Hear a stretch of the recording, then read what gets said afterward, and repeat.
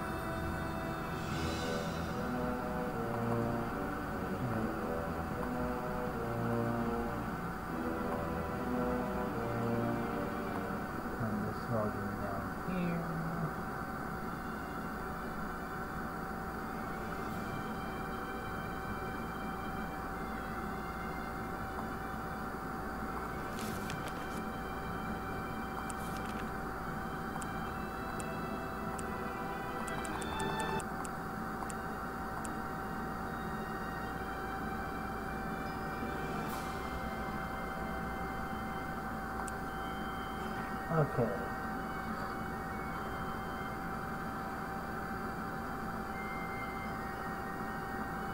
Well, I suppose I'll wait till I get some viewers in before we start.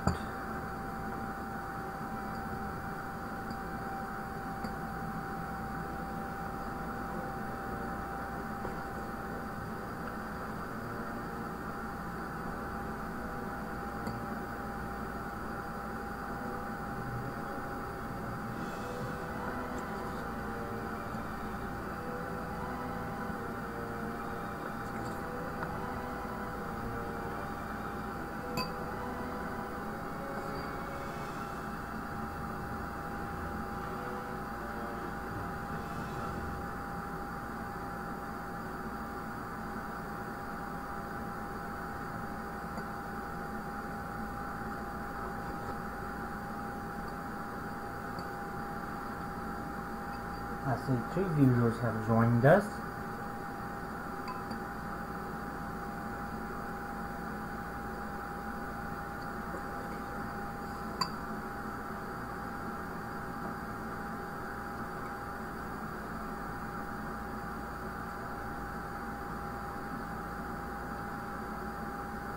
So, who's with me tonight?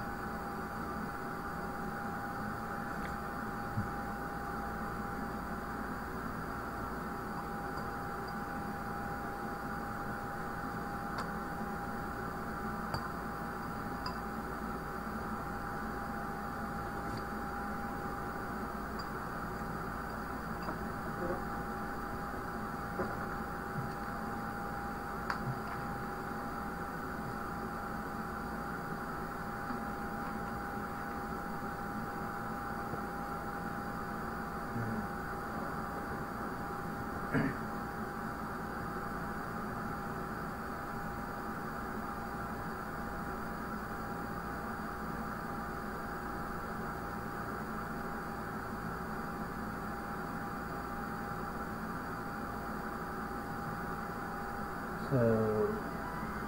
I'm guessing this is just some lurkers at the moment. Huh.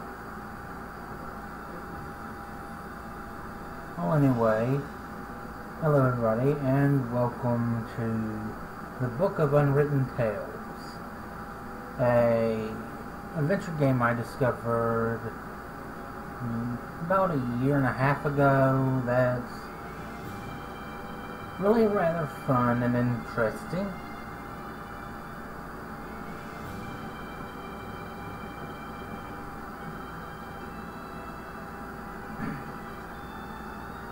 New game. Start with chapter 1.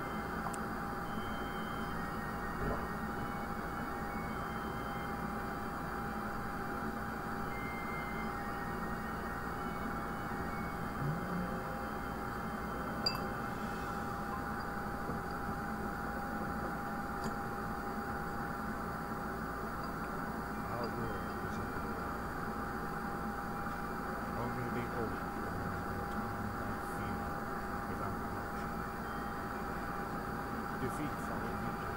Victory followed defeat. No one gained decisive advantage.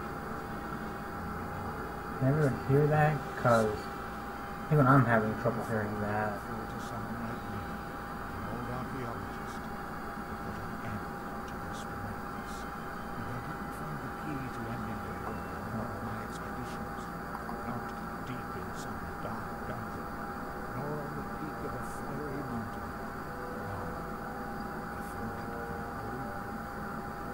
I only hope that luck has not abandoned us. What's happened to Peter, our courageous man? Doesn't he know how...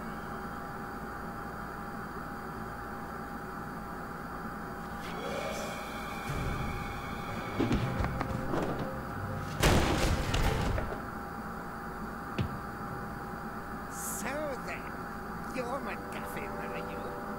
Archaeologist, adventurer, and future trophy on my mother's living room wall. And you are Monkus, dastardly son of the Archwitch Mortronic. What do you want from me? I think you know that. Where is it? We know that your feeble-minded servant was on the way to the damn magical trickster Alistair. I won't tell you anything. Take him away. Mother has ways and means of squeezing what we need to know out of him. After all, what's likely to happen? Oh well, we're several days away from the wildlands. It's just as safe here as in the elf world. Oh, there. If it was left up to them, I'd just be spending the whole day. And she completely, not completely at least, misses the kidnapping.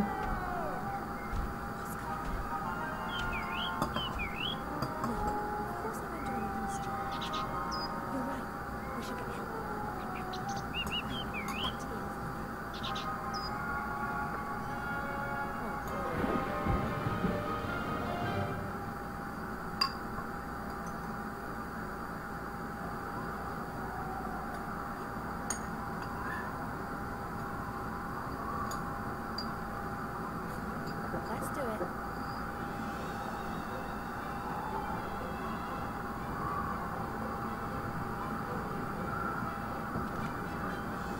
Okay, 1 second while we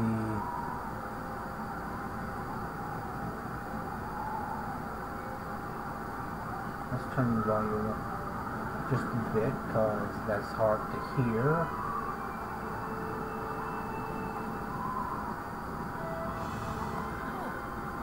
One end of the rope is knotted tightly.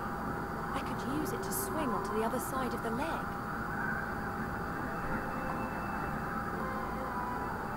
And of course we have a tutorial here.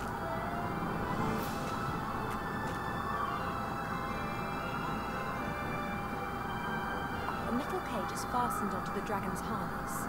The old gremlin's in the cage. He hasn't noticed me yet.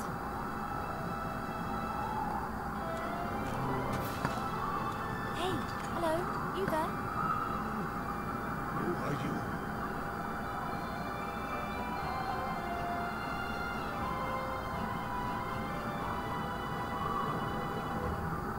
More interesting to me is who you are and why someone's tried to kidnap you. Professor MacGuffin's the name. I'm an archaeologist. I've discovered something. Something important. And they want it?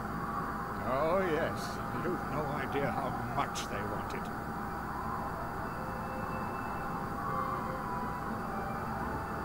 Let me guess. Your kidnappers up there want to use your knowledge to achieve world domination? You may scoff, but they would have to skin me before I tell them what I know. Okay then, I'll release you and let you mortals carry on playing at war. No! We've got no time to lose. You must take this ring. Take it to the Archmage Alistair in the town of Seastone on the coast.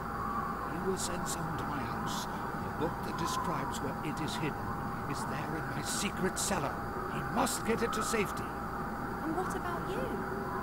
I will win you as much time as I can. I can endure torture for hours, days if need be. The pain, the humiliation, the agony of body and soul. Perhaps I should just release you and we'll do without the pain and death bit. That would, of course, also be an option. Less dramatic, but if you insist, I'll not stop you. How can I get you out of there? Good question. This cage is well built and the lock won't be easy to deal with. I could untie the cage and then it would smash when it hits the ground. Just like my old bones. But it's not a bad idea. On the way to Mortroga's fortress, we'll fly over the White Ridge Mountains. Everything's covered in snow there, and the dragon will fly low over the peaks. We could try it there. That was a joke. The chances of that working are about 1,000,000 to 1. Can't see any other way to escape. Fighting is not an option. Because this Let is me an see how the adventure cage is game, fastened. and you don't fight in an adventure game. I'll be here if you need me. No idea what's going on here. I should probably release the old gremlin before we get into enemy territory. We'll have to see how we go after that.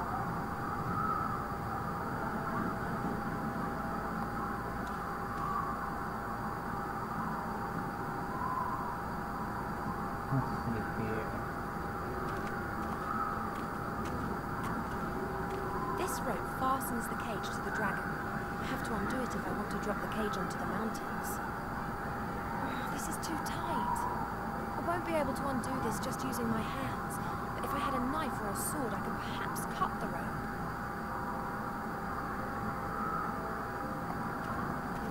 Let's see here. Transport dragons can move great loads, like these barrels, wooden posts, and this big crate. I don't think that this stuff will help me a whole lot.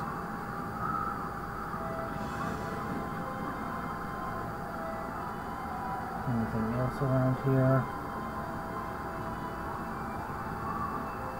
That's the way up onto the dragon's back. I can't reach the support strut.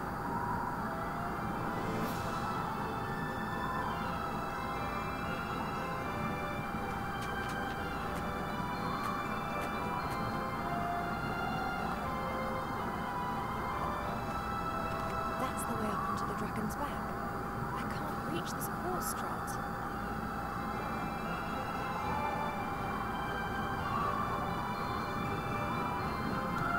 Okay, you got any ideas for me? Hey, MacGuffin. What is it? Isn't it a trifle improbable that a 50-meter-long dragon with a pathetically small wingspan can be physically capable of transporting such a substantial amount of gear? How should I know? I'm an archaeologist, not an aeronautical scientist. I don't concern myself with trivialities. I see it flying, so I believe it. I, however, find it illogical. Then it must be magic. Hmm? If something isn't logical in this world, then it's always down to magic. Very practical. You can explain everything like that. Something's flying that can't fly? Magic! So in short, it's magic and I don't have to explain it. kidnapper with his troll. Who is he? The sorcerer. He's called Muncus. He's the son of the Archwitch Mortroga. The Archwitch? How did she know that you'd made such an important discovery? Beetle, my servant. I sent him on a secret mission to the Archmage. I must have caught him. Beetle. The cage has been secured with a thick rope. I can't release it using my bare hands. Then you'll have to cut through the rope. Splendid idea, but I don't have a knife. Then get your hands on one. The kidnappers up there are sure to be armed. I fear that could be true. If I'm going to steal a knife from the kidnappers, then I need to get onto the back of the dragon. There's a support strap there. If I could reach it, I'd be able to pull myself up. No problem. Here, take this. A whip? It's always served me well. You can use it as a rope.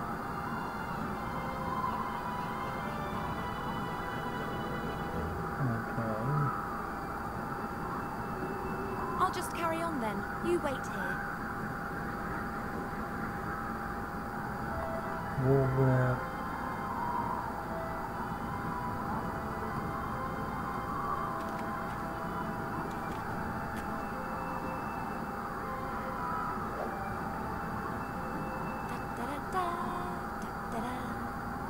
of course. Alright. What? Yes, yes, I was evil and beastly. Yes, I'll bring him with me, Mother. Yes, yes, yes. I have to go. Why? I'm steering a dragon, remember? You know, I'm not being curt with you. Yes. Good. Yes. I'll see you later. Love you too. Oh, by the gods, how I hate her! No, not much longer, Marcus, not much longer. Soon you will have it in your hands. But you have to be careful, Marcus. Mother is mistrustful. She has her agents everywhere. And you are talking to yourself. Better shut up. There appears to be some truth in the gremlin story. It's vital that I rescue him. If I remain right here on the outside, then they won't be able to spot me from the driver's cabin. Okay. I could really do with one of those swords, but I can't reach the stand without the sorcerer seeing me.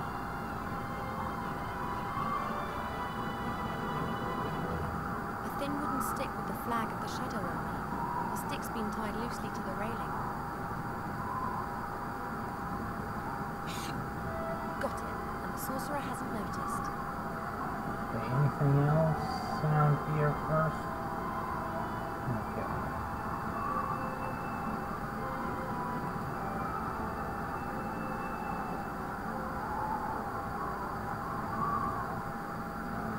Let's go back down.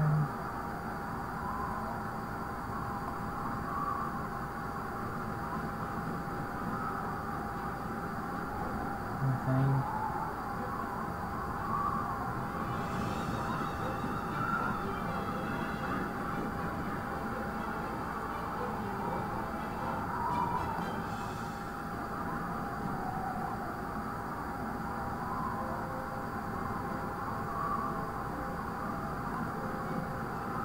I think I can reach the sword with the stick, but getting it over here would be a bit risky. The goblin would notice the stick and I'd have a knife in my stomach before I could say, uh-oh.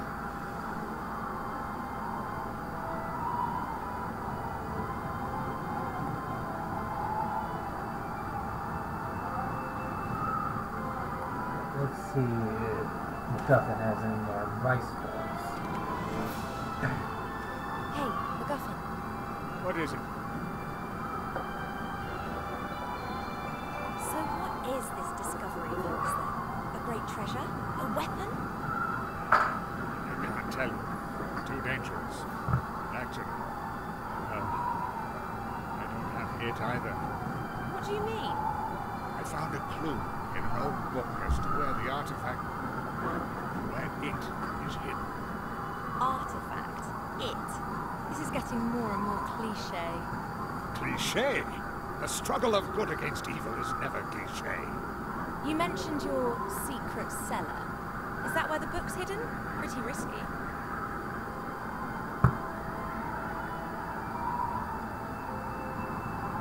I'll just carry on then. You wait here. Let's see.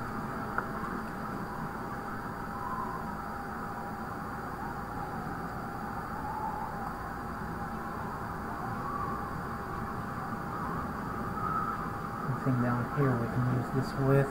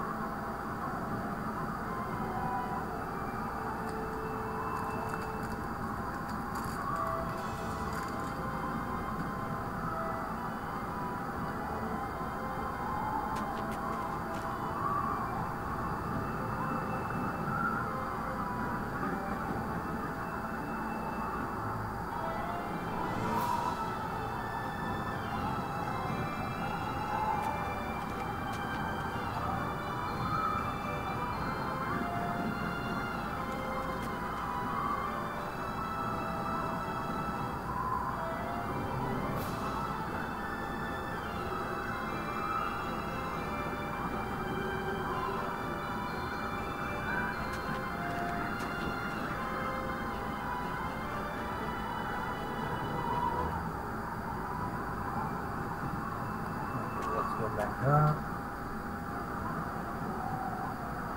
An old cardboard box. It seems to be some kind of emergency kit if the dragon crash lands. There are a few moth-eaten blankets in the box, a bit of dried meat covered in white mold, and a blue and red potion, and... a line with a fish hook. It looks quite serviceable. I'll take it with me.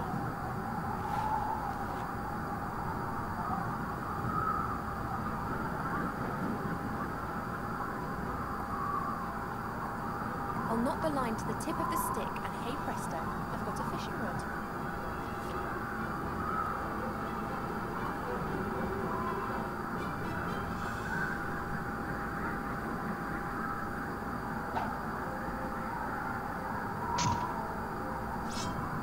That was elegant. Back there, and we can use the sword to free our goblin friend.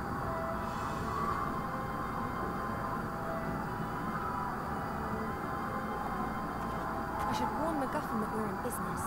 Perhaps he might change his mind. Well, if you say so. MacGuffin, What is it? I've got a sword and can cut through the rope as soon as you're ready. Fine. I'm ready when you are. We're over the mountains. It's now or never. Are you really sure? Yeah. But if I don't survive, or they catch me, then you'll have to fetch the book from my secret cellar and take it to the Archmage.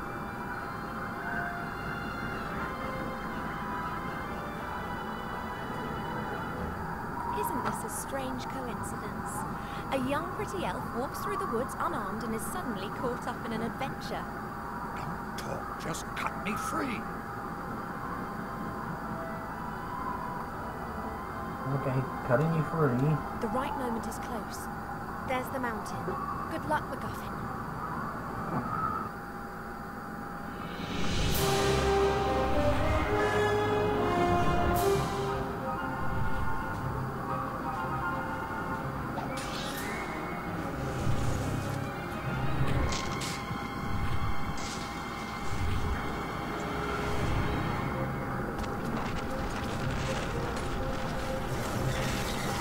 And everything goes crashing down.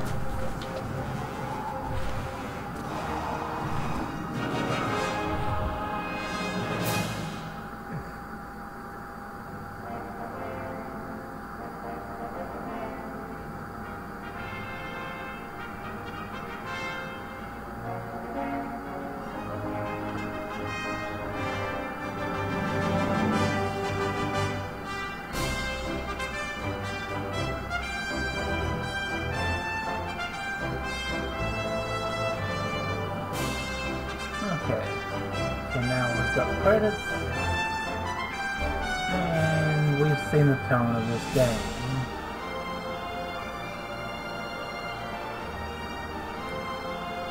So, how is everybody doing today?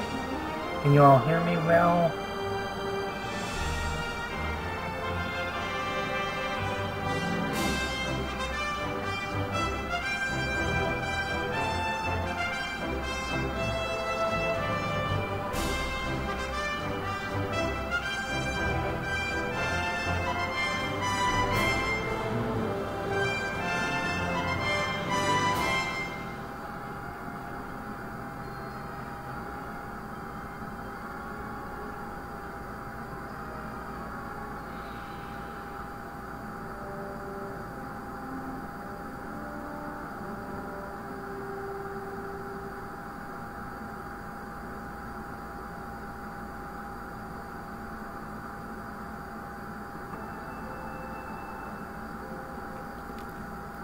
Well, we're working hard at it, saving the world. I'm almost done, you. I could see. Beavering away, eh? What were you this time? A knight riding high on his horse? Or one of those funny little mages again, eh? Hey, hero. I've got a job for you. A quest. Send my new house robot off on a rat hunt. That rat's got it in for my precious hops, and if I don't plant them, here's going to be a wee bit scarce. I've never heard of a hero having to catch rats. You're not a hero yet, laddie. You're still my helper. And that being the case, you'd better get your act together. Then you can finish up here and go and have some more heroic daydreams. I need to go and do a quality control check on barrels 2034 to 2038. I've got a feeling there might be something wrong with the 2030 batch. We'll see. We'll see.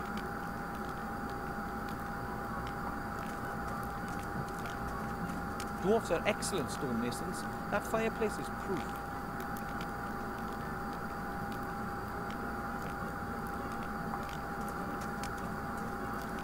A large crate. It must have been delivered as I swept. Well, you're probably right. At least it rhymes.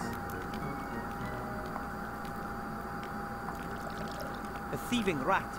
Devious and dangerous. It always runs into its little hole when I get too close. A dwarf-sized crowbar. So it's pretty big.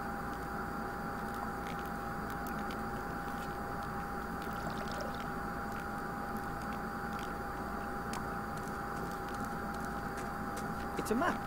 It says the country's best pubs on it. It shows the area reaching from our beautiful White Ridge Mountains down to the sea, where the humans live on the coast. That's the Master Brewer's favourite spot. He likes to relax there in the evenings.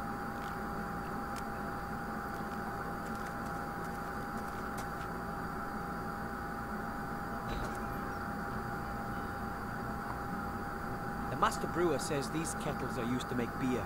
This is his private setup, and the proper ones are in the cellar.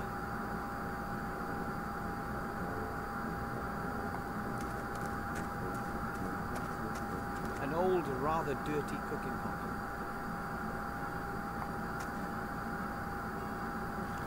Ah! Mutant slime. Maybe I should have thrown out the rest of that chocolate pudding. A pile of dirty dishes. The longer the other dwarves are away, the less attention the Master Brewer pays to things like this. I pointed out to the Master Brewer, but then I'd be the one who ends up washing it all up.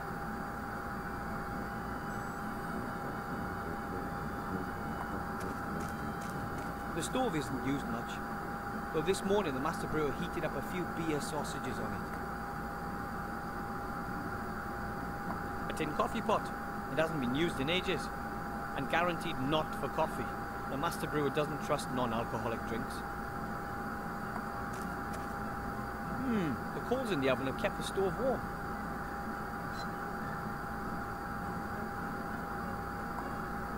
The sun is pretty low. It'll be dark soon.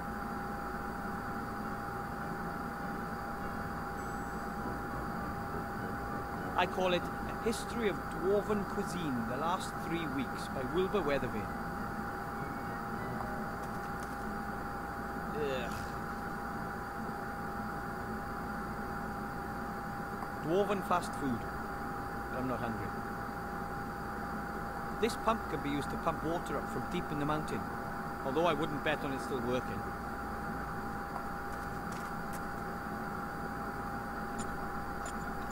I thought so. Broken. The dwarves have a lot of work ahead of them when they get back. If they come back. Oh no. A very roughly knotted net with loose ends. Maybe it's used for fruit. Although I've never seen any fruit around here, the master brewer prefers heartier fare.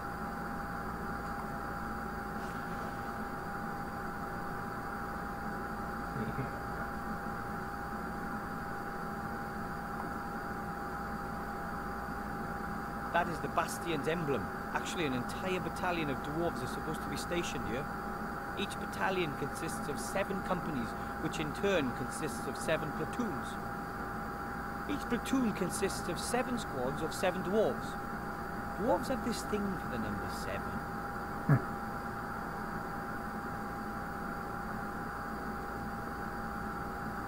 Anything else in here at the moment?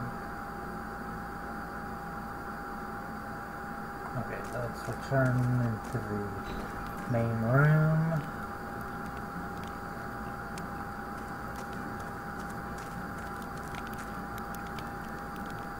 There's the crowbar on the box.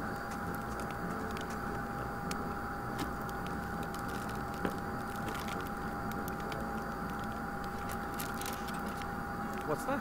Ah, the user manual. So what does the user manual Good say? Elvish. Succubushish. Here we are. Dwarven.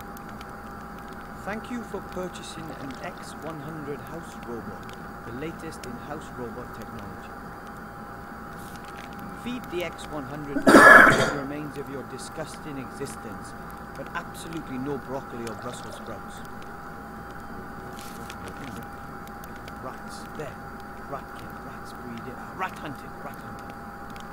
In order to hunt rats or vermin of any kind, you must first feed the X100 with DNA from your target. DNA carriers include hair, blood, sweat, snot, and other things. Okay, so first I have to give the robot a little garbage appetizer to start it up before I feed it the main course, rat DNA. Finally, a simple rat trap. Okay. So, kitchen waste Let's into see the how it robot. likes this.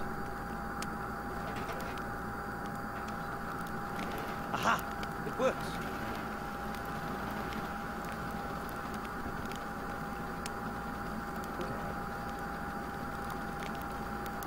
That seems to be the rat hole where the little beast plans its raids.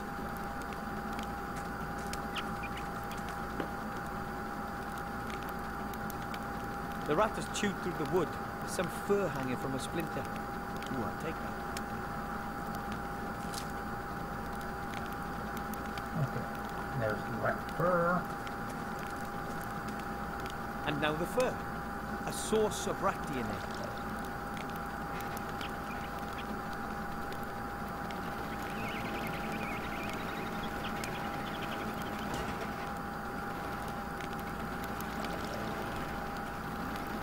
And it's gone. It won't be back anytime soon either. Problem solved. Okay. So we've got taken care of the rat problem. Hello, Snoo. The pipes run through the walls and floor. They are part of the central beer supply system, which runs through the whole bastion.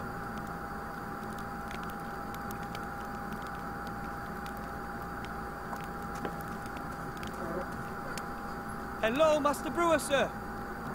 Aye, aye, Wilbur. Did you know there's an evil slime living in a pot in the kitchen? Oh, yes, it nicked a sausage off me this morning. Well, doesn't that bother you? Well, yes. Live and let live, I say. As long as it doesn't develop a taste for beer.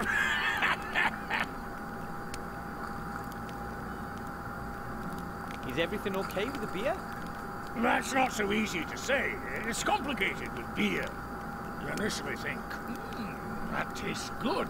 But then, bam! The finish is all off. Earthy and musty, and there's nothing you can do. But of course, you can't really tell from just one pint.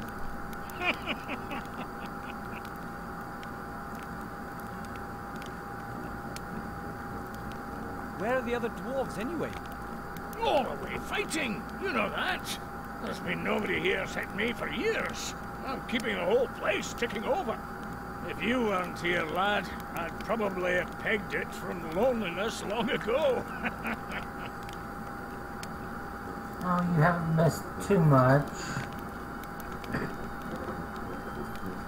In short, a goblin was kidnapped, and a wood elf rescued him and has got a mission to find the Archmage and warn him about trouble brewing from the evil forces. And now we're here with Wilbur, who has yet to find out that he's going to be taking part on a grand adventure. What's the news from the front? The Alliance is winning, isn't it? It's a proper mess. They just swing back and forth. It's been like that for years. Neither side has the advantage. Today, we take Finsterberg, and tomorrow the Shadow Army plunders Auenheim. Today, we take care of Garrett the Throat-Slitter, and tomorrow they nobble Bella Sunnythor. At the moment, we've got Mortroga's fortress under siege, the old Arch-Witch. Not getting anywhere fast, though. It could still be years before either side gets the upper hand. Hopefully we do. Aye, let's hope so.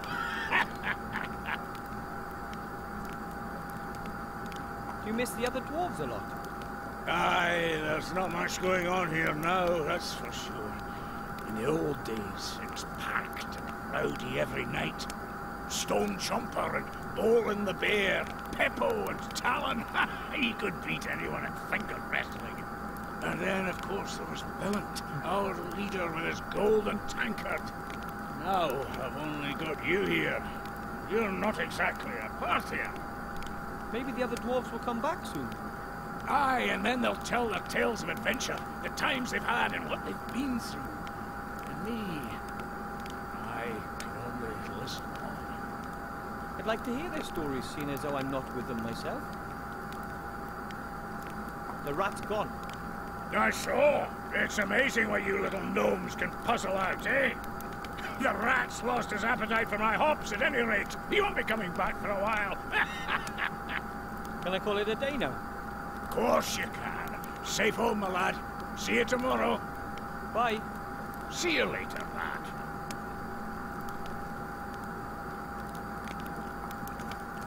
The X100 makes a pretty good rat hunter. I just hope it never mistakes me for a rat. Alright. And another day ends. And, as usual, I didn't save any princesses, fight any dragons, or hunt any orcs.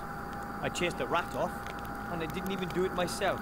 I used a fully automated robot instead. It's going to take more than that before my statue stands next to Knight Tilo in the Hall of Heroes, but I'm going to make it one day.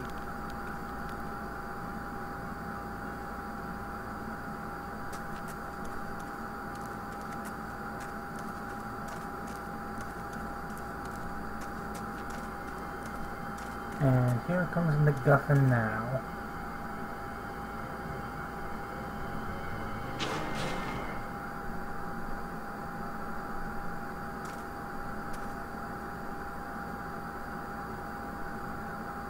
Hey, you! Boy! You've got to get me out of here! Quickly, please. I was abducted. An elf freed me. They want... You've got to believe me. I have the key to something that could determine the fate of the war. Listen, boy. It's too late. You see this ring? It's the key. Take it to the human archmage in the town of Seastone. You understand? But... all of our fates depend on it.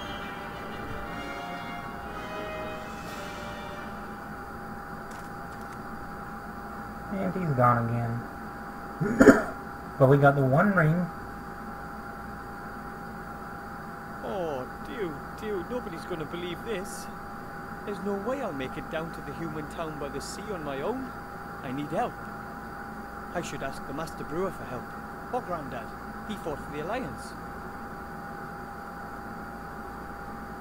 A rolled up tarpaulin. Probably just like the ones hanging all over the place.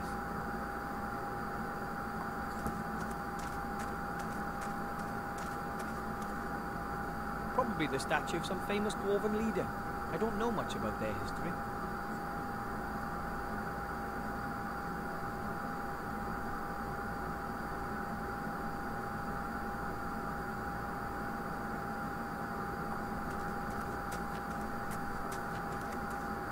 The tarps are supposed to offer the stonemasons a little protection.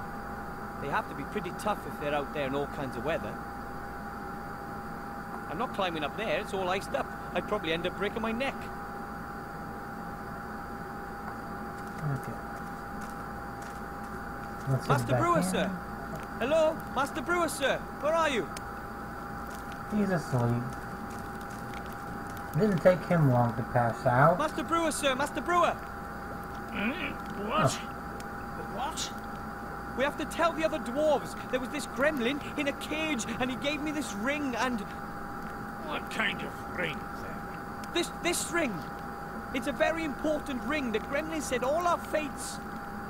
Wilbur, I really don't have time for this kid stuff. I've got more important things to do. But the ring has to be delivered to the Archmage down in the human town. The gremlin said it could end the war. Listen, laddie, that's a ring. What's it supposed to be able to do? It's... You'd be I have surprised to. what The rings can gremlin do. wasn't lying. Just think about it. When has anybody ever given an important ring to a little being like a gnome? That sort of thing just doesn't happen. But... That's enough. Now, go. It's getting late. Well, he's not going to be any help. I guess I can't expect any help from Master Brewer.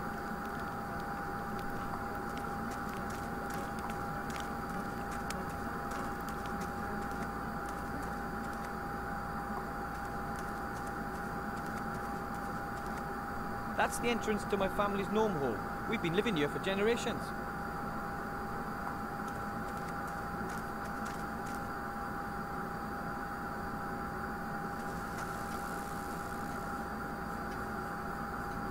Hey, my mechanical flying fish Nemo. How did you get there?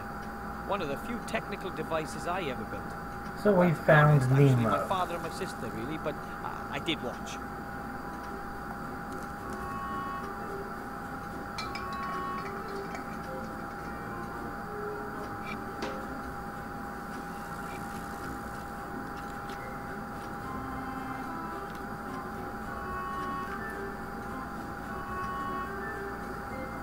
It still works.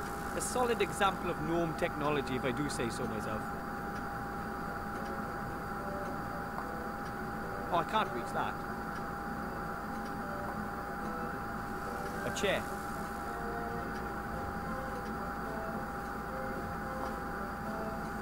A flower pot full of potting soil. Doesn't look like Mother planted anything in there. Those are my mum's plants. She grows a lot of that green stuff. She keeps trying to genetically change the plants so they can grow up here amidst the icy mountains. My mother is a real whole wife. She spends her time on chemistry, biology, genetics, and that kind of stuff.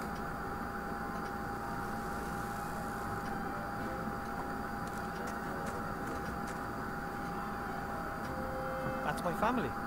Right now, just Grandad and I are holding down the fort. The others are all at a technology trade show down south. My dad is a mechanic and a physicist. He primarily works on, things. Mother is just a whole wife and geneticist. The baby is my little sister Sydney. I think she'll be a researcher too. She once doubled her baby phone's data transfer rate using nothing but a rattle and a rubber ball. My other little sister is Meggie, my parents' pride and joy. She mainly concentrates on robotics, combat robots to be exact. Grandad is a war veteran and conducts secret military research. Whenever Dad lets him in the workshop, that is. Looks like I'm the proverbial exception to the rule. I'd rather go out into the world and become a mage, a hero like Knight Tilo. But someone has to look after Grandad and the Master Brewer. I'm more of a local, unsung hero.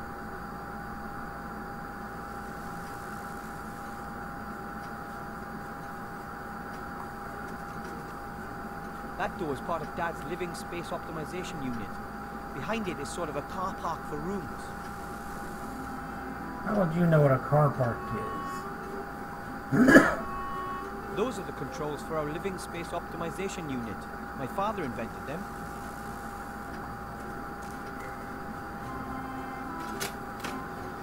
Our kitchen.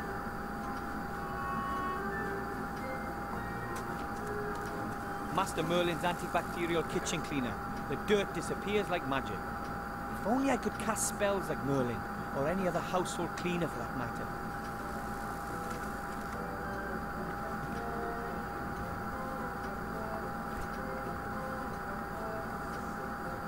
A pale blue glowing liquid. Something tells me it's probably not good for you. That's why we're going to take My it. mum wrote super fertilizer on it. Probably one of her genetic experiments. Mum hid the knives as a precaution. After Grandad's knife-throwing training classes last year, she doesn't trust us anymore.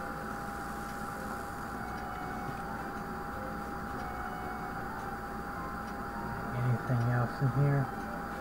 Our flour mill. Mother makes sure we eat a healthy diet. One day we'll all be big and strong, comparatively.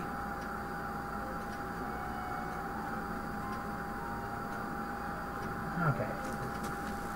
That's the lever for my little sister's bedroom. I'm not touching that.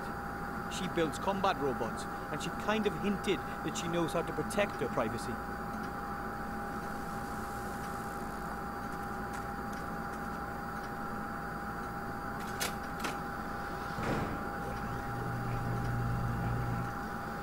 This is my very cool room.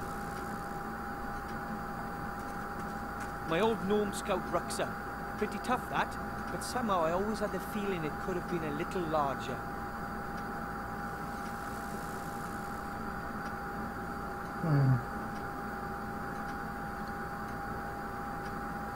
Genetics isn't really a thing I'm surprised that they would know about.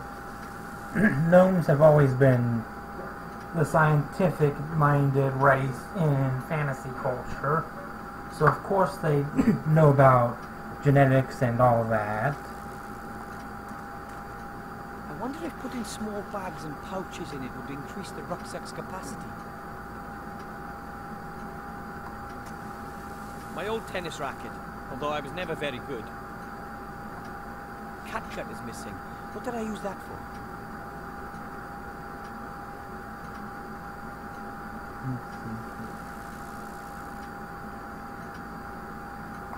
Net.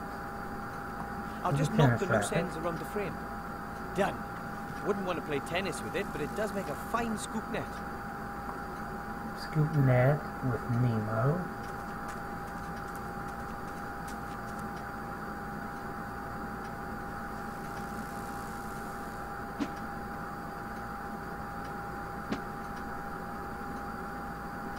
Gotcha. Alright.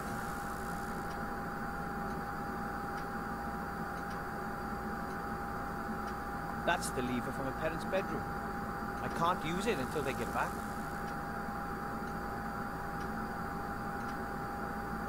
Alright. Let's go downstairs. And down we go.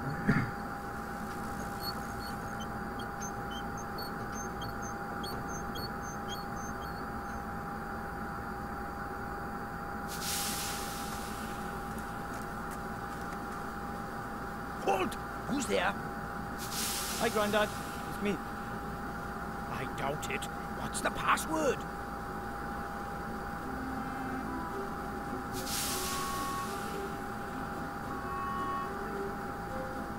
Was it Fluffy Bunny?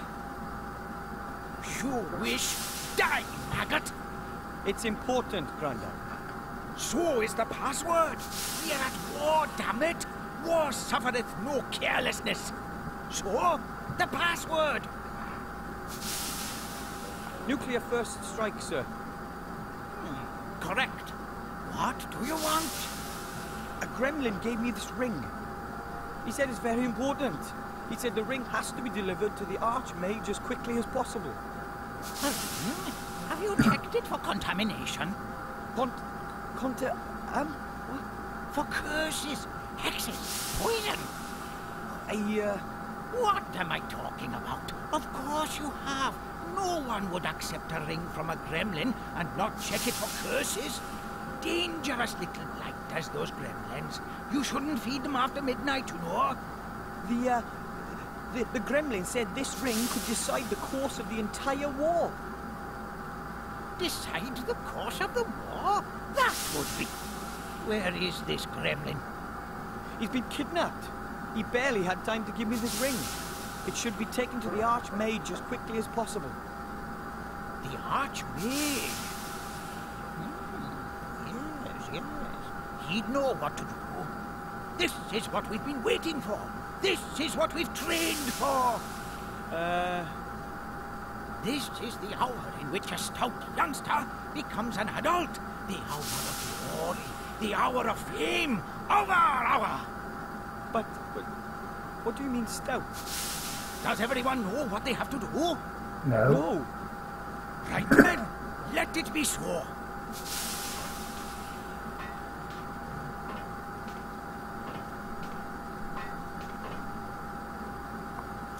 Parts of some machine. If it's useless, it's Dad's. If it's broken, it's Grandad's. And if it's dangerous, it's from my sister Maggie.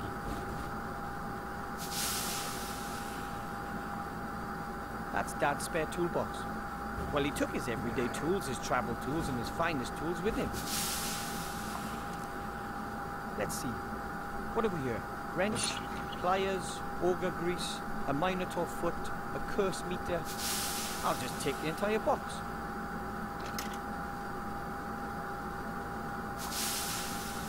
An old extension arm. Very handy if you're too small to reach an object. Kind of a widespread problem amongst us gnomes.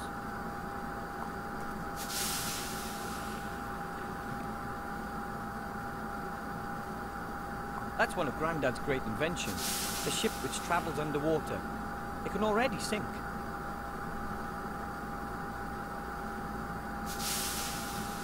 The locker won't open. It was badly damaged 2 years ago in the devastating spring cleaning explosion.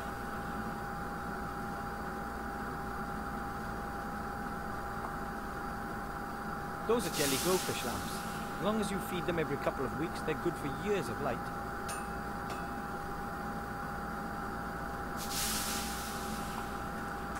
A thin, silvery elven rope. It's very light and almost unbreakable.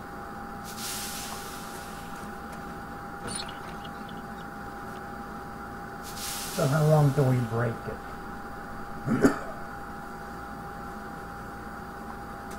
Dad's vice brings back a lot of memories. Painful mostly.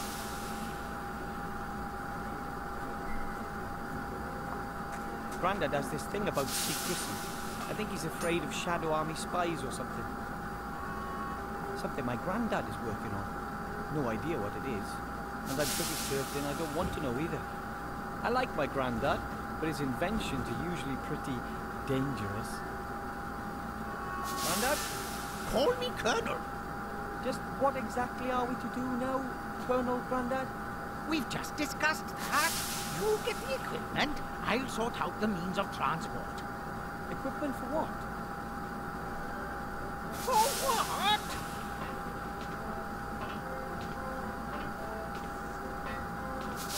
For your journey to the town of the humans, of course. You need to pay more attention, my boy. I'm supposed to... I thought someone else. Who? I very much doubt you'll find anyone else here who's prepared to look death in the eye. This is your chance to be a tragic hero, my boy. A painful loss for the Alliance. Don't you want to be a hero? Sure, I'd like to do something exciting, but I'm not sure I'm ready to try being, Try? There is no try, only do. This is your chance. You'll be a hero, and I'll show everyone that this old gnome is still good for something. So, here's the plan. You get yourself some good gear, I'll sort out the means of transport. All right. I can have a look around, but no promises. About my equipment. Yes? Have you got everything? I don't know. What exactly should I take? Let me think. You need a helmet. You can fight without legs, but you can't fight without a head. Without legs? And you need a map of the area. Reconnaissance is everything. We are living in the information age. So I need a map and a helmet. Got it. And then, of course, you need a parachute. Better to be safe than sorry. Just why I'm a parachute? Just a precaution.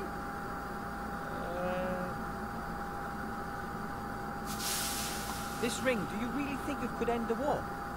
I don't know if there's anything that can end this war. The gremlin said it would change all our fates. Maybe it's a powerful magic ring. We are simply soldiers, my boy. We fight when we are told to. Don't worry yourself about anything else. Sounds sensible.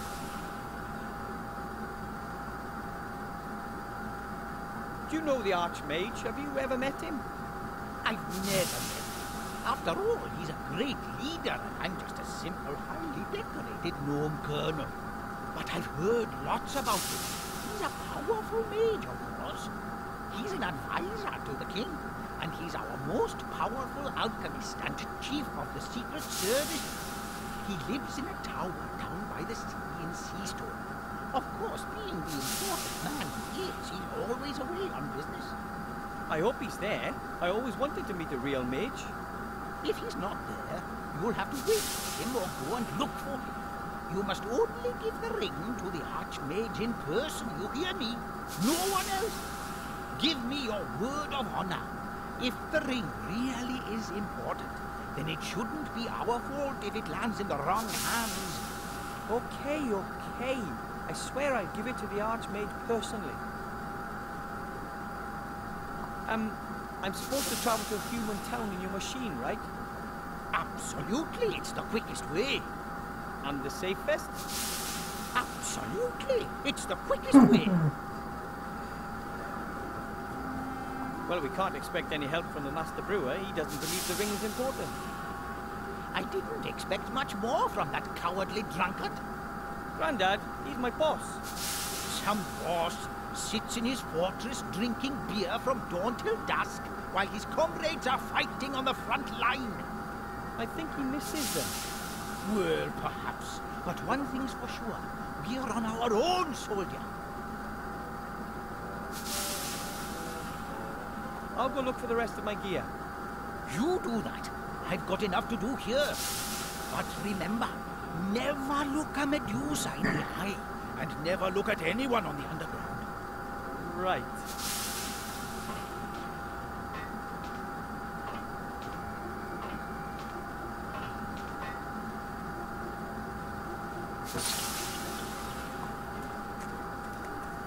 A huge machine. I mean, even for Grandad. He's really taking advantage of Mum and Dad being away.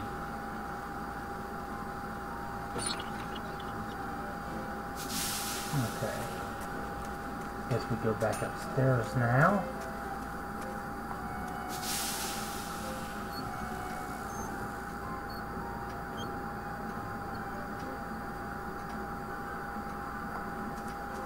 There's a map in the tavern.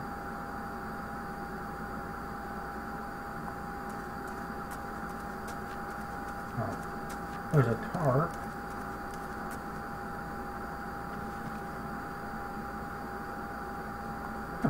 Now into the tavern.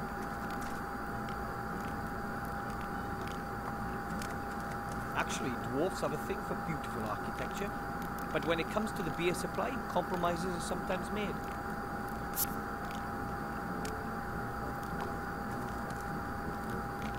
I used to be really afraid of that fireplace. Nowadays, I'm only slightly terrified.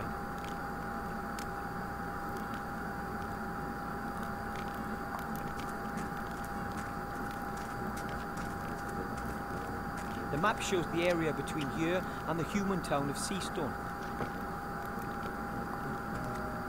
It's worth a try. Yikes! What? What's happening? Oh, nothing much. I just scared off a pixie. What, here? This time of year? The beasties are getting more and more cheeky.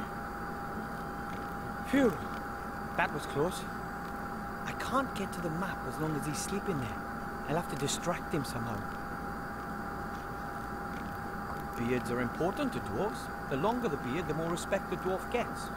And the beard ornaments tell you a lot about their owner. The Master Brewer, for example, is a second-degree keg roller. He was born the 9th of 12 children, and he's got a weak spot for beer. He's a bachelor, but isn't one for walks in the morning dew. And he was almost kicked out of school for pulling a girl's moustache. Scissors. Beer. No, I can't. Well, maybe I can.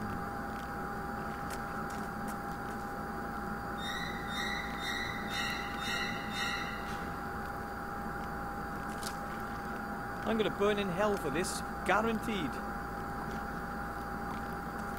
Okay, over to the robot. First, the robot needs more energy. I'll have to feed it some table scraps of rubbish. Okay, so we need to get some more food first.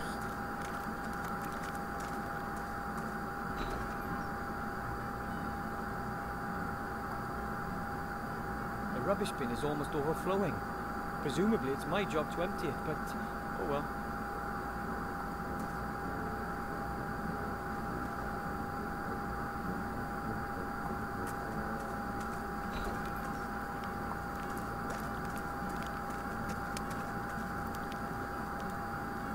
Okay, rubbish to the robot.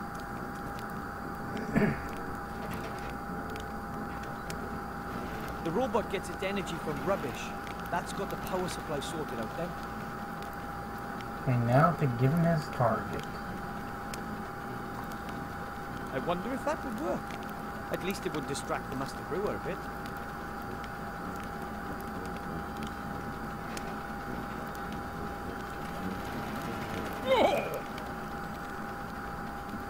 Ah! Hello? Stop! That wasn't supposed to happen. I have a feeling that wasn't such a brilliant idea. Oh, I like Master Brewer.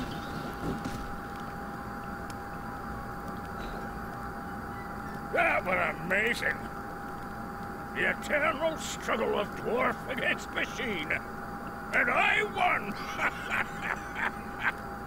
Are you okay? Of course! Why not? You think a stupid tin bucket's going to beat a proper dwarf? No chance. That was good. Something's happening at last. Cause for celebration. I think we should drink to that.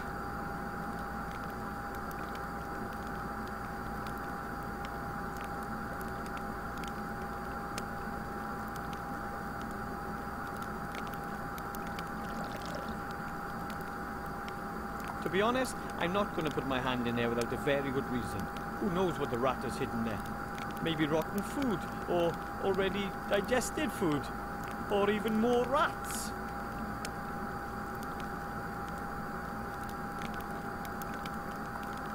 Okay, can we get the map now? I think he's drunk with victory, so he shouldn't see anything. I have it. The map of the area. Okay, All I need we now got is our a map helmet now. and a parachute. I hope I don't need to use the parachute. I always like to keep my feet on the ground. I'll thread the rope through the eyes around the edge of the tarpaulin. Done.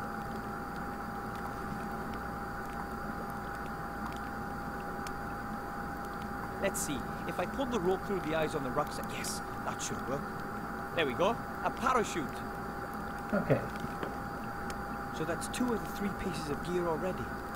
Now for the most important thing of all, the helmet.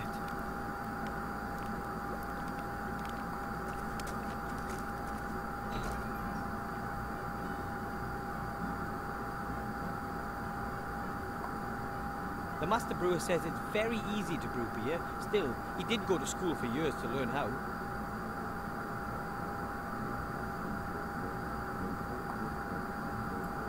Love our beautiful White Ridge Mountains. It's just a touch quiet around here.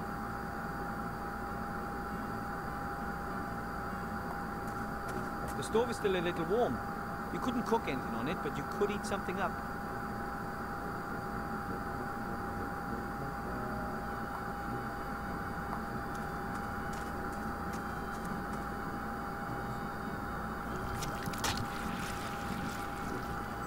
I can't get close enough. It'll snap at me and slime me.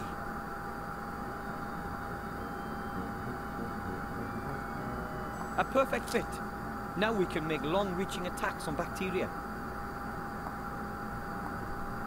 Now I'm going to do something I should have done a long time ago. It's too bad that slime had to be so evil. Now that's a helmet fit for a hero. It only stinks a little bit. And that's the last of my gear. I must get back to Grandad, fast.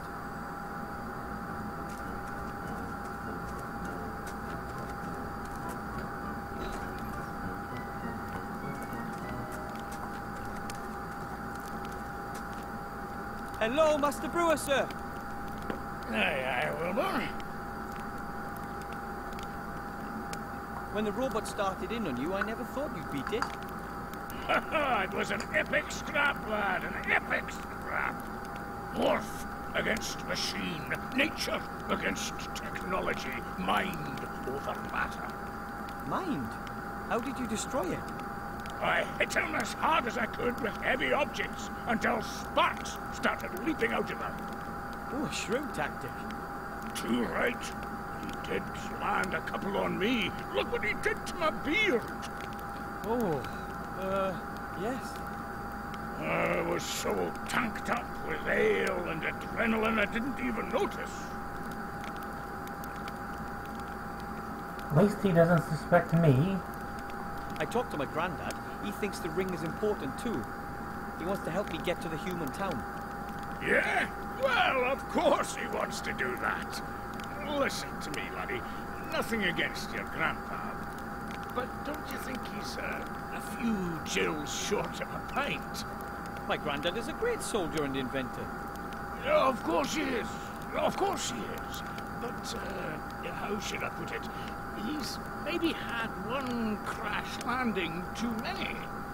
His flying machines were mostly a bit, temperamental. And let's face it, he wasn't actually the greatest of pilots. Honestly, son, if your grandpa reckons there's something in that story, then for me, that's just one more reason to keep out of it. Grandad and I will show everyone. I have to go. Enjoy the celebration. Yeah, yeah.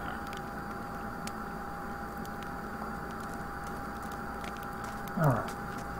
So back to Granddad.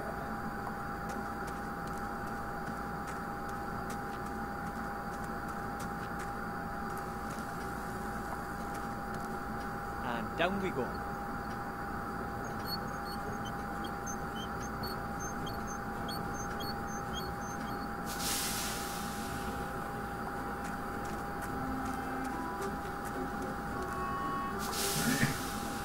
Excuse me, Colonel Grandad?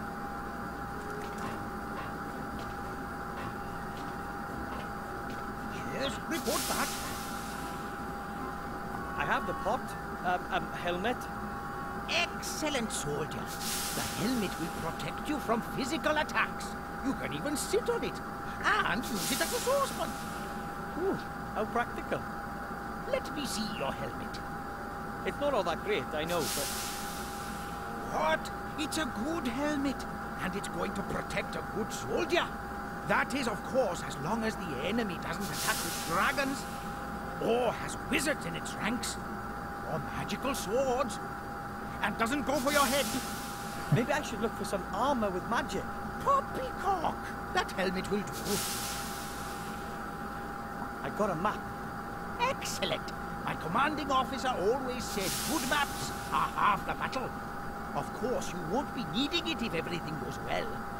If what goes well? But if not, it's always good to have a map with you. What? I have a parachute. Fantastic. Parachutes are hard to come by and are difficult to make yourself. After all, you'd only want to entrust your life in a quality product, not something makeshift you've patched together yourself. Trust my life? But of course. I mean, of course not.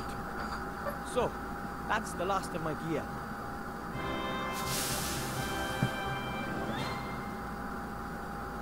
Excellent. We could get going if only my damn machine would work. But you can't find a thing in this house. No nitroglycerin, no dragon hide armor, no concentrated pillars of salt, no full mithril jacket bullets.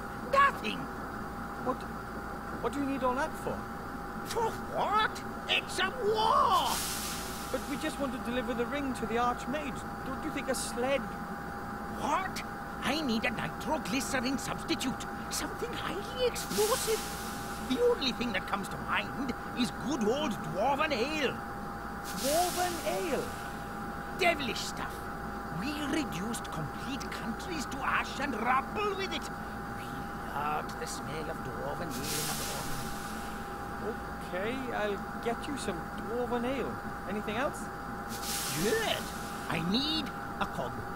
A 5/8-inch screw steel sprocket, straight beveled, hard chrome plated, BSA threaded flange with right-hand thread and lock ring locking. It's not So a nothing standard too screw. specific I then. can't find one anywhere.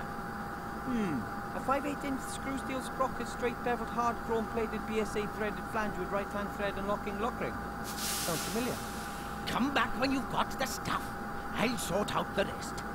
But bear in mind, the Dark Lord knows all of your thoughts. Right.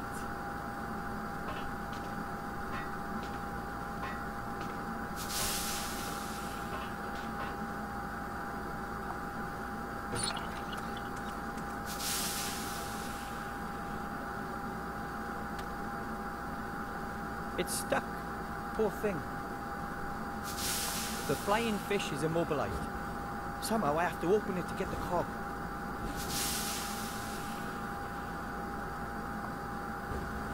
Shouldn't be a problem with the right tool.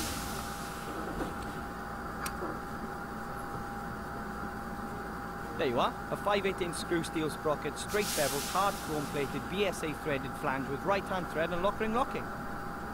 Maybe that cog wasn't all that important. Fly. Oh, maybe it was important. And Nemo will never fly again. Hello, Sylvia.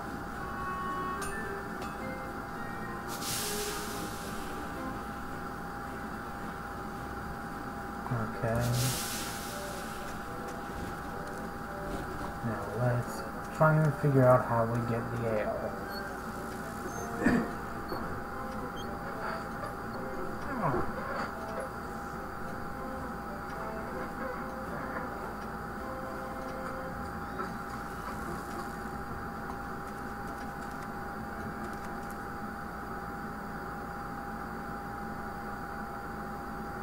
Only in that it reference it's a lot. But then it references a lot of fantasy material. Hello, Master Brewer, sir. Aye, Wilbur. Mr. Master Brewer, assuming I were to need some dwarven ale... Dwarven ale? It's not allowed, unfortunately. Why not?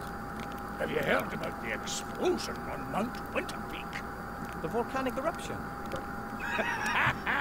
Volcanic eruption. Deep under that mountain was the finest ale brewery in the whole dwarven world. My dad took me there when I was nothing but 2 beer crates tall. Can you imagine how aled up we were? Kind of. What happened? Ah, well, some so-and-so cocked up, and boom! And that was that! All over for dwarven ale brewing. After the accident, it was banned as a substance of enjoyment. The sharp taste, the warmth in the throats, gone forever. Now it's only used in warfare and in the alchemy industry. But you do know how to brew dwarven ale, don't you? As a one-legged duck swim in a circle, of course I know. I'm the master brewer. It's not difficult either. First, you get barley germinated in a malt house, then let them bloat up after leaving them dormant for a bit. Then kiln dry the green malt, keeping it down, coarse mill it, making sure that the husks don't get destroyed. The husks? What are... Then mash the whole lot in a mash tun, obviously using the decoction procedure. After the iodine test, we get on with purifying and separating the malt from the beer wort in a slatted filter bed. Of course, but... In other words, we let the draft run through the mash pot. We then put the first wort in the brewing kettle, let it simmer, and add the hops. We let the wort settle to remove the trub crust, add the yeast, and then leave to ferment. Then we run everything through the pebble filter. That's all fair enough. Then it gets more complicated. Stop! What? We're just getting to the exciting part. I'm sure we were, but I just abandoned the idea of brewing some dwarven ale myself. Well, what do you think? Let's assume I need a small tankard of dwarven ale really urgently. Could you brew it for me? Could do, but I'm not going to. It's not allowed. Oh, come on. Who's going to notice? When was the last time another dwarf came by to visit us? That's a fair time back. You see? Wouldn't you just love a nice cold dwarven ale tonight to celebrate your victory over the robot? Oh, dwarven ale's nectar. I'd certainly enjoy a wee taste of it again. No, it's not going to happen. I'm missing a few ingredients. And if I get them, would you brew up 2 tankards then? One for me and one for yourself. Aye. It's a deal. You find me the missing ingredients, and I'll brew some dwarven ale. Okay, what do you need? Crystal clear mountain water, hops, and some barley for malting. And that's it? No deviled fire, salamander eyes, or dragon's breath, that sort of thing? No. Water, hops, and malt. Then there's just a few secret ingredients and naturally synthesized aromatic substances and a couple of E numbers. But I've already got them here. Okay, water, hops, and barley. I'll get them.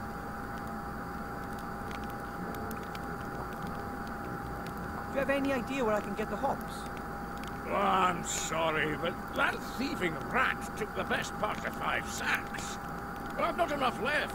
I've got to be careful with it. The rat, huh? I have to go. Enjoy the celebration. Yeah.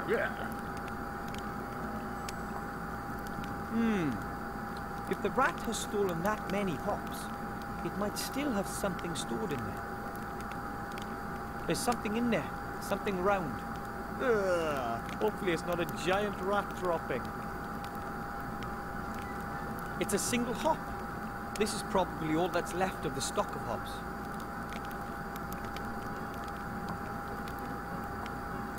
I've got some hops for the ale. Oh, no, my lad. That's not enough. I need more hops. A proper handful. But I can't find any more.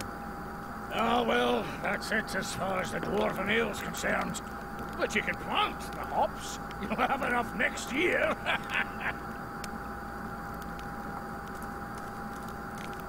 Okay.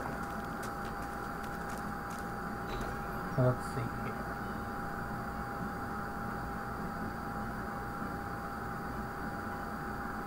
Anything in here? I know we need the stove because it keeps telling us to look at it.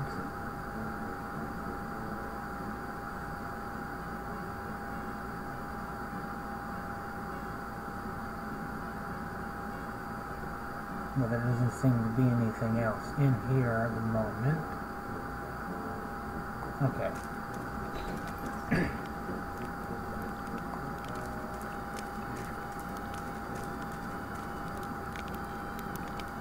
Anything in here?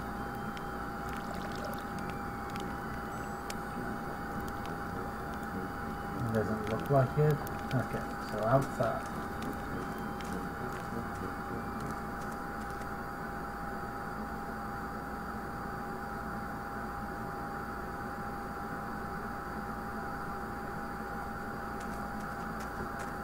The bastion looks so impressive. However, many of the halls and corridors were never completed.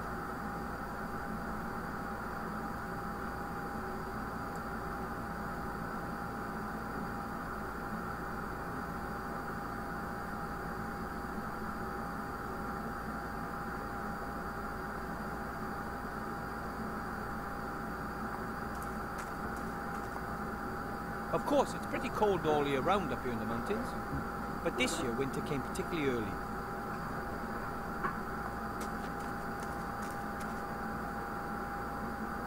It worked. I got one. Okay. Icicle. It'll take a long time for the icicle to melt. After all, the pot isn't all that warm. I should speed up the melting process. Let's go back inside then. Because that will get us our water.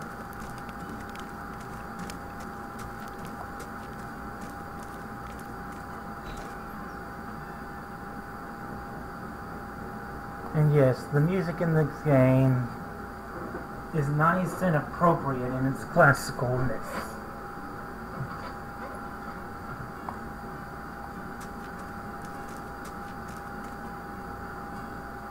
It shouldn't take long to melt the icicle. The stove is still warm.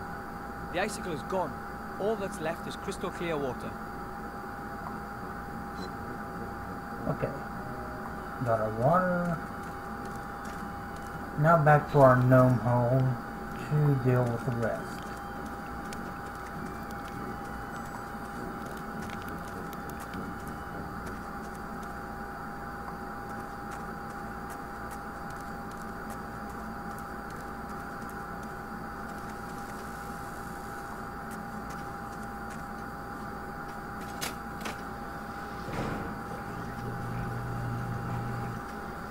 Our kitchen.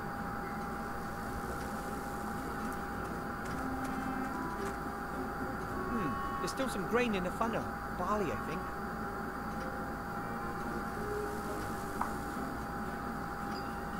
Okay, we got our barley.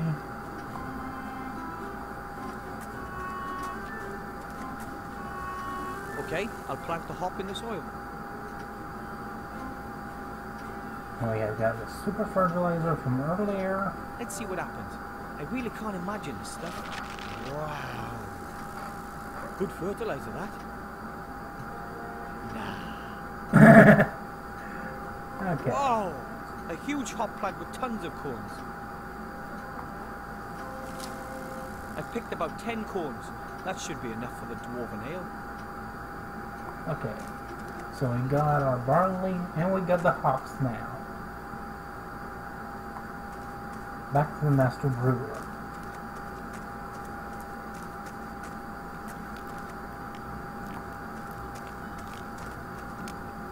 Hello, Master Brewer, sir.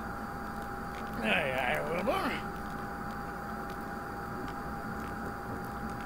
I've got some hops for the ale. Is this enough? Ho ho, that's enough. I hope you haven't been whipping stuff out of my stock. No. Well, only indirectly.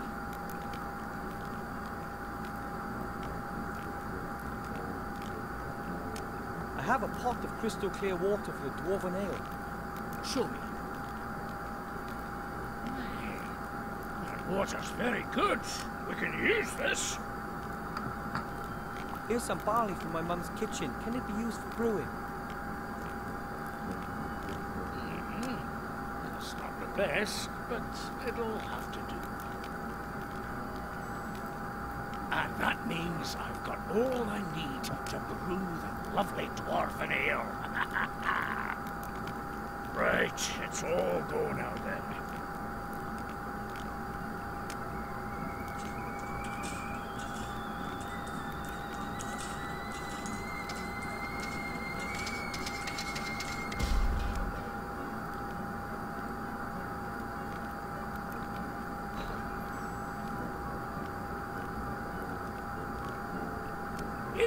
steady. Just watch out that you don't get any of that in your eyes. It's dangerous stuff. I'll be very careful. Thanks very much, sir. Tell me, Wilbur, what do you need all that junk for? The dwarven ale and all the other stuff that you've been dragging out of here the whole evening. Well, it's because of the ring. I need it. Grandad's helping me get the ring to the human town safe. Well, quickly. Oh, Wilbur, it's dangerous for a young gnome like yourself out there. I know, but I promised that gremlin, and I believe it really could be important. And I'd like to get out of here and achieve something. Taste some adventure, eh? Mm-hmm. You know, I don't think that the ring is all that important. Not everybody's born for having adventures, my lad. But maybe you really do need to get out of here. Really? Aye, indeed. You still live with your parents, and you keep company with a very interesting, intelligent old dwarf. But that can't go on forever, can it now? So, if you do leave and go off on an adventure, even if it's just a sea stone, then maybe you'll come back and visit and tell me all about it then, eh? I promise. Don't forget us. You're going to have to excuse me now. I've got an appointment.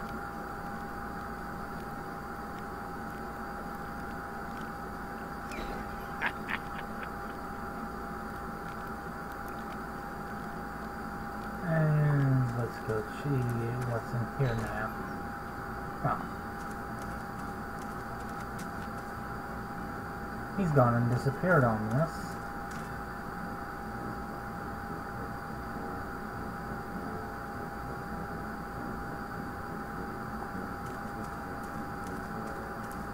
Yes, the Master Brewer is a pretty fun character.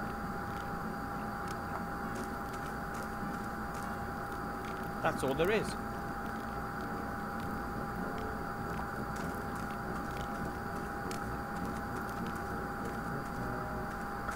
But then I've always been fond of dwarves. They tend to always be very fun characters.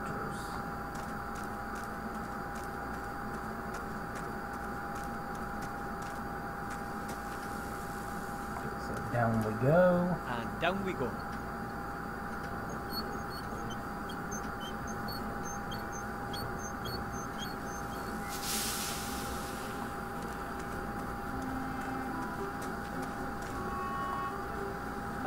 Excuse me, Colonel Grandad?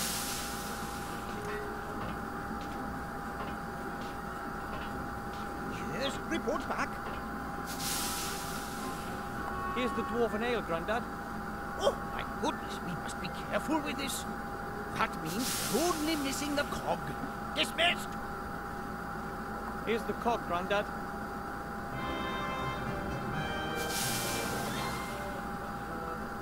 I have to break my flying fish for that. War always involves sacrifice. Your flying fish was a hero, one of our best. We will honor his memory. Now I have everything I need. It won't take long now. Prepare yourself for takeoff. Take off? That's what you meant by take off. Absolutely. I've aimed her at the town of the humans. Betsy, too, was of course designed to shoot grenades. But I'm confident that she'll get your capsule there too. Confident? Get me out of here. Please, Grandad. Listen, my boy. I'm proud of you. You're doing something very brave. Sure, Wilbur. I'd like you to have these. Your old aviator goggles. Oh, Grandad, I didn't think... Too slow, my boy. Nice distraction. Good luck. And off we go.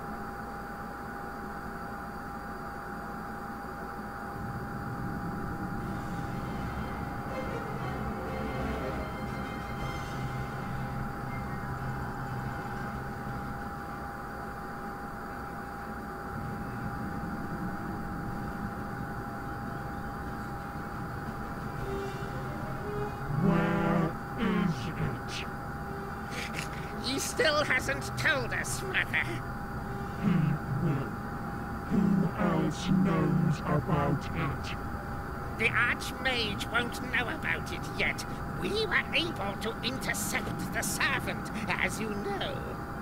But But an elf, Mother. She tried to free MacGuffin. She might know something. she needs to be watched. Very well. And now, Mr. Professor, let us have a little chat.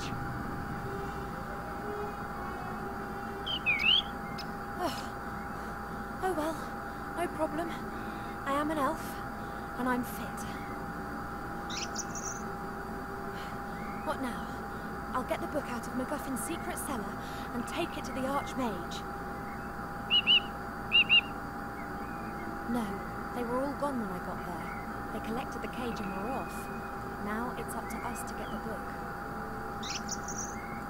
Of course I don't have to, but, well, what else am I going to do? It appears to be very important. And even if it isn't important, those shady fellows want to have that book. It's better that we get it out of the cellar before they get their grubby mitts on it. Then don't help me. Why don't you just fly home? Just don't tell my parents anything. Ungrateful fellow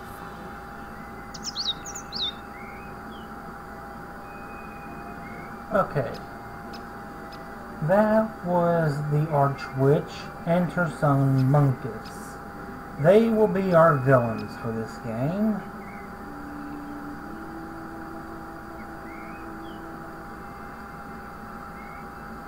And now we're back with the elf from the prologue.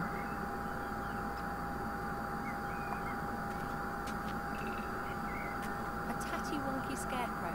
Its clothing has been nibbled by mice, but the hat has something about it.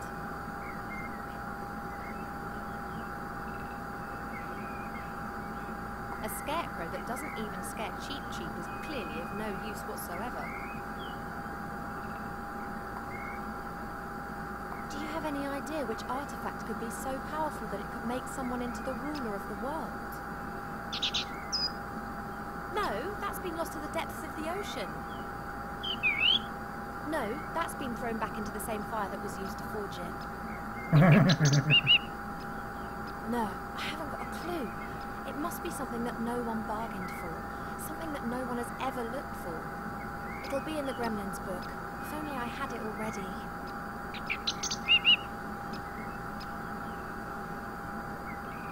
Why is that scarecrow not scaring you? Yes, certainly. And how? Normally you're the first to take flight. Good luck, little one, and don't get up to any mischief. A pumpkin patch. Not particularly well cared for. Presumably MacGuffin spends a lot of time buried in his books and not enough time in his garden. The pumpkin should have been harvested long ago. Some are already starting to go mouldy.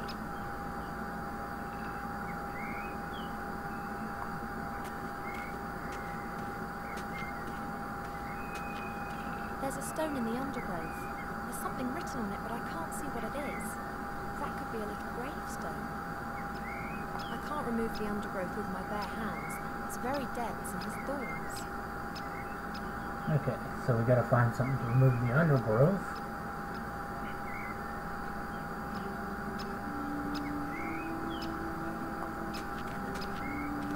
An old watering can made out of metal. It's small even by gremlin standards. Well, she's a elf. Of course she's gonna swagger when she walks. An upturned flower pot made of clay. There's a stone under it. That could be a firestone. That's coming with me. Presumably the professor wanted to prevent the stone getting wet. A pile of logs. There is no way that MacGuffin will get through the winter with such a small amount. Not even autumn.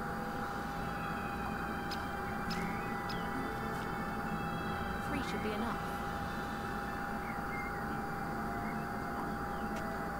I'd say this is a pretty basic millstone. The grain is tipped into the hole above, and you then turn the upper stone. The flour then comes out I'd say this is a pretty baby flower.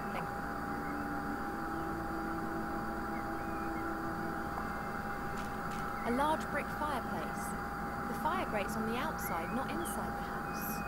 That's a bit unusual, but it does make sense if the professor doesn't wish to have an open fire inside.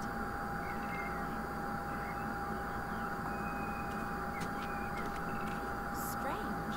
Someone's fitted a wooden shutter in front of the little window. Looks like the shutter can be opened. It's pretty high up. Strange. Looks like...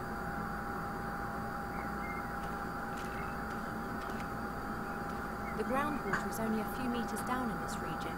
Presumably the well isn't very deep. The well rope is fastened to the windlass. Doesn't look particularly strong. The well rope... Anything else out here?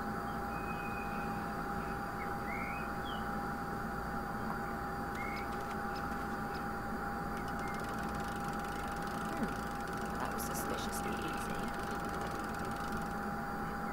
And that would The be rope why. is broken and the bucket's probably at the bottom of the well where it's of no use to anyone. The rope is broken. Presumably the years spent soaked in water have rotted it away.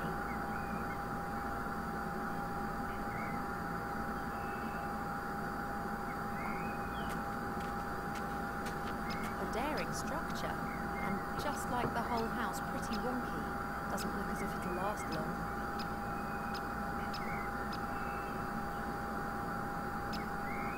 Okay.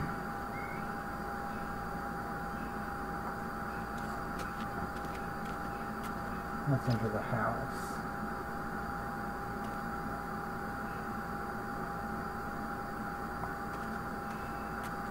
Typical bachelor. Everything in a mess. Plates, pots, cups, covered with a sticky mixture of dust and fat. Dead flies. Oh, yuck. I'm definitely not tidying up here. Why hasn't the gremlin's companion sorted this out?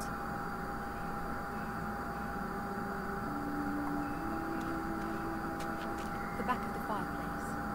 When MacGuffin wanted to heat his food up, he just needed to put it into one of those little stoves.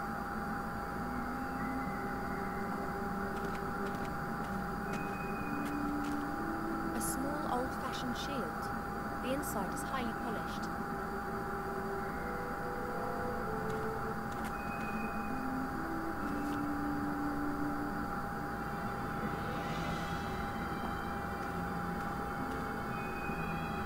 A wooden tub, about half full of water.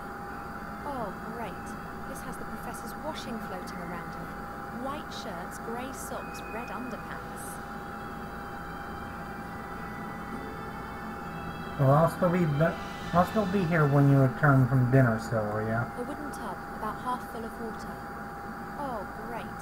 This has the professor's washing floating.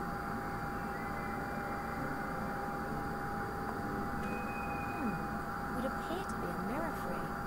There are still a few broken shards of the old mirror around the edges. The mirror's turned so it reflects the fireplace. Strange. A carpenter's cup. It looks old. Not really worth a closer look.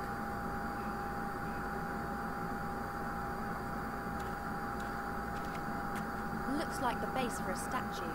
It's made out of stone and it's covered with strange characters. There's a six-sided indentation on the base. Perhaps the mounting for a statue. A stone casket placed in a wooden box. The box looks very cheap. It could be one of those storage containers. The stone chest is decorated with two angels and has writing on it too. I can't read it.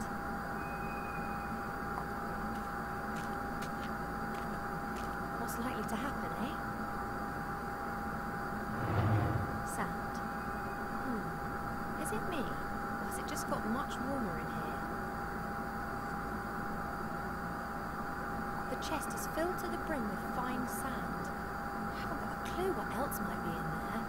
I can hardly sift my way through the sand with my hand. I think these are all the things that the professor uses on his digs. A brush, a little shovel, a sieve. Take the sieve. The rest looks pretty useless.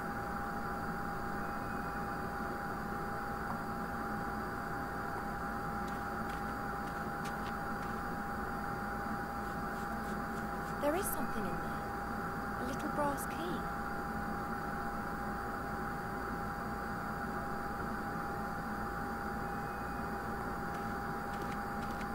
A little wooden box. Doesn't look like an antique or anything particularly valuable. It has beautiful workmanship though.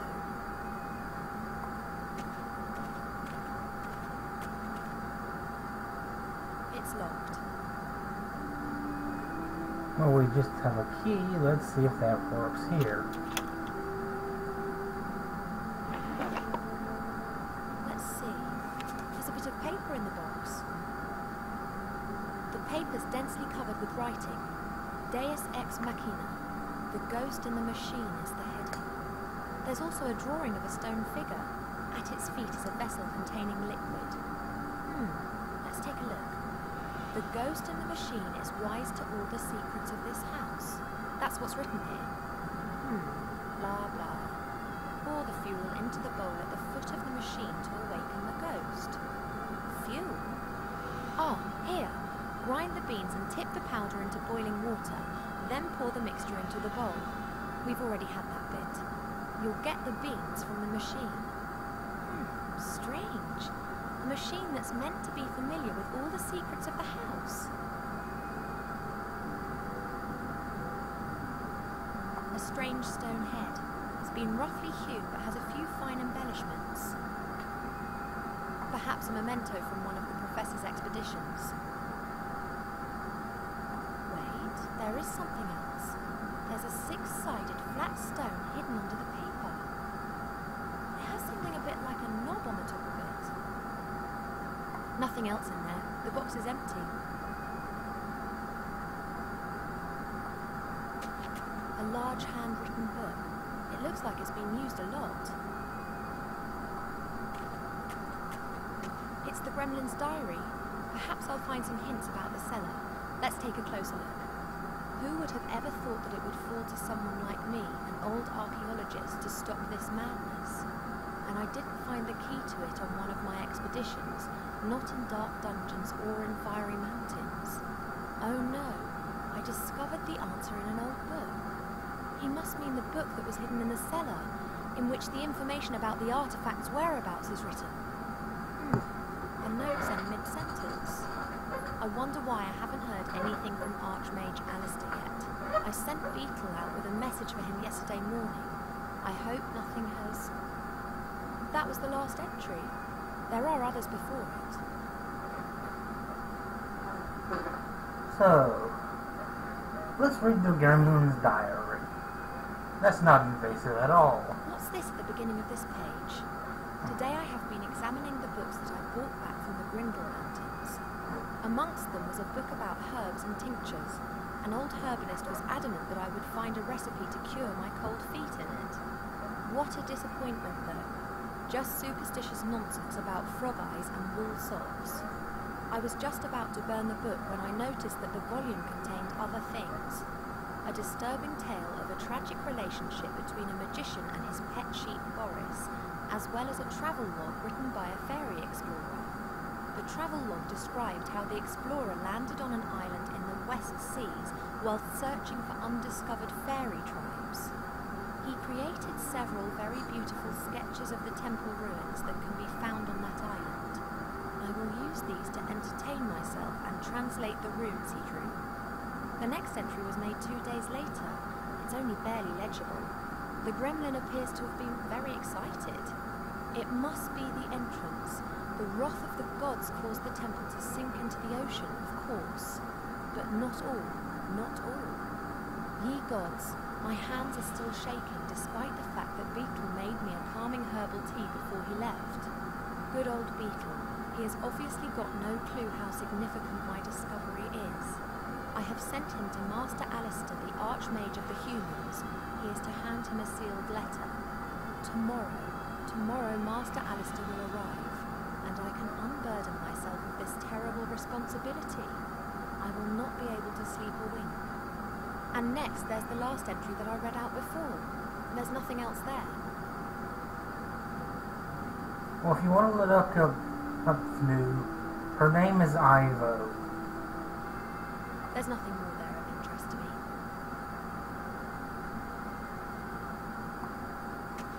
Books, books, and more books. Most are ancient tomes. They appear to be written in just about every language. The book that MacGuffin told me about is hidden in the cellar. These books aren't of interest. Looks like a very ancient sarcophagus. Strange. There are hinges on it, just like a door.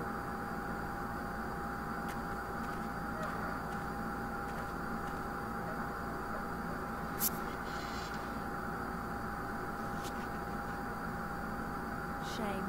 Just a stinky mummy. What have we here? What are you doing, Mortimer? What the... Did you just speak? You speak? Me? No. Well, yes you do, quite obviously. What is obvious? That you can and do speak. But of course. You just said that you didn't. Why are you being so strange, Mortimer? I'm not Mortimer. Where is Mortimer? You mean MacGuffin, the gremlin archaeologist who lives here, yes? What? Mortimer. Yes? You're called Mortimer? No, of course not. I think we're finished with this conversation. I think you are slowly losing your marbles, Mortimer. Presumably the sarcophagus lacks oxygen.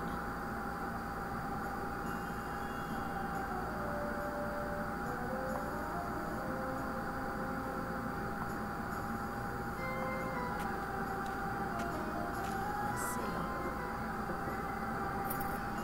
Fits perfectly. I wonder if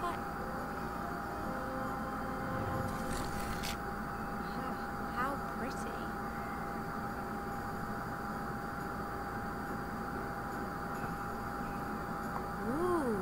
This must be the ominous machine which is reputed to have a ghost living in it. The vessel at its base must be for fuel. The statue has small holes in its nose, and it appears that the mouth could be opened. Hello? You in there? Ghost? Give me beans for your draft. Oh, mighty ghost in the machine, give me the beans for your delicious, godly draft. Let's look at it this way. If you don't give me the beans, then I won't be able to prepare your stupid draft, and that won't be of any use to anyone. Why the wait? Oi, ghost! If you're really so familiar with everything in this house, then tell me, what do I do now? Hello?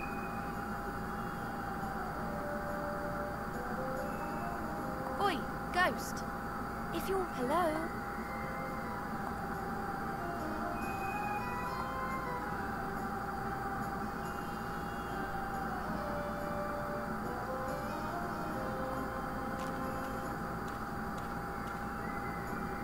A wooden tub, about half full of water. Oh, great.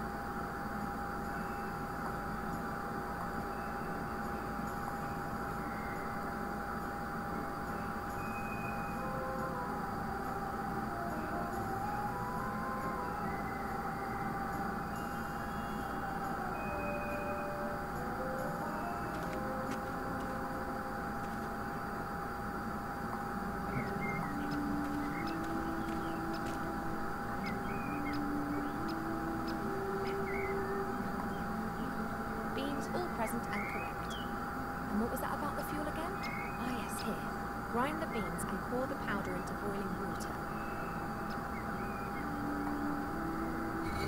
It works! The beans are being ground to powder. That's it.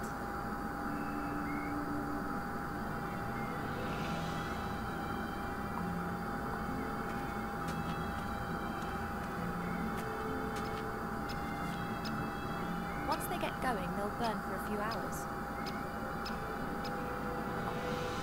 I can't set fire to logs just with a firestone. I need something that lights easily to get the fire started properly.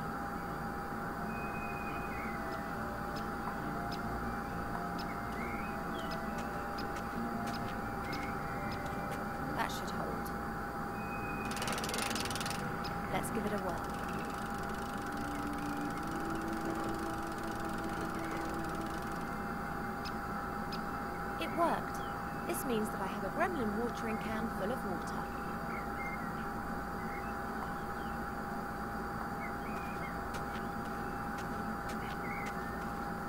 The watering can with the cold well water is hanging on the metal arm.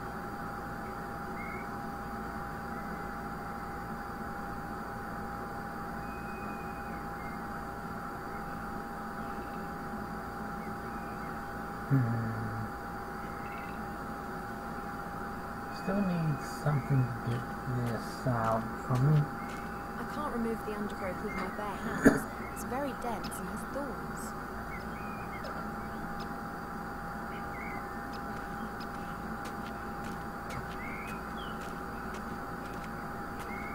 Better not. I haven't got any news and he'll only start reproaching me again.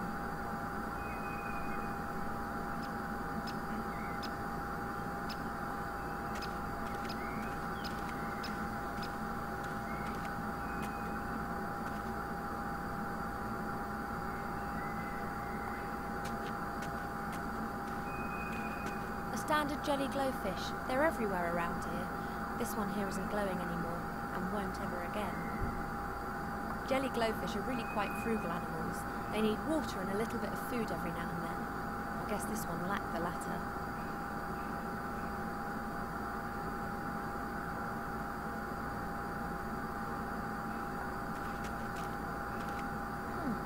Would appear to be the mirror's turns.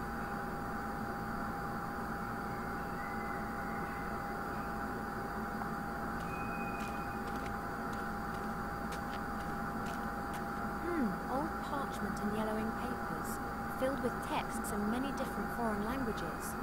Adonisham Western, Quenya and Sindarin, and technical drawings in Khuzdul.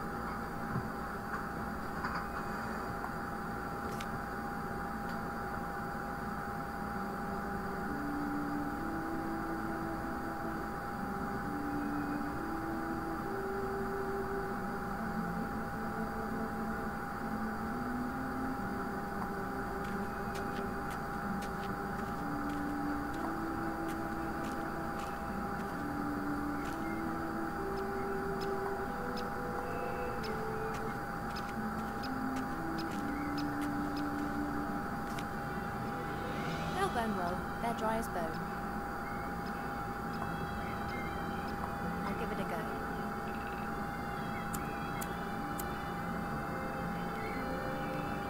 What?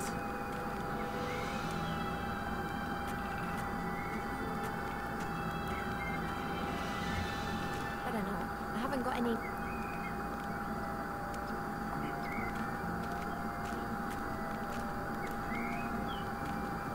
Let's see.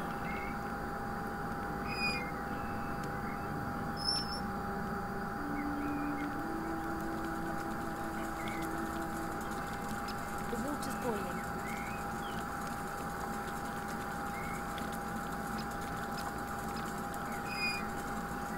A watering can full of hot. Very well. The water's turning brown. And it smells lovely. That's the fuel for the machine sorted.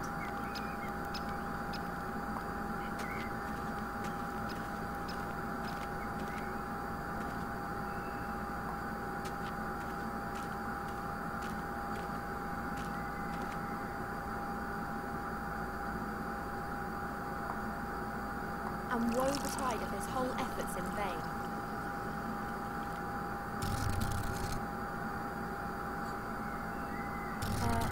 Hello? You there, ghost. I have to find the secret cellar. Will you help me?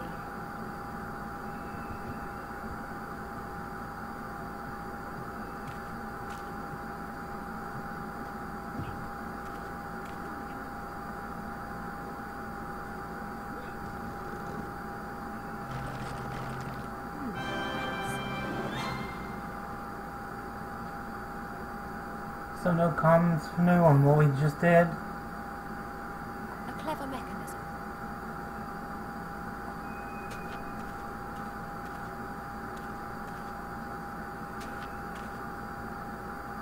So this is the legendary secret cellar. The cellar continues on behind these bars. I can't see anything, but I bet that the book's in there somewhere.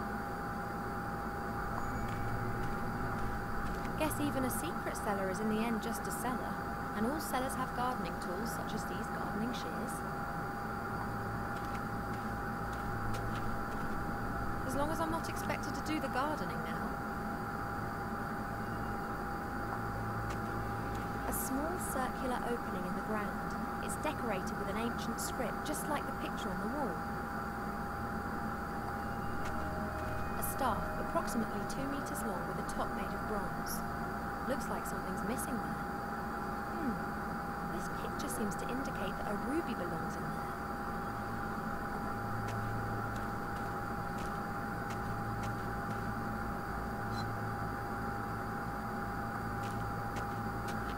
A small circular...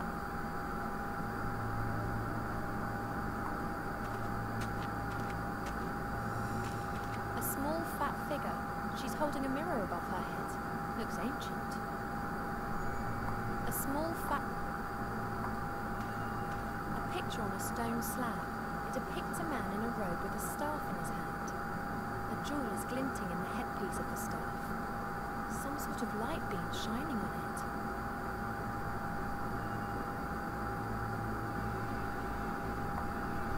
The sad remains of extinct cultures, and of the last camping trip. I can't discover anything of interest amongst this junk.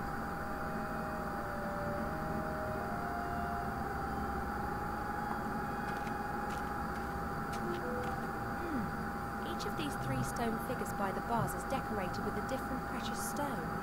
This one here's got a ruby on its head. This figure looks a bit like a dog. One of its eyes is a large ruby. This bird has an eye made out of a blue precious stone. I think it's a sapphire. This bird has an eye made out of a blue precious stone. The spider has an emerald on its back. Green. Strong iron bars without a door or lock. Behind it is a dark room. I somehow have to open the bars. No chance. There has to be a secret mechanism to open the bars. Okay, back upstairs.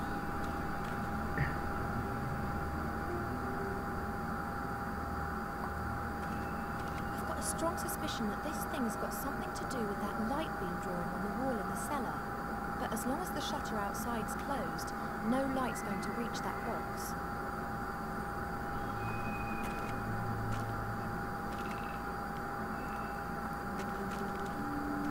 I bet that the light beam is meant to enter the house through that window.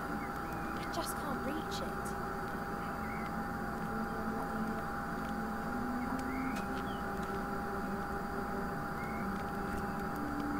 The window's open. The last rays of sunlight can enter the house.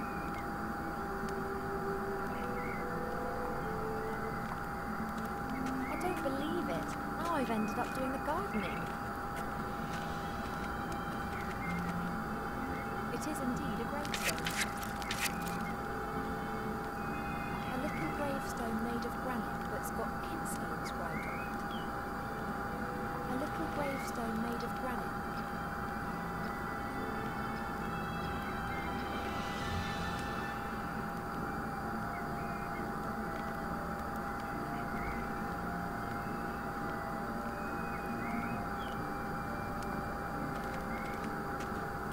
Back inside the house.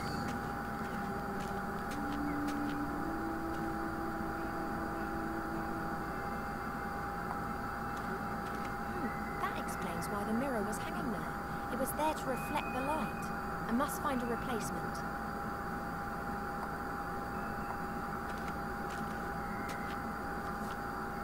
Perfect. The shield's reflecting the light beam down into the cellar.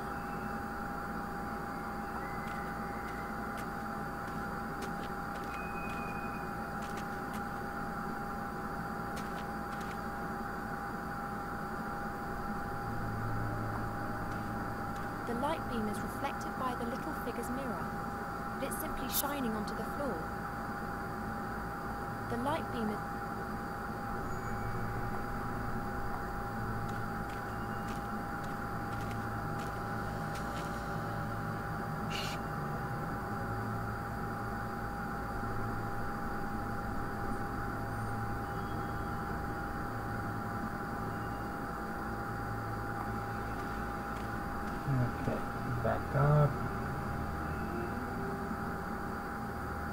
Let's see if we can get anything more out of the mummy, because we're still missing the ruby.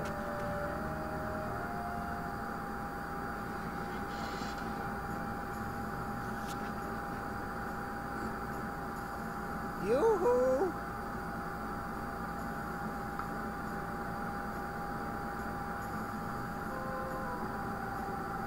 I will say this one more time. I'm not Mortimer. Of course not, if you say so. Mortimer has been kidnapped, and I wanted to rescue him. I guess... That's terrible. You'll have to hide. Me? Why? They want to kidnap you. That's already happened. Mortimer, it's Mortimer. Mortimer has already been kidnapped. But that's impossible. Who is talking to me at night then? Mortimer is your friend, is he not? Did he, excavate you? You could say that. I was lying in the dark for quite some time. Then the lid opened and Mortimer was there. I've been with him ever since. Well, as things look right now, Mortimer's not going to be here to chat for some time. We do not chat. We discuss, we deliberate, we debate, we chat. But we would never go skiing. Huh? Why? Do you really want to go skiing? I don't want to go skiing. What is skiing? No idea. Did you have an accident in a bandage factory? No, I'm a mummy. Don't mummies have their brains pulled out via their noses during the mummification process? I don't think so. I do. How exactly do the iron bars in the cellar open? Hey, I'm talking to you. You can speak? You know what? Forget it. I'll work it out for myself. I'd rather search through every nook and cranny of this house than inflict any more of these conversations upon my elven ears. You can speak? I know you've never been down there, but there was a staff in the cellar, and there's a precious stone that belongs on the top of it, a ruby. Do you know where it is? But of course, Mortimer. You asked me to hide it for you. Don't you remember? I must have forgotten about that. No. What would you do without me? Could you please just give it to me? I just need it for a second. What? The jewel. And before you ask, I mean the stone that you put somewhere safe for me. And please don't tell me that you've forgotten. How could I forget that? You said it was very important that no one found the stone. Oh, okay. Now please can I have it back? Why would I give a complete and utter stranger Mortimer's stone? But I am Mortimer. Don't be ridiculous. You're too tall, too thin, too hairy, and you have those things there.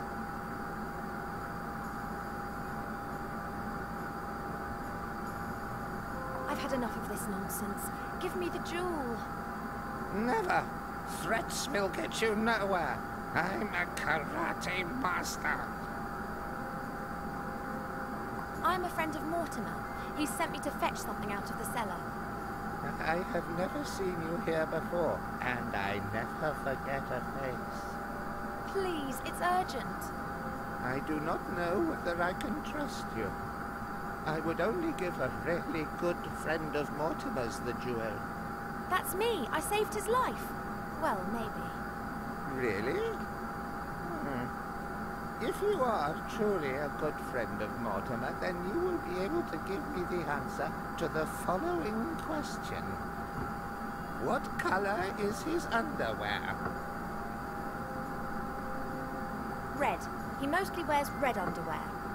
That's right. Red silk underwear. But I'm still not quite satisfied. So, what is his cat's name? His cat died some while ago. Her gravestone's outside. Her name was Kinski. It was a tomcat. The poor thing was always so happy playing with my bandages. Yes, very sad, very sad. But hopefully this proves that I am a good friend of old Mortimer, does it not? You have only answered one of my questions. 2? You asked me about his underwear. But why would his underwear be of any interest to me? Oh, come on, don't change the subject. Are you going to give me that jewel now? No, not yet. I have one last question. What did Count Grunschfeld or Pieperbock say to his adjutant Henninger shortly before the Battle of Budlerberg? Huh? Wrong. No, I just don't understand what you're talking about. I am a trifle unsure about this too. It is a bit like a coded question.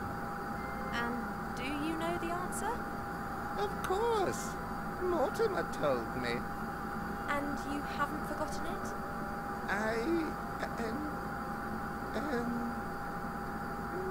No. So, what is the answer?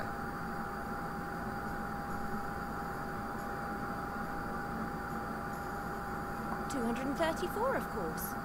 Oh? What? 234. I know all about that. Mortimer told me many times. 234 what? The professor is 234 years old. I've answered your question. I asked that. Impossible. Mortimer just turned 63 on the 13th of July. So, 234 what? That, is the square root of 14,412. Not even close. So, what was that about 234? That's the answer to the question about life, the universe, and everything. Now that I know. So, what is all this about 234? How can anyone who is a good friend of Mortimer not know that? But how? What? 234. Mortimer never told you that. Well, yes. 234? So it turns out that you aren't such a good friend after all then. If you don't even know anything about the 234. Oh, that! You mean that 234? Yes, exactly. With that thingy? Precisely. I see that you are a good friend of old Mortimer's after all. Of course. Splendid. Now that you've proven that, can you give me the jewel? At last.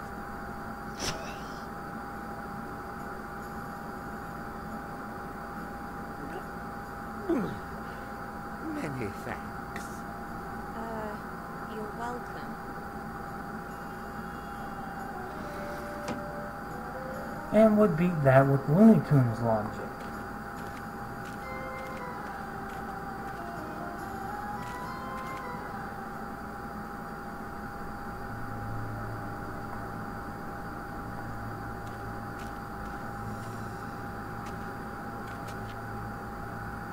Fits perfectly.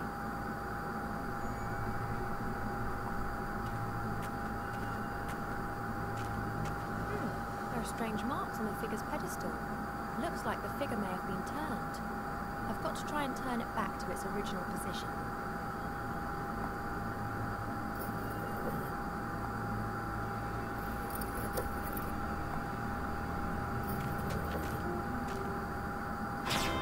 Excellent. Half is complete.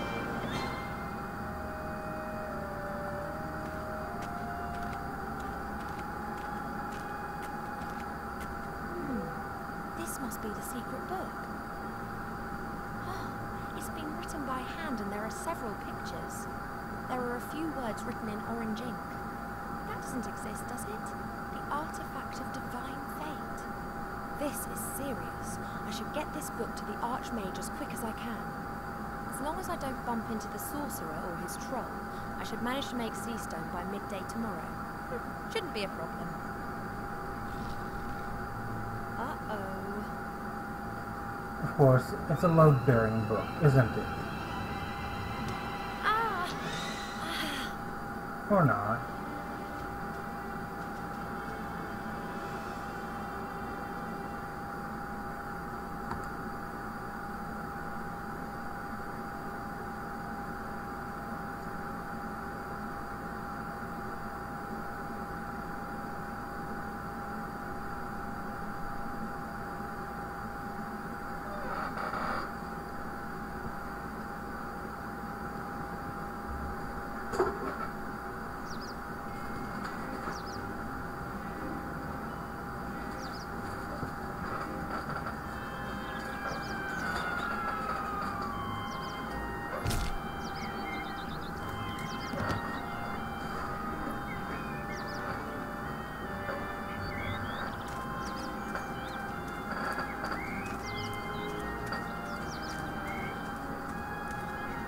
Why are you staring like that? Never seen a town guard before? No. You're a human, aren't you? Me? Yes, you could say that. Never been anything else. Wow. My name is Bartholomew Anton Shieldhand, Royal Town Guard of Seastone. And who are you?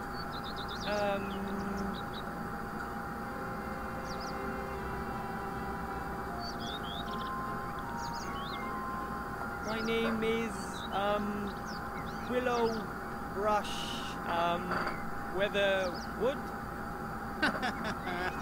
What kind of a name is that? Well, it's just my name. So you don't want to tell me your real name, then? On a secret mission, are we? Where am I? This lovely seaside resort. Residence of the Archmage and home of the sea shanty singers is Seastone. Seastone? Then I made it! Absolutely, I'd say. And here's me thinking that the orcs were firing grunts at our walls again. I have to see the Archmage. It's urgent. Then I wish you the best of luck. The guard at the upper gate follows very strict procedures. He won't let you through to the Archmage that easily. Is the Archmage even in his tower at the moment? I'm not allowed to give out any information on that subject. Those are the regulations. Can you tell me anything about the Archmage? Do you know him personally? Of course I know him. The Seastone Town Guard is also responsible for protecting the Archmage. Why does he need protection if he's as powerful as everyone says? Well, he's not exactly the greatest of warriors. No? No. He's more strange. He thinks about stuff, you know. Strange. Why does he do that? Who knows? Who knows? What do you mean by upper town? Well, the town's divided into the upper town and the lower town. The Archmage's tower is, of course, in the upper town. And what's in the lower town? Taverns, shops, common people's dwellings. Well, at least they used to live there. Not anymore. Where are the town's inhabitants? Gone. Lots of them died when the town was besieged, and most of the survivors then went off with Gustav the Handsome to take revenge. That was rather less than successful. And how many people are still living here? Not so many anymore. If the Archmage hadn't had his tower here, the town would have probably been abandoned. Sounds pretty sad. But things will get better. Wait until we win the war, and everyone comes back. Well, those that are still alive. But if almost no one lives here, who are you guarding?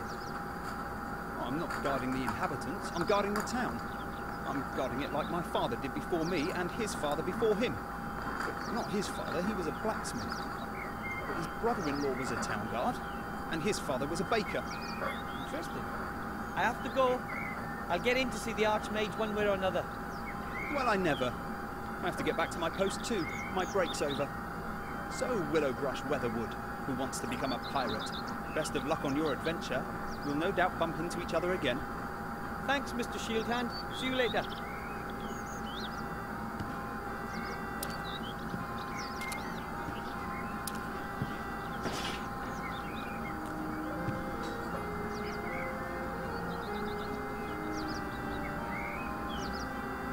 Okay. Oh, fluffy wuffy little bunny rabbit. All white and soft and gentle and sweet. I just want to cuddle it and... Oh, I'm an adventurer now. I must act like one. It's a rabbit, a white one.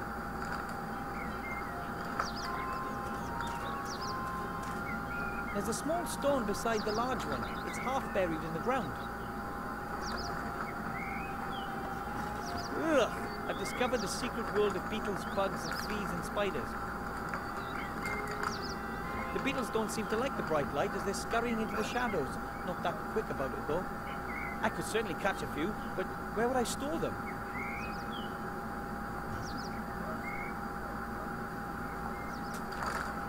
I think that's the town's coat of arms, but it's pretty faded and dirty. You can't really see anything. I don't think anyone in my family has ever set foot in a human town before, not even Grandad.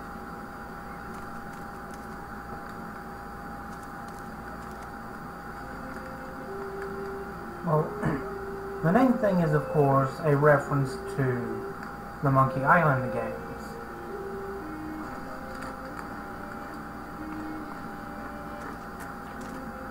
A pretty shabby stall. Doesn't look like anything's been sold here recently. A pretty shabby stall.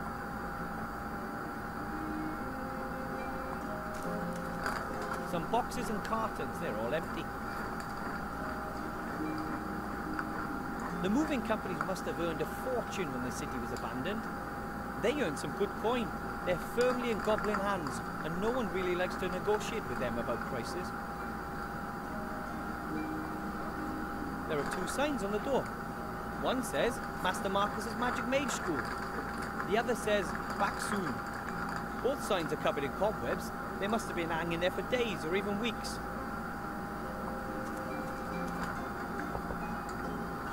No one home.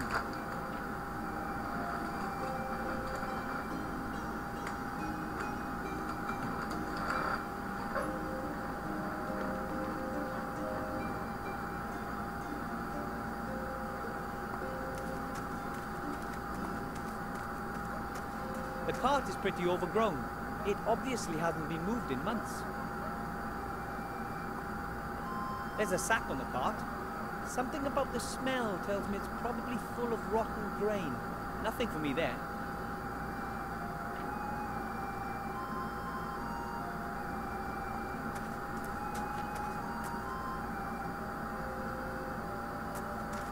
Halt! Access only for authorized persons. Shieldhand, are you the guard of the upper gate? Dead right. And you don't have access to the upper town. As I already mentioned to you at the outer gate, I must speak to the Archmage. It's urgent. And as I've already mentioned to you, the guard at the upper gate follows very strict procedures. But why didn't you say you were the guard? I wasn't on duty, and you shouldn't mix business with pleasure. Anyway, it's much funnier this way. I wouldn't be so sure about that. There has to be a way to get to see the Archmage. What would I have to do? Only people with personal invitations from the Archmage himself are allowed in. Do you have an invitation? Of course. And? Where is it?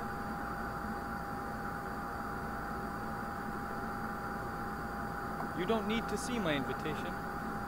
I certainly do. You don't need to see my invitation. You really believe that'll work? It was worth a try, wasn't it? Not really. So, where's the invitation? It's an invisible invitation. An invisible invitation? Really? Yes, from the Unseen University. Never heard of it. So, where's the invitation? My my dog ate it. I've no time for this. So, where's the invitation?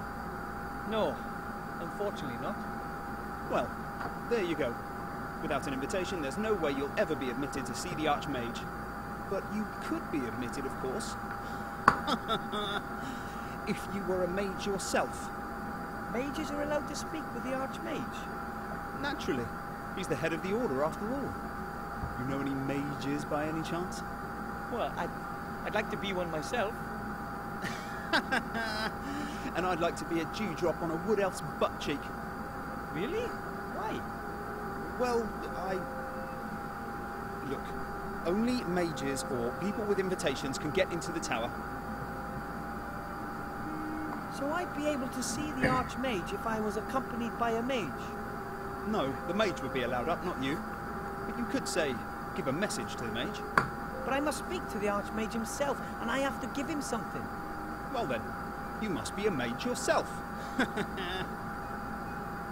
How do you know whether someone is a mage or not? Their magical aura?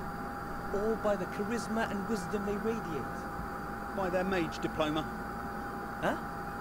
Every trained mage has a mage diploma. They can show it to me here, and then I let them into the upper town. So that means if I show you a mage diploma, I can see the Archmage?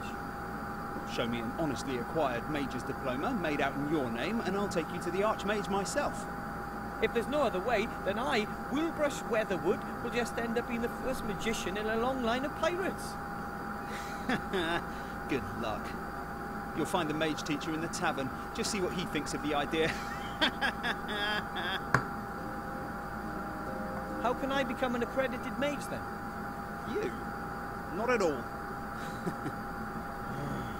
And how do others do it? Well, there are mage schools. There's one just down the street, Master Marcus's magical mage school. But Master Marcus shut up shop weeks ago.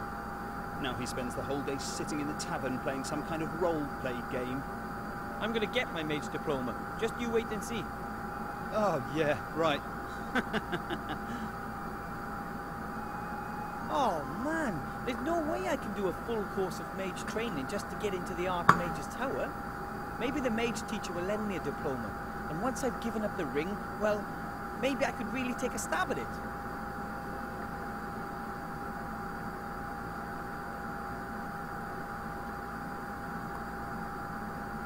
Halt! Access only for authorized persons. Or has Mr. Gnome become a mage in the meantime? Not yet.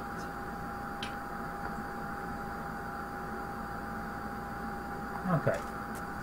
So, back down to the tavern.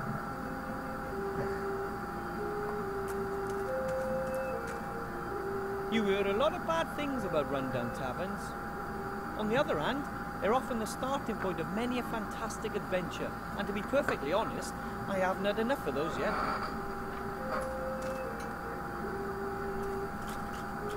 Have you got Form 12B for me? Oh, the blue one. No, it's just a green one. Hurry up. The post office is about to close for lunch. You're going to the post office? Oh, I'll come with you. I need a delivery note, and I want to send off a registered letter.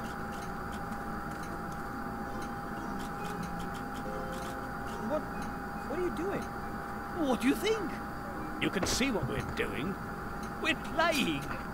Oh, damn, I've forgotten my ID card.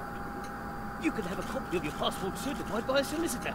Hang on, I'll mark the solicitor for you on the map. What are you playing? The only true kind of game, a role-playing game.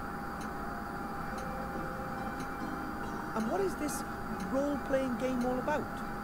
It's set in a fantasy world, totally without dragons, orcs, and magic. But instead... Oh! Here, come over here. I found the tax inspector. Wait for me, I'll be there in a sec. Once I've got this stamp, I can finally conclude the fiscal year. You know what that means? Tax office! And you really enjoy playing the game? Of course! Certainly. You can escape the tedium of reality with all its magic and monsters. And you meet new people. It's not only us who play this game. It's played all over the world. There are 6 people currently online. Well, 4 if you don't include us. But one's just gone off to the toilet.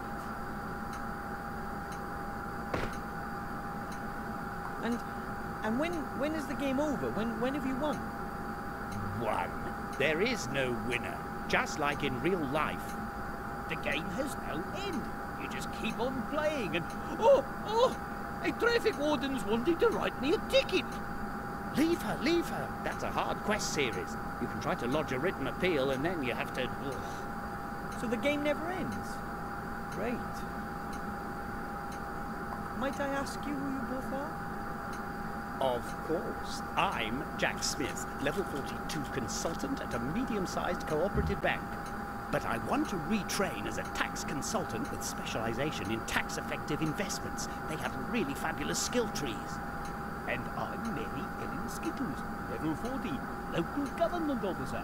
My bicycle's got a 3-speed gear. I've not the slightest idea what those two are talking about.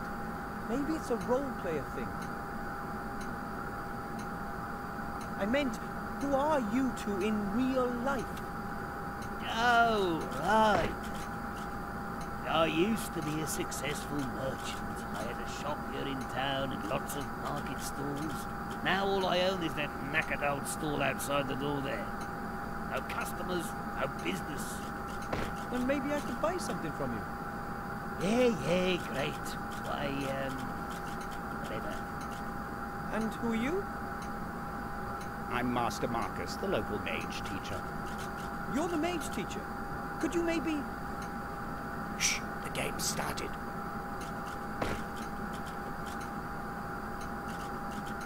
Master Marcus, I need, Shh, I'm playing. Yes, but I urgently need, Later! But without a mage diploma, I can't... Listen, I really haven't got time right now. My character's tax return is due. I've been playing towards it for days. Not a prayer. I'm not going to get a blessed thing from Master Marcus as long as that game is running. So, welcome to their version of the MMORPG. And we've got to find a way to shut it down. Mum bottles apple sauce in jars like that back home. Ours are smaller though.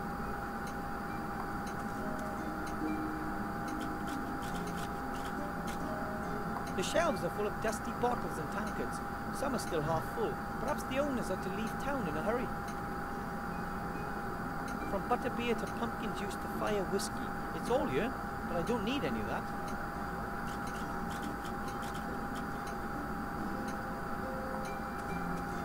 Splendid 2-pointer.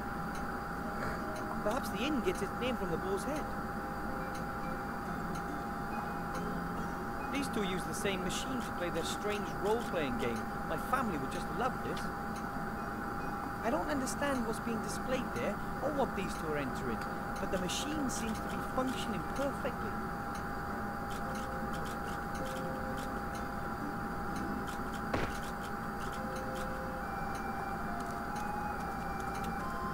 A door bearing a sign that says server's room, no entry. Oh, hello video. I didn't know you were here. No choice.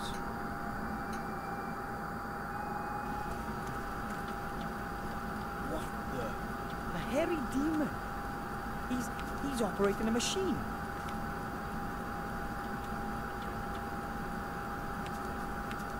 The demon seems to be busy. He probably has to toil day and night just to keep the game going. Doesn't look like he makes many mistakes. If I want the players to quit the game due to technical problems, I'm going to have to help out a little. Oh, demon, hear my words. They call me Wilbur Weathervane.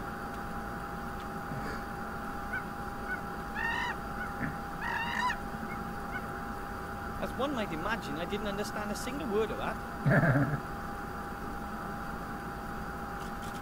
The waste bin is right under the slot in the machine. Strange. The waste bin is empty. There are a lot of index cards in the filing cabinet. Each card bears a small table and a picture. The cards are sorted alphabetically. Let's see. Rare watering can, volume 5 litres. Used for geraniums, increases potted plant lifespan by 2. Epic folder, offers room for up to 16 forms. Slip-resistant suspenders, prevents soft slippage. These index cards seem to contain descriptions of all the items in the game. Now, let's see if we can annoy the demon.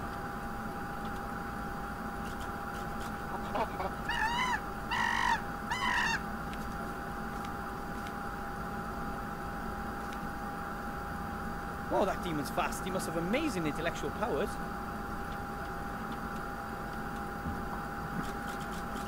For save games. Sorry, couldn't resist. The safe is locked, and there's no way I can crack it either. A small black container. It could be an inkwell. The demon might notice if I were to take his inkwell and exact a terrible revenge.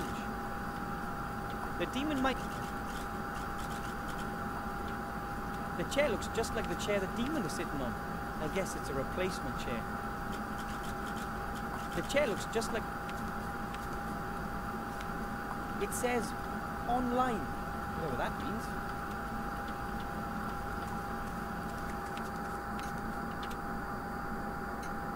Okay. Gonna leave here for now.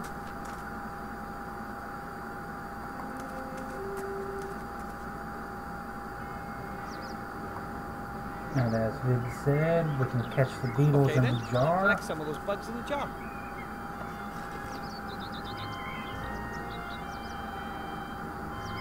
Now let's see if we can put some bugs in the server.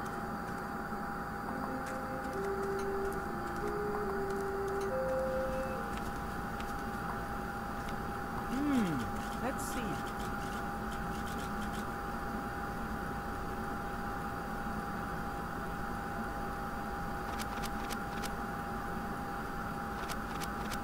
Ah! Oh, what's going on now? The server's gone crazy. Completely buggy. Oh, I've just about had enough of this. You pay all that money month after month, the developers make huge profits, and still nothing works. Everything they've got is junk. All a whole load of totally outdated technology. I've had enough. I'm writing a complaint. If they don't get their technical problems under control, then I'm out of here. Absolutely. Me too. Excellent. It looks like all I have to do is ensure a second technical problem, and the two will finally stop playing.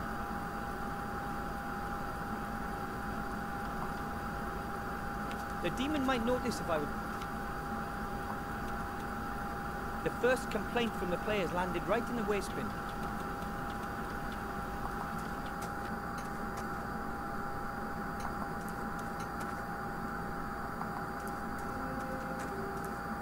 Alright.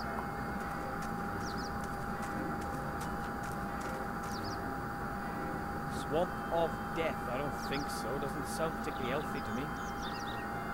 It says The Meadows. No idea what that's supposed to be.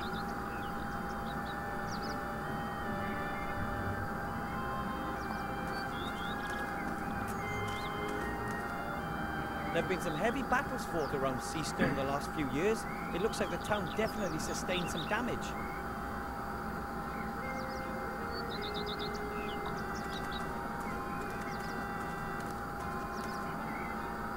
Swamp of Death.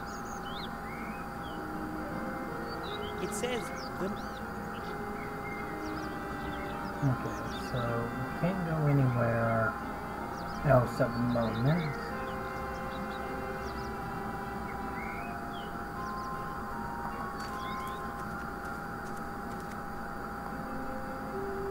This must be the last market store the merchant mentioned.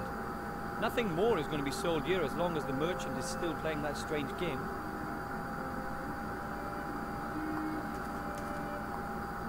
This must be that nothing...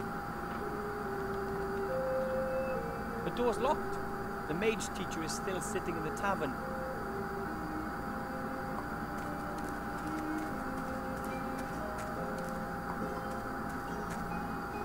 very dirty drain. The sewer should be down there somewhere. Yes, we can take the rabbit, but we can't take the rabbit A very without dirty drain. The sewer should be down something there else, somewhere. I think. Let's go back and check.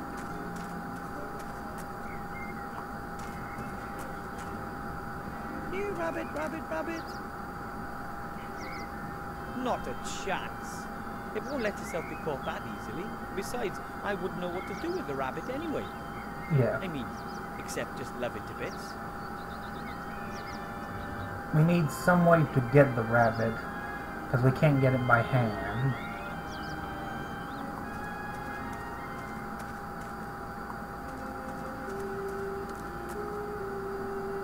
Anything I missed in here?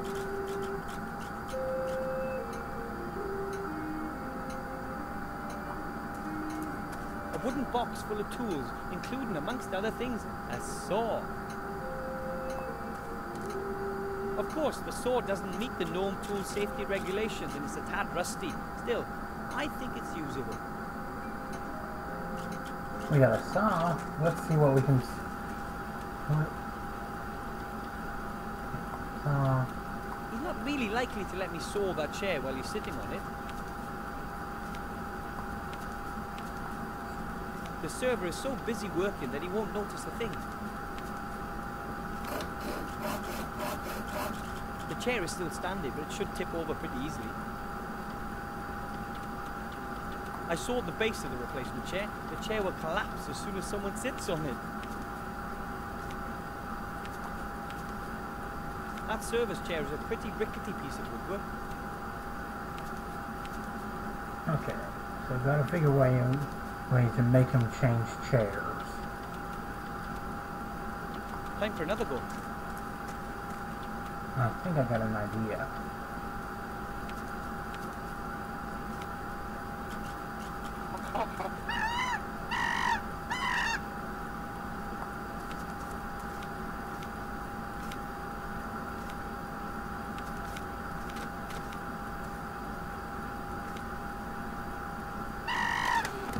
That would have hurt the being made of flesh and blood. Hey, what's going on? Nothing's working. Has the server crashed? And I'm standing in a restricted parking zone right now. That's it. I can't be bothered anymore. I'm taking this in. They'll suffer the consequences for what they're doing. Right. Well, I'll give them one more chance. But just one. It's not like we couldn't stop if we wanted to. We could, but we don't want to. Too right. Except if they don't get to grips with their problems. Then it's over. Write that to them. No way! What will it take to finally get those two to stop playing?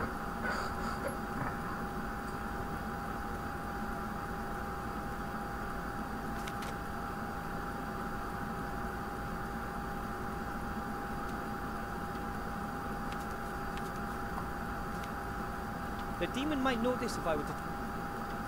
Can we mess this up and take I think I've strained the database enough. Nope. Alright.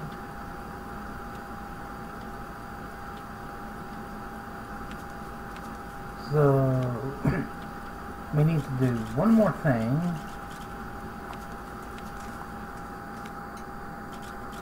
Maybe we can figure out what from them what we need to do. Excuse me.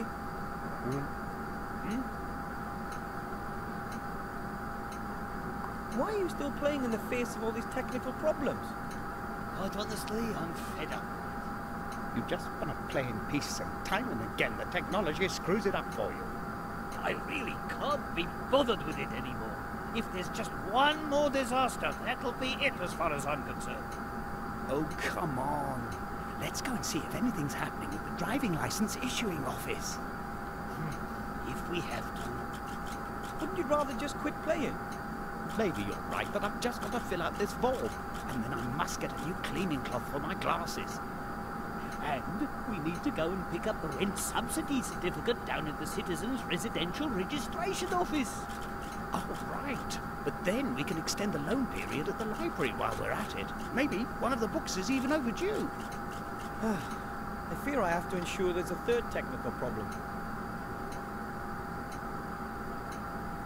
And this device, what does it do? What indeed? We type in our input and the machine shows us what everyone else is doing. It saves our equipment and controls the characters that aren't being controlled by other players. And how does it work? No idea. That thing is linked to a server somehow and that takes care of running it.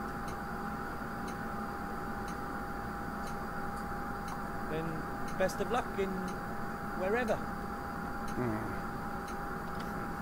Thanks for nothing. You know, that's about the silliest game I've ever heard of. Why would anyone flee from their own world into a fantasy world in order to complete meaningless tasks?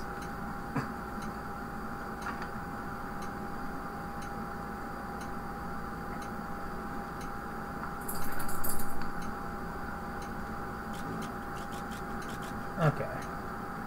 So we've got to find one more way to crash the server.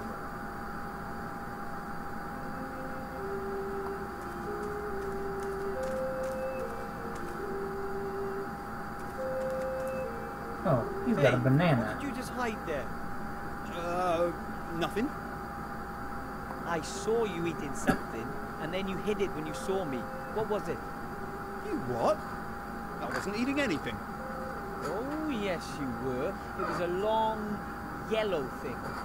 And if I was, that's a whole crateful that's been delivered. And I'm taking the rest to the monkey just as soon as I have my next break period. That's food for the hairy demon in the tavern. What do you mean, a demon? That's a monkey. A what? A monkey. Monkeys love bananas. And me too.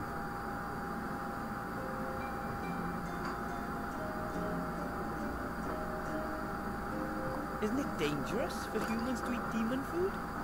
What? Bananas are delicious. A monkey goes crazy for them.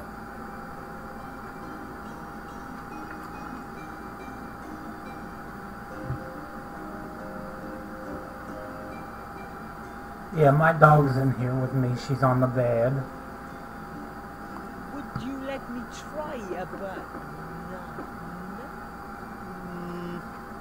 No, I've already eaten two, and the monkey still needs to have some, sorry. If you would excuse me, I have to, guard the town. You want to eat more of them, right? Perhaps.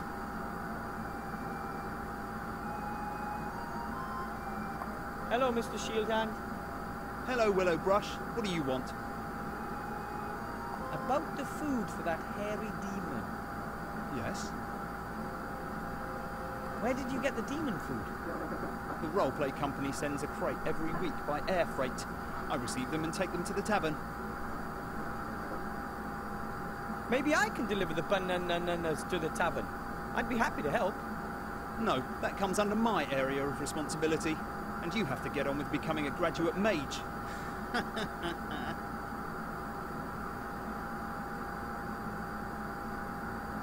And it doesn't bother anyone that you take a couple of those things from every delivery. Well, perhaps it's not officially.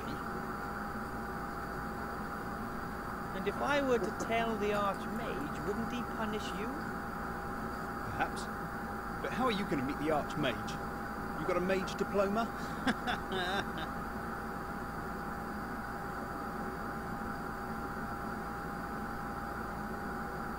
Those two players get really upset about technical difficulties in their role-playing game. Yes. And? Could the difficulties be related to the fact that someone is depriving the hairy demon of his food? Well, no. I can't imagine that. What if we ask the merchant and the mage teacher what they think about it? After all, they pay a lot of money to ensure that the game works. Well, And if it really is due to the lack of fruit, maybe they would like their money back. All right. Here's a banana. You have to peel the skin off it before you can eat it. Now get out of here. Oh, thanks ever so much. Okay. We got a banana. Now, let's see what the monkey thinks of it. Maybe I can distract him with this. Hey, Demon, look what I have here. What's going on now? Can you do anything? No, everything's locked up. I've got lag. Lag.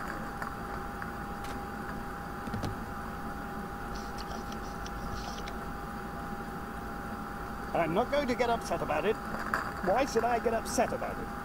What? I started playing this game because it was fun. It isn't anymore. And if it isn't fun, then you should just stop playing it. Devil! Bill, are you all right? Bill, you've got to breathe. Come on, let's get some fresh air. We'll pick up where we left off in a few days, okay? I did it. At last they stopped playing. I'll be able to have a halfway normal conversation with them now.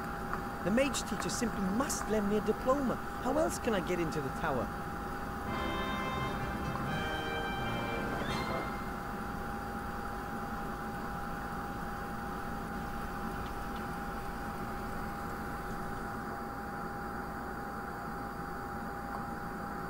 The game is over. I wonder if he's happy.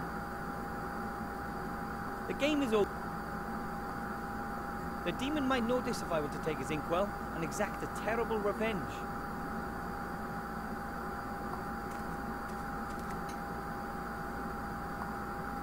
The machine is dead. It seems nothing works when the server is out.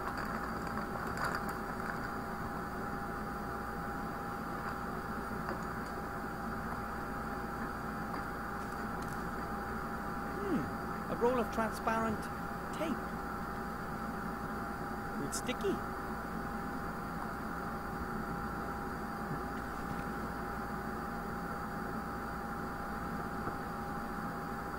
Okay. We've got them stop the game, so let's go talk to them for real now. The merchant doesn't look particularly happy. I hope he helps me just the same. Hello, Mr. Merchant. What do you want? I've been asking myself why you look so grumpy. That's got nothing to do with you, is it? Not directly, but Everything's going down the pan. Everything. well, My beautiful market stalls have been burnt down. My shop is closed. And it's all thanks to that dirtbag. you mean the Shadow Army? Our own leader. Instead of just faffing around, they should have gone straight in and hit them hard. It was all right in the past. I used to sell 500 arrows a day. Mana potions by the gallon. Power elixirs, invulnerability potions. All the good stuff. But nowadays, no one's buying anymore. All dead. Who cares about my turnover? Nobody, that's who. And then there's that damn king of thieves. He'd have the cheese off my sandwich if I didn't look out. The King of Thieves? Who's that? A miserable thieving rat. He pinched everything edible off my stall while I was playing WOB. He used to go thieving all over before. Now, since all the traders are gone, he just steals from me. Somehow I don't find that entirely illogical. What? It's unfair, that's what it is. But with us honest traders, he's able to do that. If I were to catch the King of Thieves for you, what would that be worth to you? You? How would a little squirt like you deal with the King of Thieves? The king is even smaller than I am. Besides, I have experience at hunting rats. Well, can't hurt, I suppose. But I don't want him caught. I want to see him dead. Kill? Oh, I don't know about that. Here's my offer. You kill the rat and bring me his mask as proof. As a reward, you can choose 3 items from my fine range of goods. And get a move on. I'm off out of here soon. What can an honest, hard-working trader still do in a place like this? I want my revenge. And then, like peace and quiet. I'm not allowed into the upper town, but I need to see the Archmage. It's urgent. Don't tell me the miserable town guard won't let you through. I've been living in this town for 30 years and I've never been up there yet. We're supposed to pay up so that the beautiful people can all live nice and posh up there in the upper town. Will they let us in? Heh, no way. Luckily, I'm a non-taxpayer on principle. I want to buy something from you. What then? You don't happen to have any mage diplomas, do you? Or invitations from the Archmage? In front, next to the free gold. I don't see anything I want to buy. Maybe later.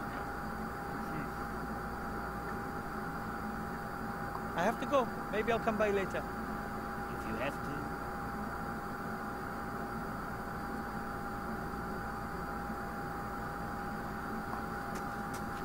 Okay. A weather vane in a mage school. I wonder if my parents will be able to accept the fact that I'm different.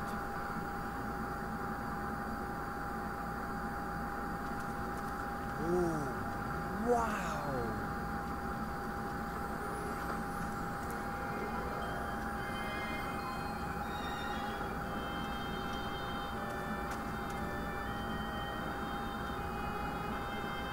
Can I help you?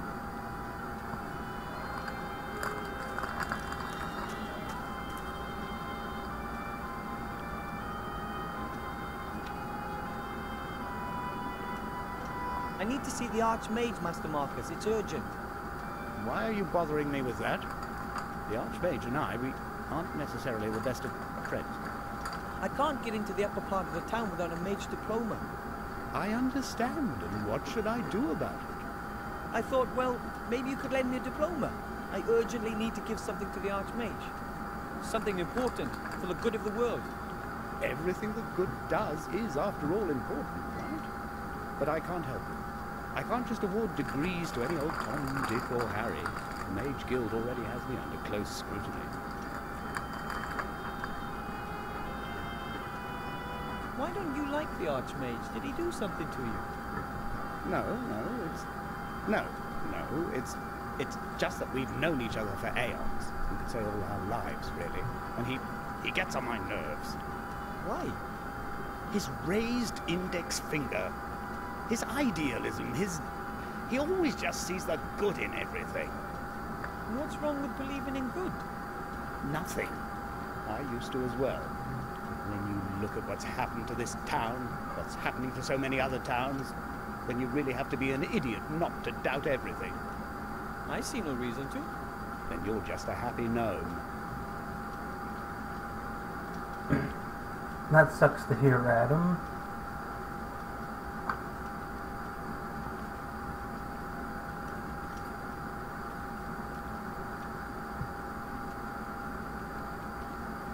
Whoa. Nice glasses you're wearing. Oh, these. These are magic glasses. We mages can read invisible secret texts with them. Something like that really exists. Of course. Many mages are very distrustful and guard their knowledge like a treasure. And what are you reading there? The weekly magical paper, classified section. Wow. Is there really no other way? I must give the Archmage something important. I'm not going to take it to him, and Bill the Merchant is not permitted in the upper town. There's the town guard. He could take it up there for you. I can't. I swore to give it to the Archmage personally. Then, my little friend, you're going to have to become a mage graduate.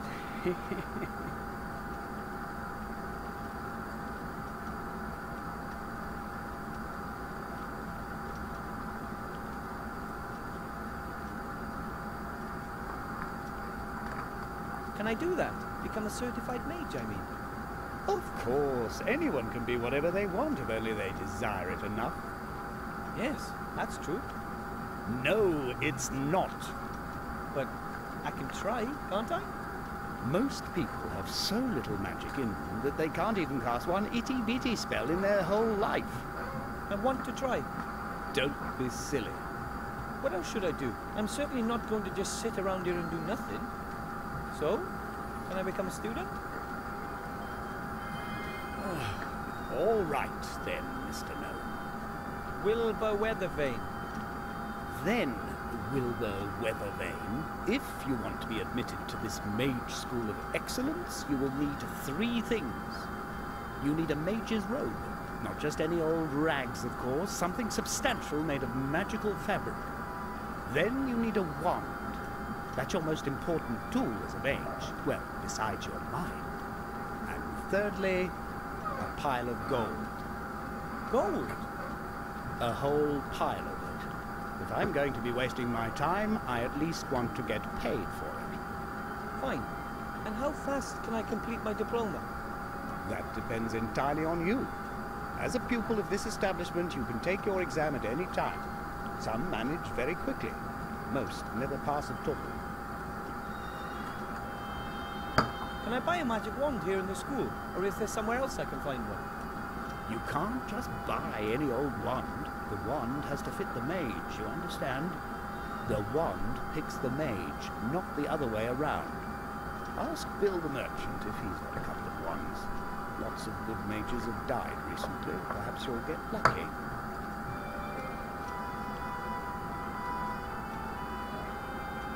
You wouldn't perhaps have an old robe I could wear? Certainly not. Not in your size anyway, little man. Anyway, it's tradition for the prospective mage to tailor their first robe themselves. Can you sew?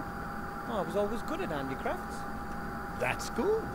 You can't imagine how ridiculous lots of these mages look with their self-tailored robes, or without them when a gust of wind blows. Mage robes have to be made out of a special magical fabric. It protects you from many simple spells and curses, but for that it has to be sewn using a magical needle as well. So I need a magically treated cloth and a needle and thread. That much is clear. And I need a pattern. I mean, it's not like I know a lot about magic robes. I'm a poor gnome. Where am I supposed to get a pile of gold? If I knew where there were piles of gold just lying around, then I would have helped myself by now, don't you think? Can't I just work off my debt once you've accepted me as a student? A gnome can't earn that much with honest work. You don't expect me to steal, do you? There are many gradations between honest work and stealing. Take Whooperman, the showman. He's very rich, and that without ever having worked, and without ever stealing. How does that work? He knows people's folly and makes use of it. Ask him. How can I find him? His wagon is out there on the meadow. Here, take this. A postcard?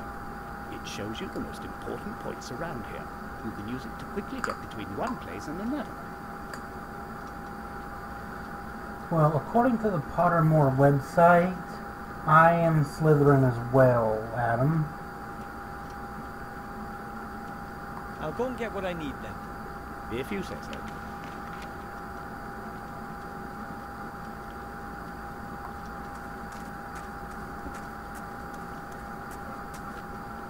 A lovely crystal ball on a small stand. It looks completely transparent to me. No fog, no burning eyes, and no visions of the future to be found. Master Marcus, can you predict the future with the ball? You what? That's just silly hocus pocus. You need tea leaves or tarot cards for that. Then why do you have the ball? It was a promotional gift. May I have it? If you like.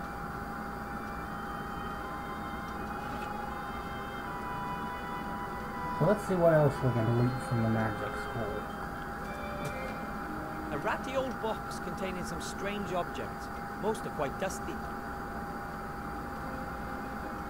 Master Marcus, what are all these things in this box? Oh, that's just old magic stuff. Help yourself. Great, thanks. Here's a needle and some thread. And here are 3 small glass vials filled with coloured potions, all tightly corked. The rest really does seem to be just junk. Well, according to the Pottermore website, Slytherin wizards are mostly known for being ambitious.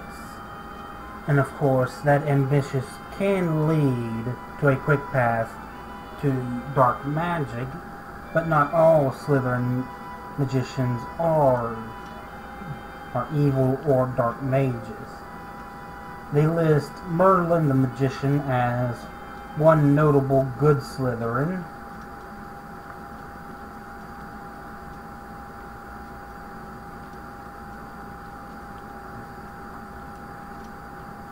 An old cloth teddy bear, a torn leather bag, a little soap. Nothing that interests me.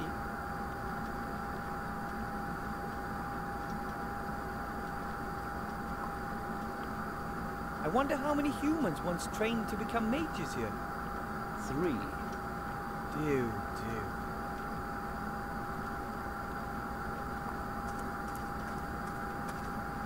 What is that? A mirror? I can only see myself in it faintly.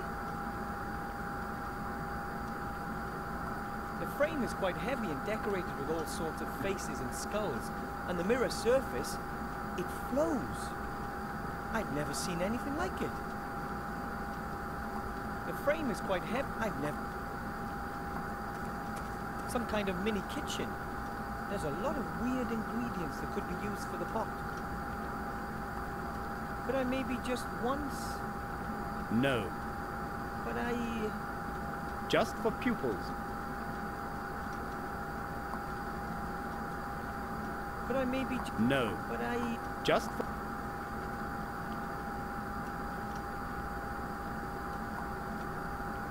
Oh, I'd give a lot to be able to read these books, but I'm sure only students are allowed to do that. Oh, I'd give a lot to... Well, sure, there's plenty of bad witches and wizards in all of the houses and throughout history.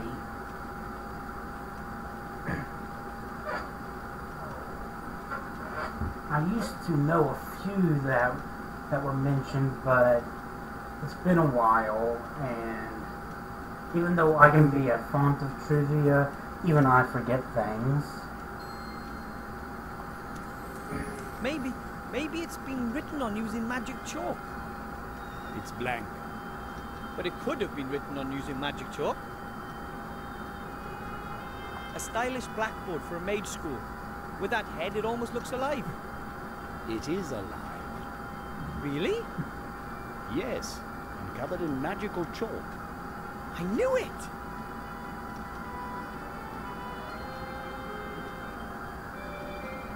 Okay, so anything else in here? Beneath the head there hangs a sign. It reads, "The sheep, a mage's best friend. It protects us, it keeps us warm." Wow! Sheep are a little like cows, small, woolly cows.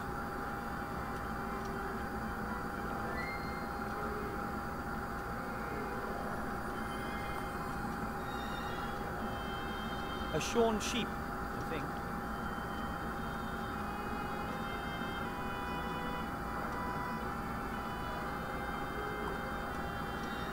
Sheep are more dangerous than they would have us believe. They're hiding something. That's what Grandad says.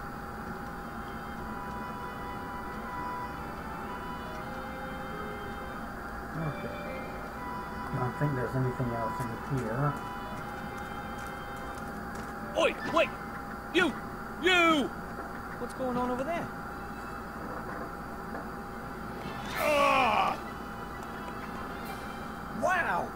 A supervillain! I'll get you if it's the last thing I do. It'll be your turn sooner or later.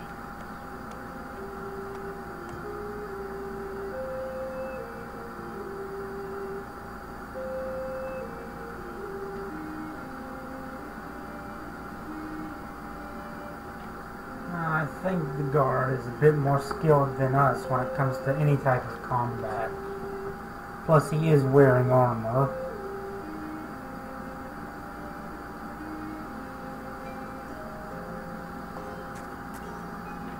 Hello, Mr. Merchant. Ah, you. Why is that rat still alive?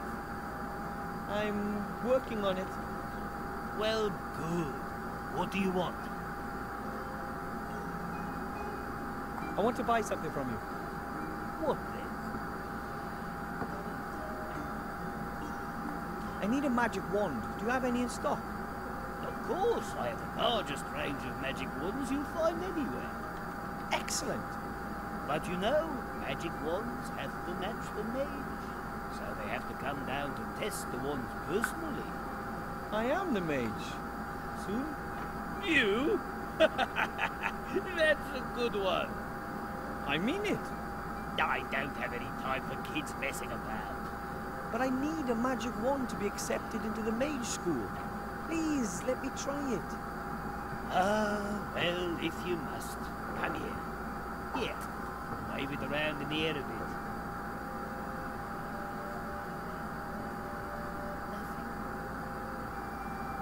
Try this one. It's 5 1/4 inch balsa, threaded with a bloodworm spinal cord.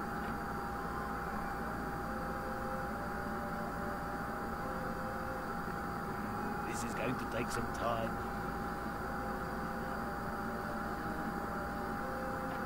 I've had enough, that's it. There's not one single spark of magic in you, and I'm not having you waste any more of my time. But that was only 4 magic wands. I don't care, I've had enough. I haven't got any more anyway. Tough. Go and find a wand somewhere else. And thanks for all your help. Thanks for this. It's there inside me. I know it. I just have to find the right wand. Hello, Mr. Merchant. Ah, you. Why is that rat still alive? I'm working on it. Well, good. What do you want? I want to buy something from you. What then? I need some magically treated cloth. About a roll. Yep, I've got that here. That's 2 gold per thigh. A thigh? How much is that? A good 2 dwarf's feet, or 1.5 minotaur inches. 3/8 gnome, if you like. I see. And how many thighs to the roll? About 1 1/4 sea stone rods. That's about 2.5 fathoms, right? I should do it. That seems pretty expensive to me. The prices have just gone up. You just can't imagine how much demand there is for magically worked cloth when there's a war on. It's a hell of a business. Yeah, it was hard to see his legs from how he was sitting playing the game. I don't see anything I want to buy. Maybe later. I have to go. Maybe I'll come by later. If you have to.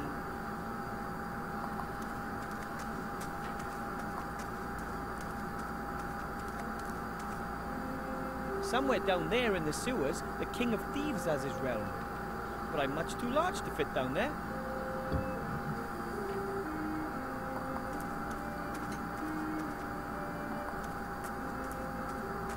Oh, the monkey's gone, so now I can get the ink. No demon, no danger.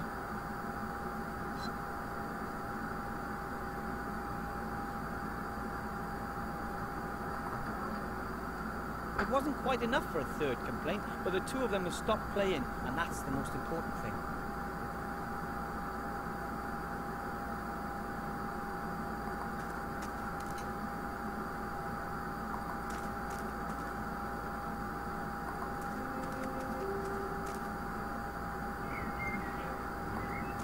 Okay.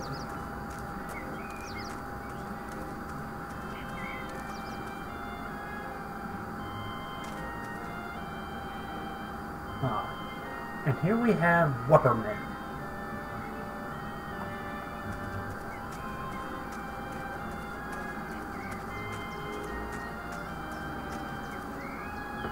Hello, excuse me. Oh, hello. A young gnome. And he's got outstanding manners to boot. What brings you here? My name's Wilbur Weathervin. I'm from the White Ridge Mountains, and I have to speak to the Archmage. Well then, young Wilbur. I'm Willie the Wondrous. What can I do for Are you the showman Master Marcus told me about? you? I don't know which showman your master Marcus told you about, but I am a showman. Willie Whopperman's the name. Some people call me Willie the Wondrous.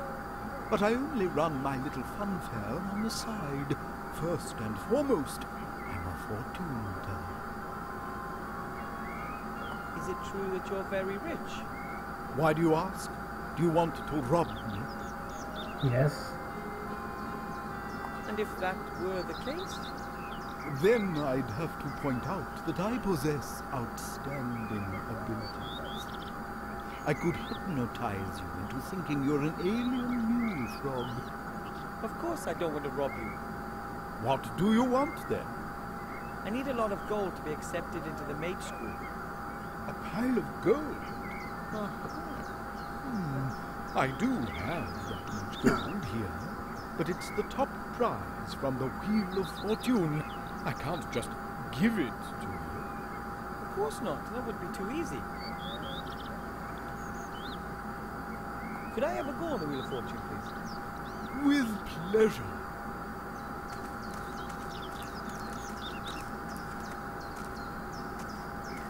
How does it work? As you can see, there are 4 different colors. Red, yellow, green, and blue. You tell me which color the wheel is going to stop on. If you manage to get it right 3 times in a row, then you win the jackpot. Isn't it rather unlikely that someone would be able to guess the right color 3 times in a row? If it was easy, then the top prize wouldn't be a sack of gold. Okay. Which color do you want? It'll stop on red. All right then, off we go.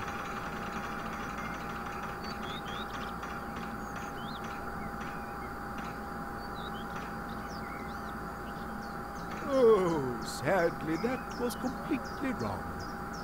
Do you want to try again?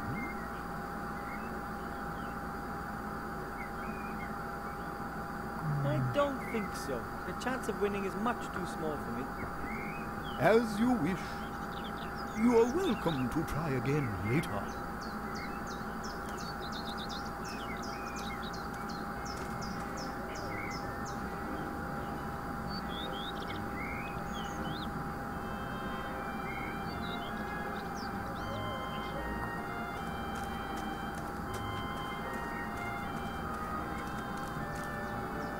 Cage full of hair.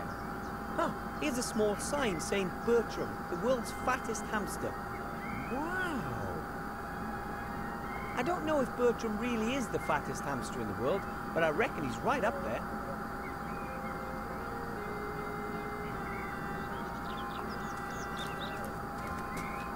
An empty cage, I guess. The sign says, Ziggy, the invisible pink squirrel, may bite. Please stay back. Ziggy's doing well, I think. The cage is lined with straw. There are lots of pigeon feathers and, well, the other stuff the pigeons leave lying around. I'll just take one feather, a big clean one. There's nothing else of interest in the cage, as long as I don't want to fertilize a couple of football pitches.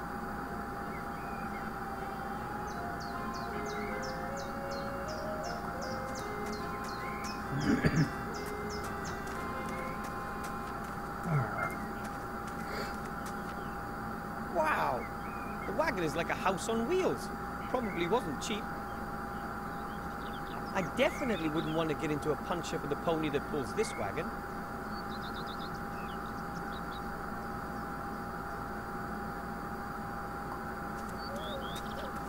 A crystal ball. I wonder if the showman really can predict the future with it.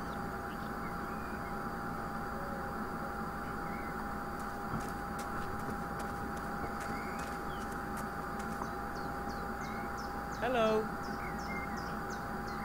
Wilbur, what can I do for you? These cages, what are they for? Oh, the animals used to be part of my fare, but since I started earning my money with fortune-telling, they're just a hobby. Apart from the pigeons, of course. What's with the pigeons? The pigeons deliver my prophecies throughout the land. I work mainly for people I don't know personally. Why? Well, how shall I put it? Should a prophecy not quite come to pass, then it's better to be far away, don't you think?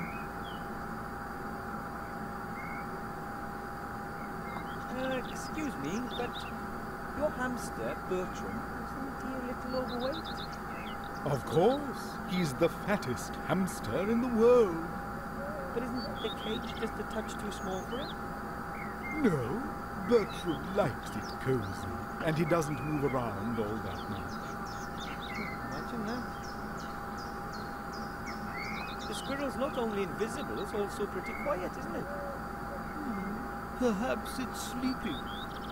Yes, perhaps. You're absolutely certain there's a squirrel in there? Of course. It's the only invisible pink squirrel in captivity. They're very rare.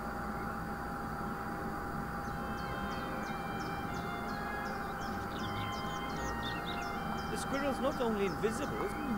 Yes, you're... Of course. Can you really predict the future? Of course. People come from all across the land to ask me for advice, and I give them good tips in exchange for good gold. And what do they want to know? They want to know, for example, if the price of bread is going to rise. Then I tell them, yes, the price will rise. Then everyone buys lots of bread as a precaution, and the price really does rise. Fascinating. Or the women want to know what next season's color will be. I always know it. So if you say that the ladies will be wearing green next year, then everyone wears green. You must be an excellent fortune teller then. The best. Would people pay me so much gold for my prophecies if I wasn't? Yes. Could you predict my future for me, please? I'd really appreciate it. I see that I can. Wow. But I don't have any gold. Not a problem. I perceive that today it's going to be on the house. Ooh, weird. So, come on.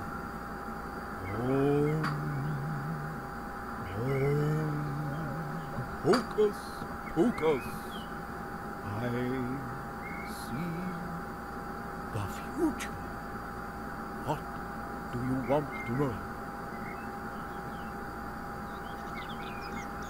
Will I be able to master the tasks that lie before me? No, you'd be better off giving up and going home. But then I would have failed. Yes, sir, and I'd have been right. Do you want to know anything else? What will the day bring? I see dark. Uh-oh. The day will end in it. Even I could have predicted that. Today you are going to play Wheel of Fortune. And when you are going to ask yourself if you'd have done so without my prophesying it. Do you want to know more? If you can see into the future, tell me what question I'm going to ask next. You... well... oh, the connection's I'm sorry. Oh. Your question was perhaps a bit too specific. My gift is very erratic. Thanks just the same. That was very interesting. Ooh, strange.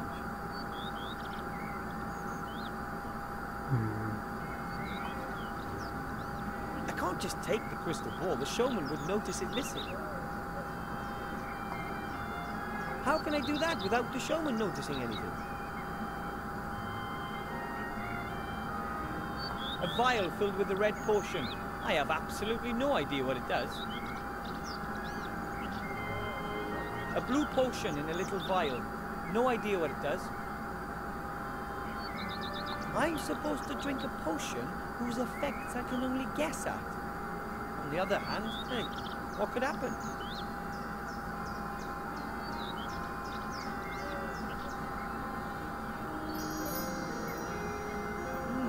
Nothing.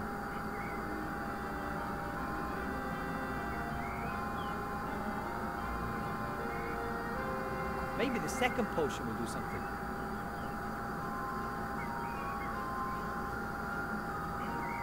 Strange. Again, nothing. Oh, wait. Everything's spinning. Was that alcohol, maybe? I hope not. I'm not allowed to drink alcohol yet. Oh, back to normal. A green potion. Can't imagine what that's for. I'm only going to take a sip, though, just in case it's alcohol again.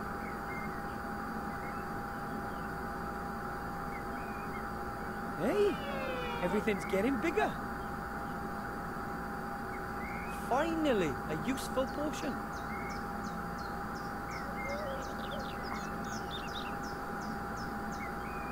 Now I can write anything, anytime. But what? And on what?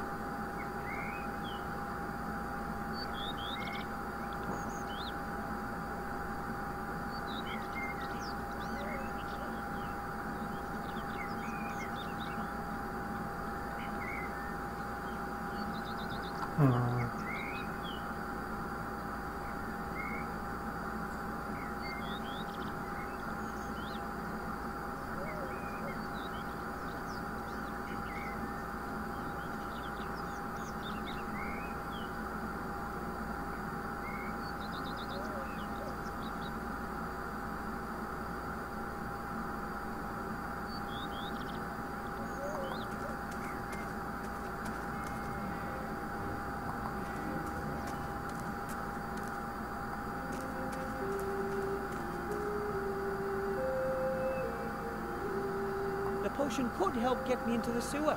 I should drink it near the entrance.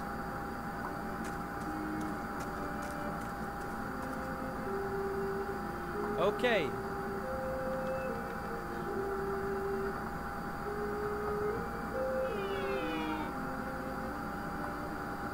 I'm almost small enough to get into the sewer, but not quite. The world isn't big enough yet. Another drink.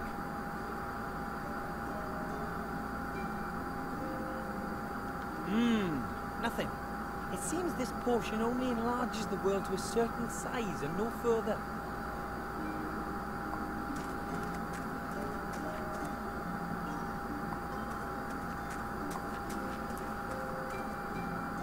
Hello, Mr. Merchant. Ah, you. Why is that rat still alive? I'm working on it. Well, good. What do you want? I tried to get into the sewers, but I'm too big. I bet you haven't been able to say that too many times, eh? I've got something. It's a shrinking ring. It makes the wearer shrink. That might help. Thanks. What do you mean, thanks? Pay me first. You know what? Just keep the ring. I can look for another way to get into the sewers. I'm sure something will come to me over the next couple of days or weeks. You won't have any problems dealing with the King of Thieves until then, will you? Right then, here. But now I'm going to kill that rodent. I have to go. Maybe I'll come by later. If you have to.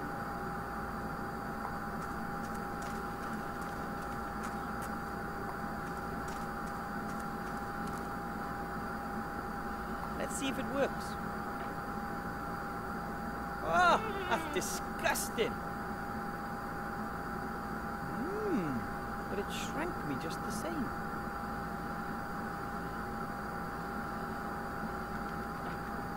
Okay.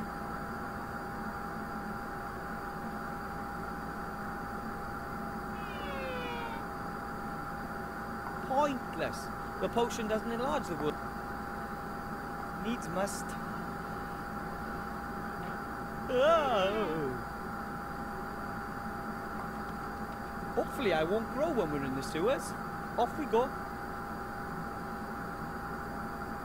Oof, that smell is not exactly inspiring. I wonder where that... Thus far and no further. Who are you, and what do you want?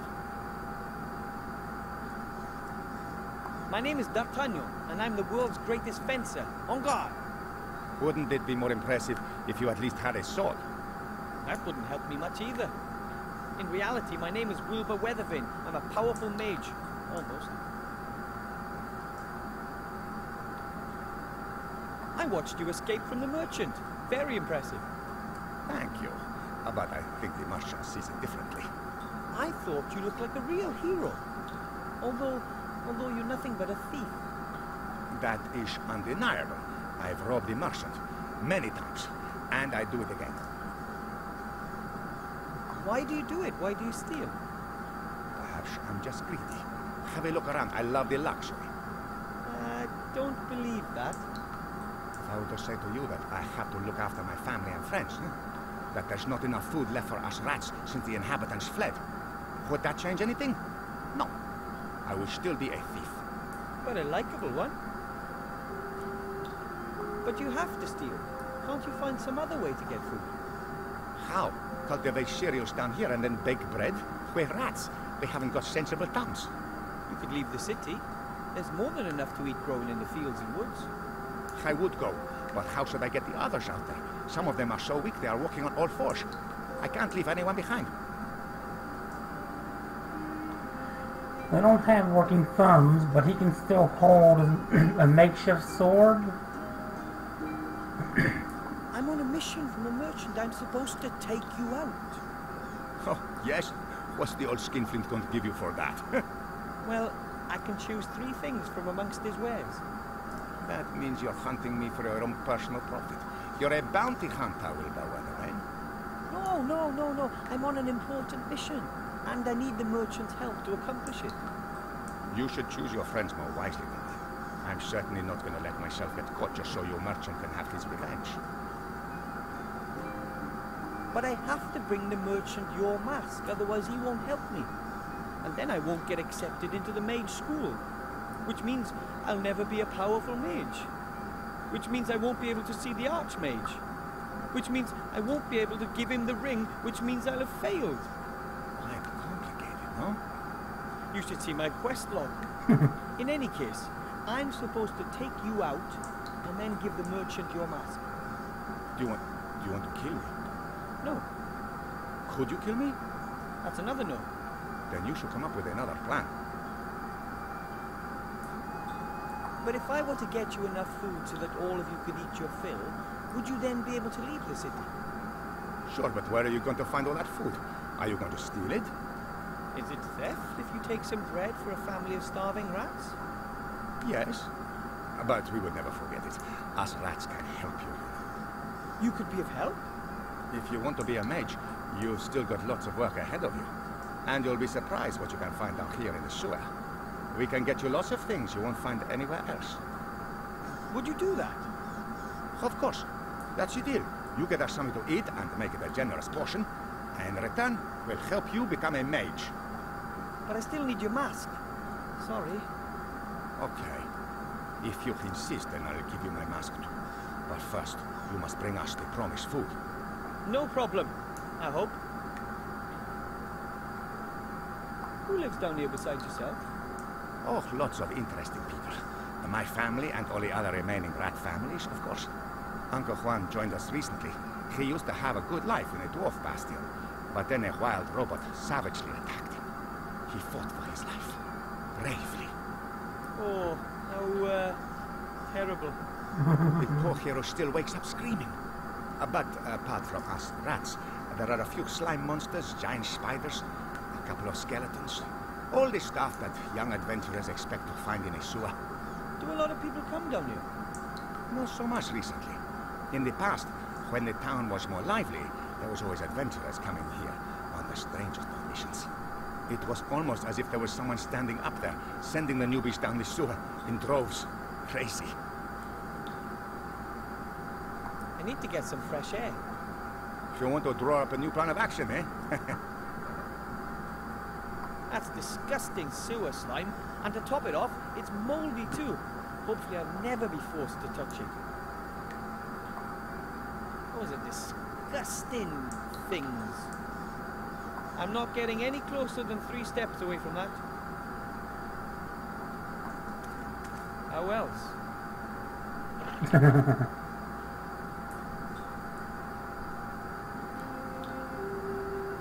We gnomes live below Earth ourselves, but this isn't doing anything for me.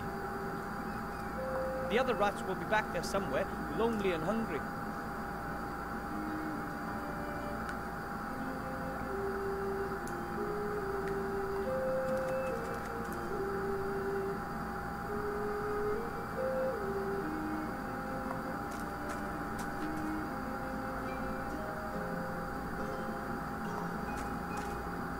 The sandwich would be just right for the rats, but I can't just take it from his basket. Mr. Shieldhand would notice.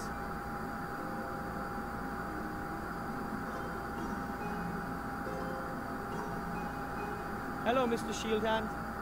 Hello, Willowbrush. What do you want?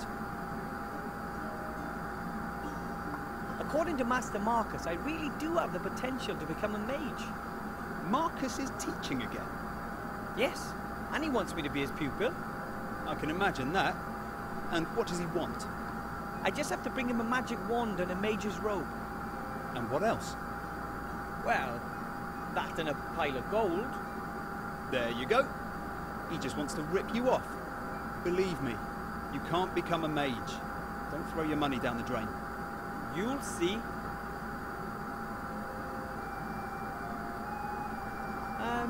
Mr. Shieldhand, could you maybe give me a little of your giant sandwich? Nope. Are you sure? Why should I? It's going to be a long day, and I'll still need something to snack on for my next break. Could I maybe buy the sandwich from you? No, you can't eat gold. There's some truth in that. And how about if we compete for the sandwich in a thrilling game, mano y nomo? What kind of game? You give me a number between 1 and 100, and if you're wrong, I get the sandwich. And what do I get if I'm spot on?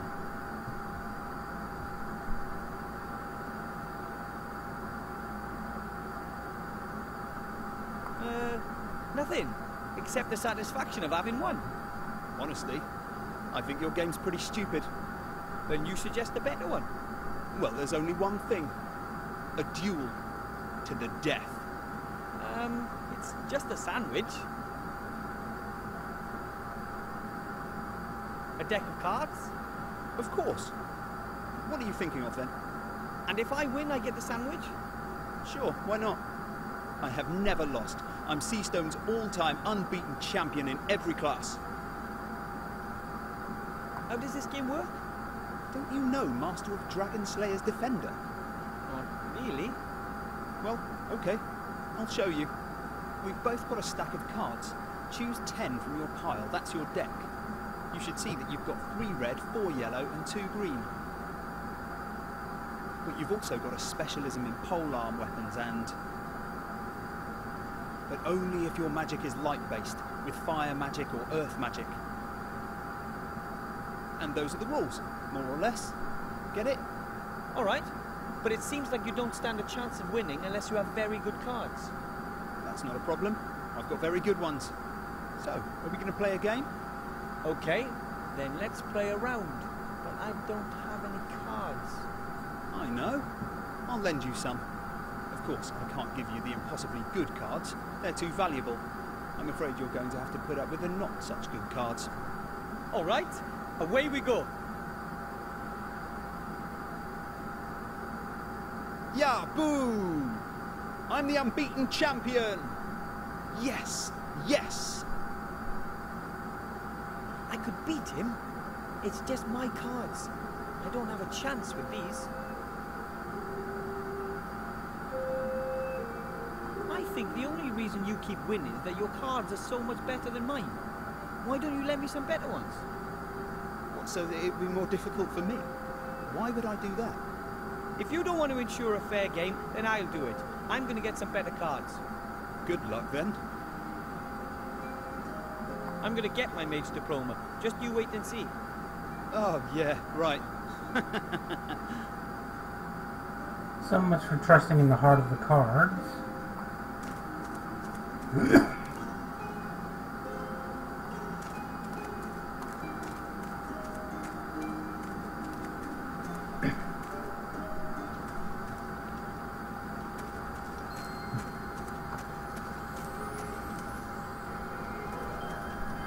Master Marcus, Yes? do you know anything about card games? Have you played Master of Dragon Slayer's Defender? Yes, I played it for a while, before Wob came out, but I always lost to Shield Hand. Back then, he was still old Pew's assistant. He always went on and on about how great he was. No wonder with those cards. I'm playing against him at the moment and I don't have a goat. I wouldn't mind seeing young Bartholomew knocked from his throne. Here, these are the best cards I've got. Thanks. I'll put them in my deck. Then I can use them in the next match. Give him all you've got. That mirror over there, what's its story? Oh, that's a very special mirror. It's a magical mirror. Does it show who's the fairest in the land? No, nothing of the kind. It's, how should I put it? It's a gateway to another world. To Wonderland? Not exactly. It's a gateway to the kingdom of the dead. Kingdom of the Dead? Yes, that's what they say. Of course, no one really knows for sure. No living being can walk through the mirror. Only ghosts are capable of that. And there aren't many of those around here. Can they come out of it? Yes, well, as long as I've had that mirror, no one has ever gone in or come out of it.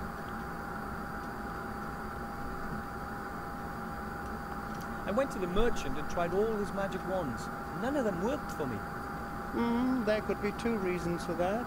Either he didn't have the right wand for you, or there's even less magic in you than I thought. Perhaps you didn't want it enough. As you know, you've really got to believe. And I can't train you without a wand. I'll find a wand. Yes, of course you will. I was at the showman's. Can you tell me more about him? Well, he's an odd one, a trickster, claims to be a mage, or even a fortune teller. He takes advantage of people's gullibility. Years ago, I used to reproach him for that, but not anymore. Why shouldn't you take advantage of people's stupidity? No one forces them to be gullible idiots, do they? I don't think that's right. I didn't expect you to.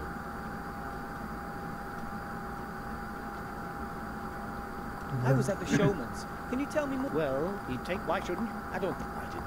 Okay. Just wondering if there was any new information there since it didn't disappear. I'll go and get what I need then. If you say. And no, we've got other cards, but we do have a half card here.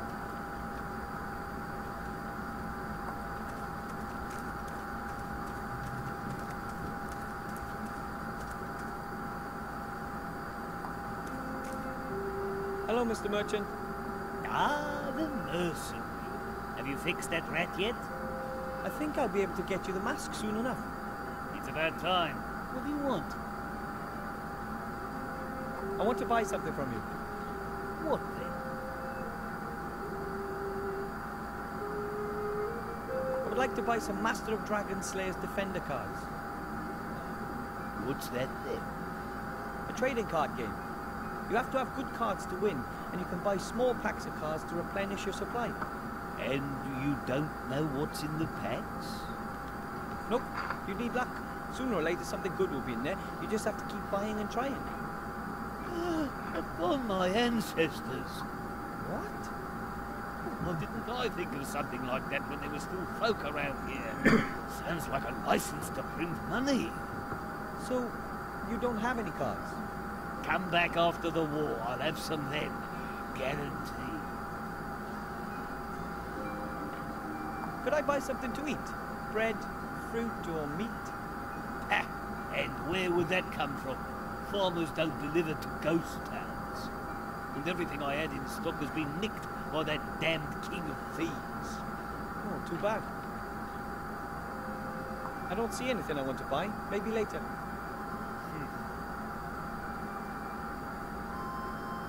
I have to go. Maybe I'll come by later.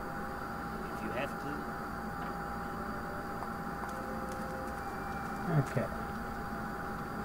Let's check collections idea.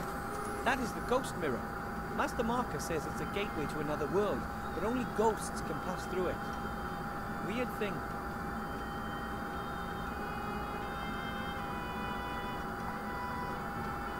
Okay. That is the weird thing. So nothing we can do there.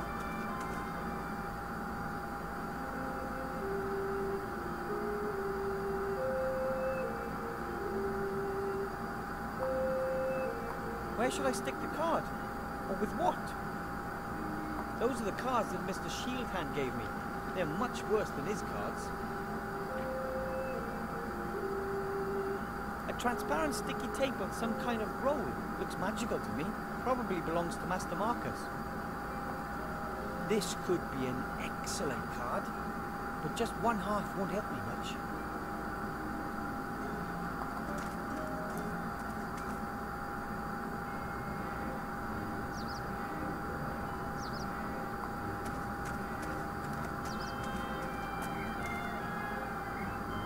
Swamp of Death. I don't think so. Doesn't sound particularly healthy to me.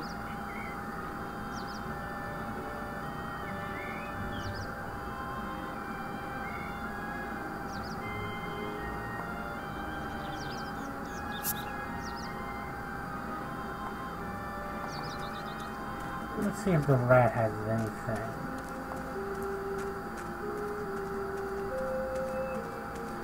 Yeah, I was thinking. Yeah, but that's what I was thinking. Okay.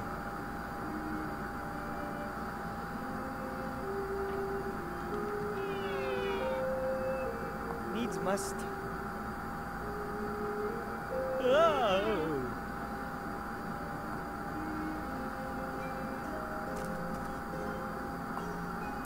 Mr. King?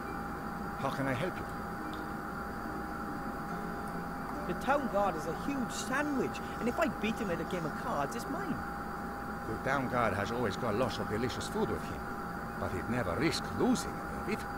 He must be pretty sure that he's not going to lose his game. At the moment, I'm afraid that's a very real possibility. Mr. Shieldhand has much better cards than I do. What kind of cards are they? Different game cards, all with a picture and some text. The backs are blue with brown lines. I've seen something like that before. Let me think about it. Very well. I need to get some fresh air. You want to draw up a new plan of action, eh? Okay. So let's give him a little time and go back to whooping them. The magnifying effect doesn't last that long. I should make certain I'm close to the sewer entrance.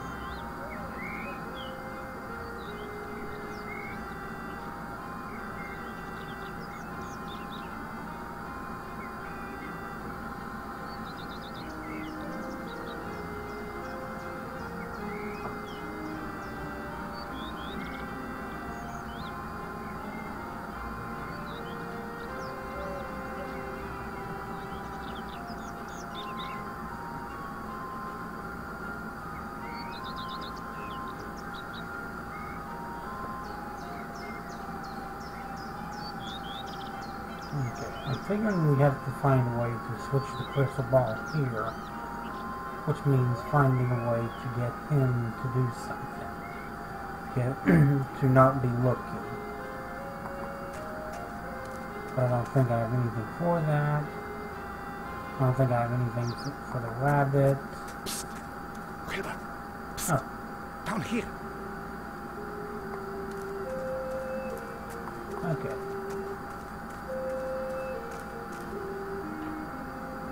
Okay.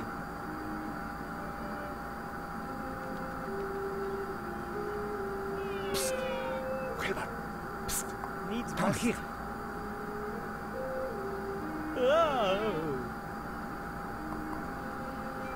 Hello. What's up? I've got something for you.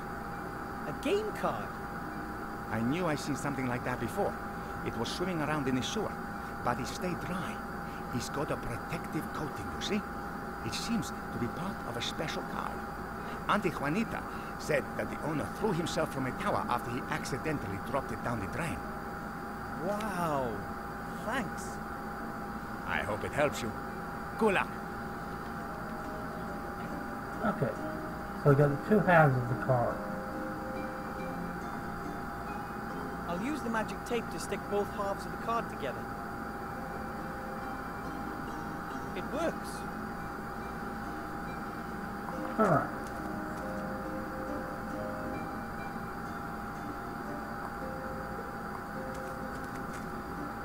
I actually did find a card. Take a look at this. Is this a special card? I'm only asking because of the nubs and such. It's damaged. It's almost as good as new. No, unfortunately. Absolutely no damaged or repaired cards can be used in play. But I know the rules exactly, and I can make no exceptions. You're not allowed to use that card. And you're certain you didn't just make that up? What?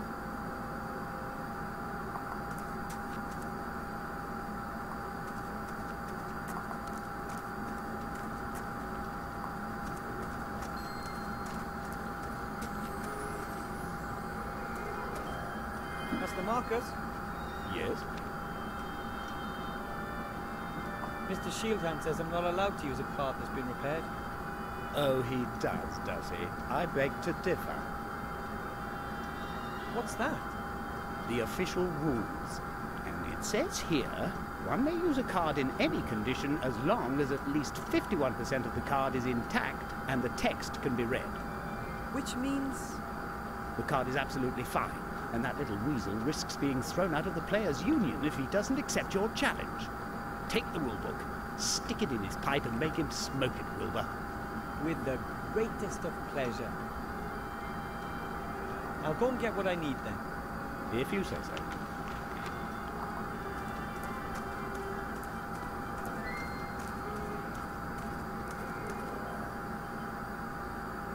Have you ever played trading cards games before?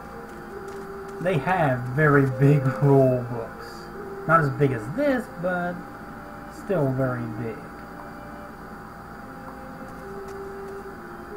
Hello, Mr. Shieldhand. The rules say something very different about broken cards to what you did, Master Shieldhand. That can't be right. Oh, yes, it is. I hereby challenge you, and I will use the card. But, well, that won't help you anyway. I am the champion.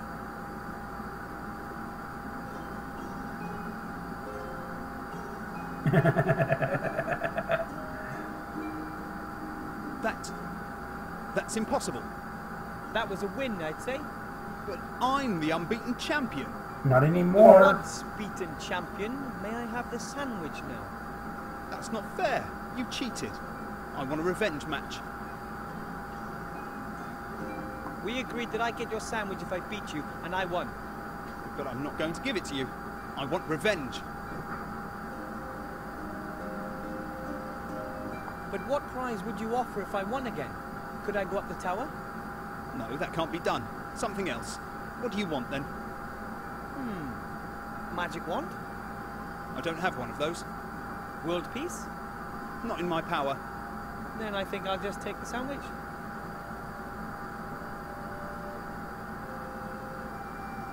I won, fair and square, and that's exactly what I'm going to tell everyone too. But that's not possible. I'm the champion. Me! Nobody can beat me. How about this? You give me the sandwich, and I'll just forget about ever having beaten you. And I want my cards back. All the cards. Yours too. We've never played. And I get the sandwich? That's it. And this won't ever be mentioned again, okay? All right.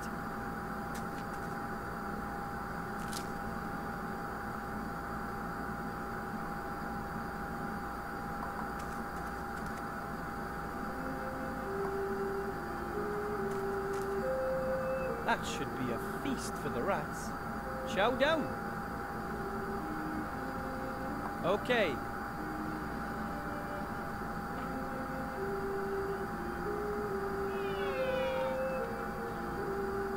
Needs must. Oh.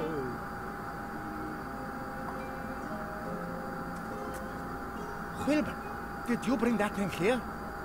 I sure did. It almost crushed Tiny Tim. Oh, sorry, bud. Hey, that's fantastic. With this sandwich, we can all eat our fill and finally leave this hole. Happy to hear it. But we're not going until you get your mage degree. We're going to help. Just ask me if there's anything we should look for in the sewer for you. Oh, thanks. I'll do that. And here's one of my spare masks. I won't let the Martians see me again. You can claim you defeated me. So, good luck. Thanks. Mr. King? How can I help you? Could you rats look for something in the sewers for me? Sure. What do you need? You wouldn't happen to have a magic wand, would you? Maybe we do. Many mages have come into the sewers over the years. Some of them never left. Could you have a look for a wand for me? Sure. If we find something, we'll hang a white flag in front of the entrance to the sewers and place the wand there. Okay? Great. Thanks. I have to sew myself a mage's robe. Could you see if I can find a pattern? A pattern to make a mage's robe. In gnome size, not such an easy feat. But there used to be a large tailor's workshop in the east of the town. It is possible that young mage novices also got their robes there. I'll send some rats over. That would be nice of you. Maybe there's still something there. How about gold, a whole pile of it? Anything like that down here? We won't be able to help you with that. There are many treasures down here. Gold, silver, gemstones, precious weapons, but the giant spiders have taken it all. And you don't want to mess with the giant spiders. And now for something completely different. Take care, Mr. King. Take care, my friend.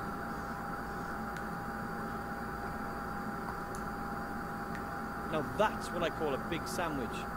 The king and the other rats can really eat their fill from this one.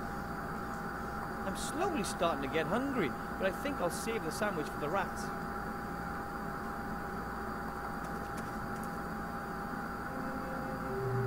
Okay, now that we get the mask, let's deal with the merchant.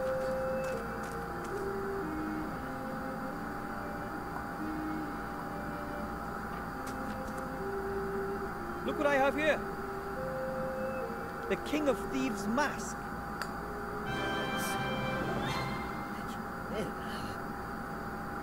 That's what I've said all along. If you want something done, then you have to do it yourself. But you didn't do it yourself. That's right. Now can I choose something from your stock? Yes, a deal's a deal. You can choose 2 items. 2? We agreed on 3. I don't think so. I still remember exactly.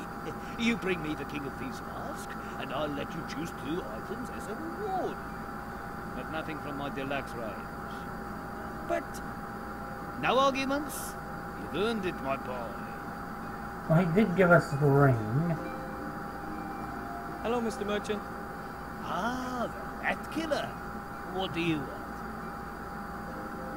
I want to collect my reward.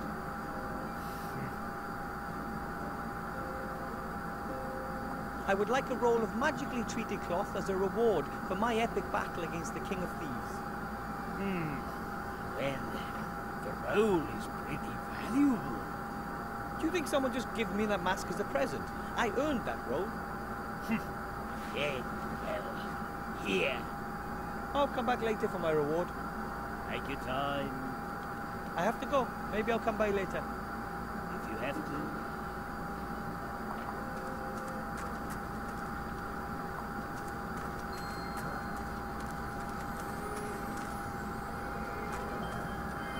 Master Marcus? Yes? I'll go and get what I need then. If you say so. Nothing that we can learn from him.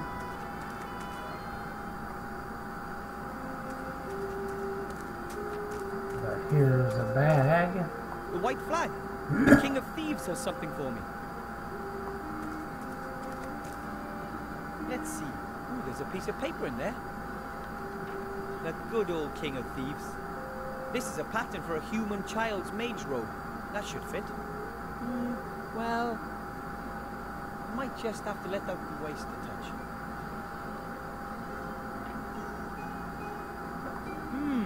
Let's see. There's something there. It's long and thin. A magic wand. But that by itself doesn't help much.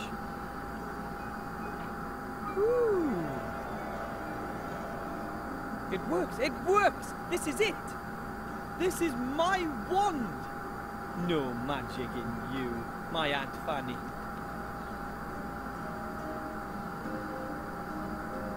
Okay. Here we go. Ta-da! And Grandad always said handicrafts were only for girls. Alright, we've got a robe and we've got a wand. Let's go show Marcus.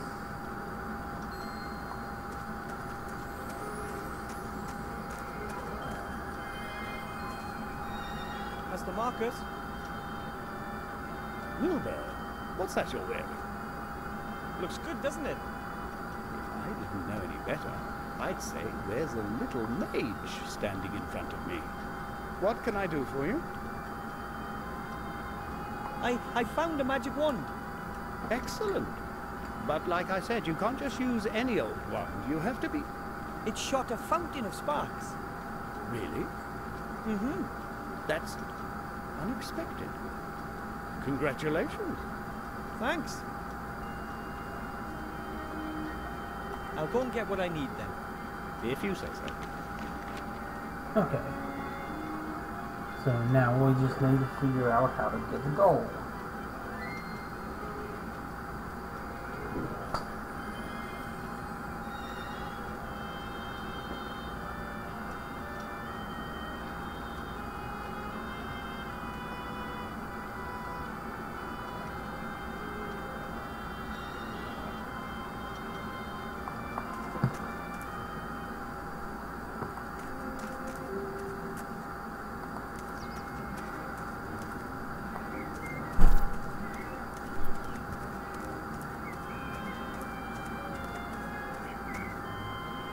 Hello.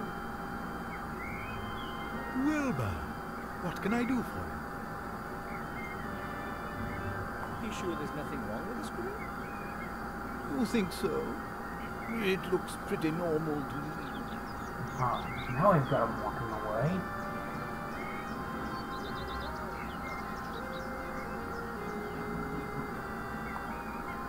Maybe the crystal ball from the mage school would work better. His other predictions are pretty useless.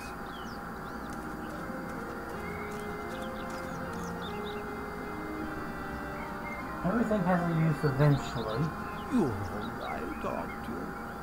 I hope he's all right. It's such an impressive animal, don't you think?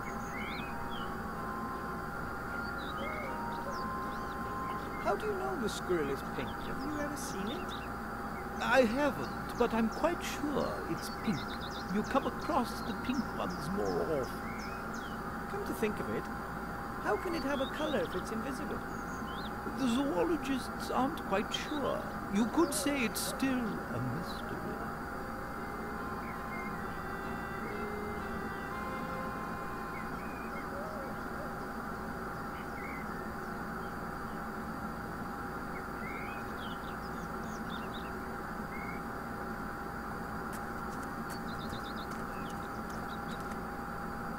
Hello.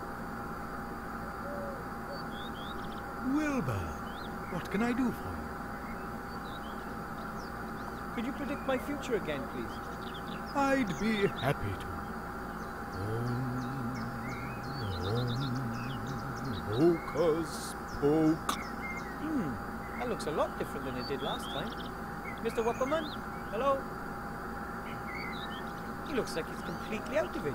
Wondered if I can ask him questions. Was that an answer to my question? Can you speak as well? Okay. Will I fulfill my mission and give the Archmage the ring? No? But then it will all be for naught.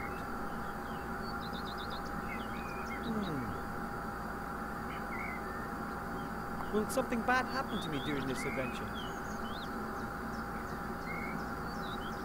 Will I be hurt?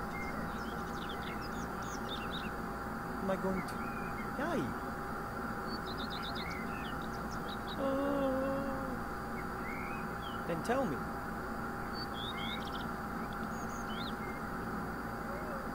Huh? I must have fallen asleep again. Excuse me. You don't know anymore? No? About what? Oh, nothing. I think he really saw into the future this time. But he seems to wake up after a few questions.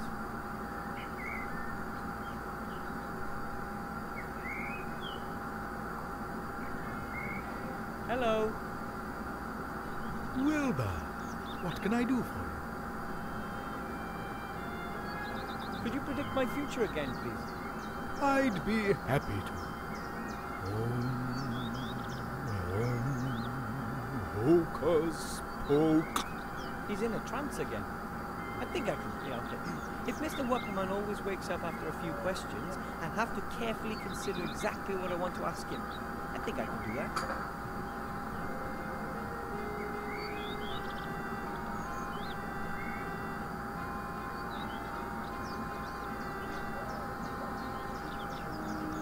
Is the color blue or is it not blue? So, one of the two. That's a help. But the color is shown on the wheel.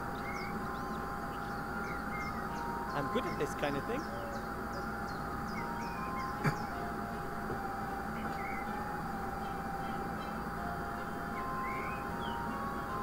Could you predict my future again, please? I'd be happy to.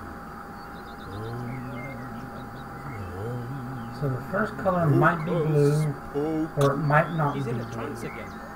He woke up after 5 questions, so that means I'll have to find out the right 3 colors in just 5 questions. Is it yellow or red?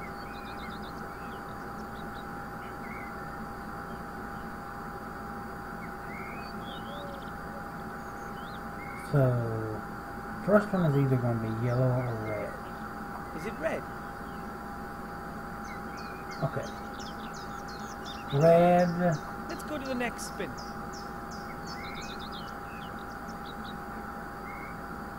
Is it green or blue? Is it blue? Red, green. Let's go to the next spin.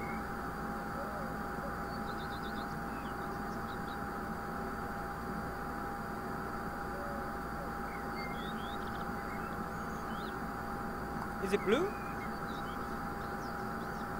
What's wrong with me? I must have dozed off again. Oh, it doesn't matter. Could you predict my future again, please? I'd be happy to. Hocus poke. He's in a trance again. Okay, so it changes each time. Because now red isn't a choice here. So it doesn't matter if we spin or not.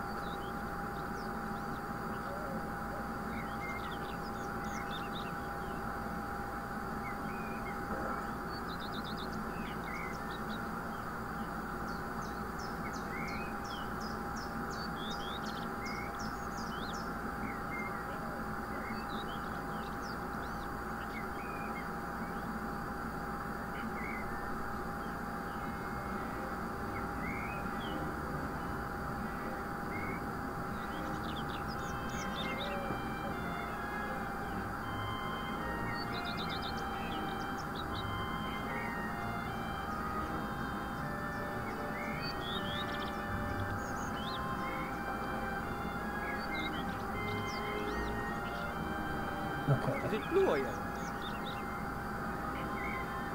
Yeah, it seems like we're going to have to guess on the last one. So it's not blue or yellow. Is it green? Okay, so it's still red. Let's go to the next spin.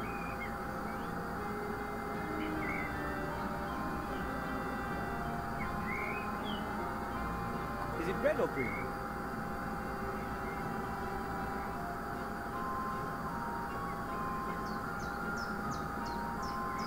Okay, let's take the guess that it is green.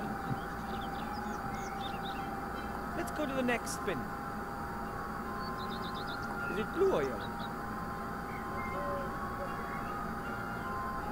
Is it yellow? What's wrong with me? I must have dozed off again. Okay, I'm going with red, green, and blue. Okay, sleep well, collection. Could we play another round of the Wheel of Fortune? We can play 2 more rounds if you like, my little friend.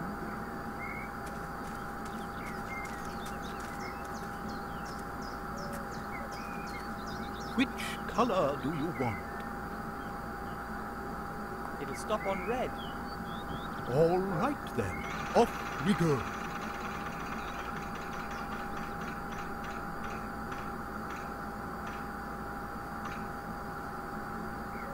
Outstanding. You guessed right. You see, it isn't so difficult. So, on we go. Just 2 more correct guesses to win. Which color do you want? It'll stop on green. All right then, off we go.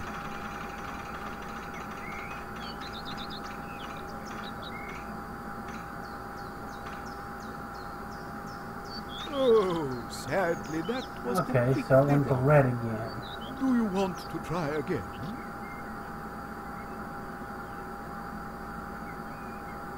I don't think so. The chance of winning is much too small for me. As you wish. You are welcome to try again later.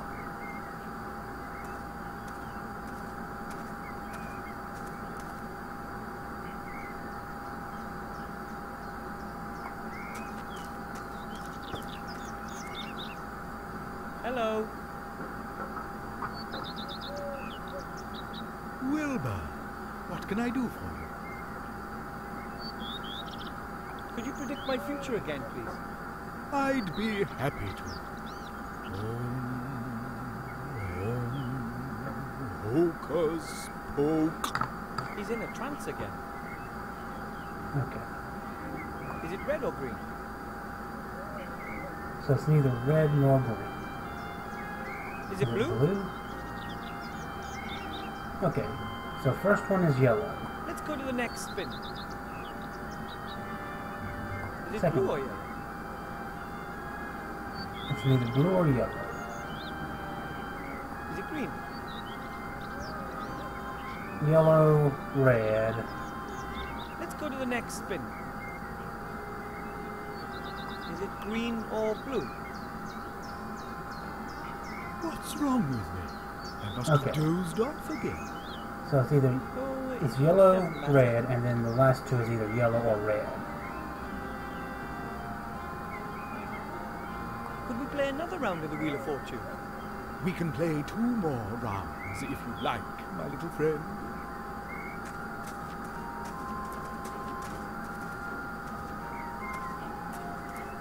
Which color do you want? It'll stop on yellow. All right then, off we go.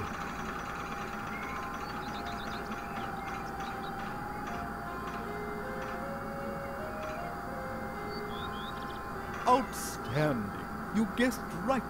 You see, it isn't so difficult. So, on we go. Just 2 more correct guesses to win. Which color do you want? It'll stop on red. All right then, off we go.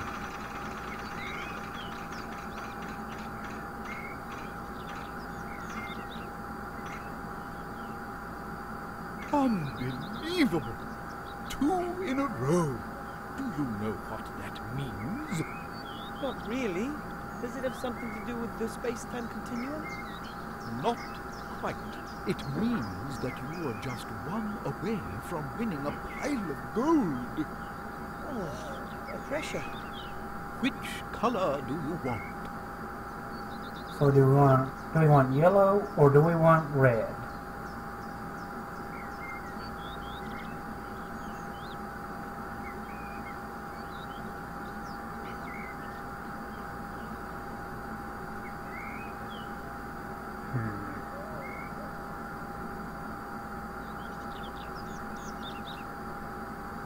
We got 1 vote for yellow.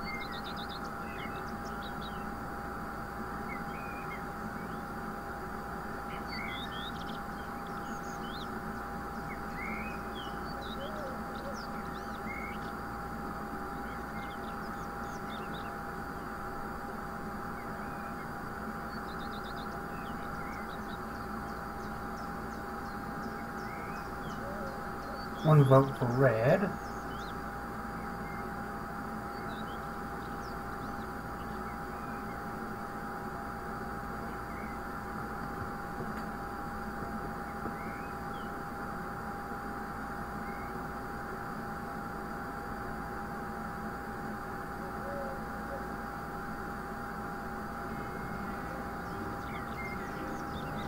Adam, Canoe, you here? You got an opinion on whether it should be yellow or red we go for?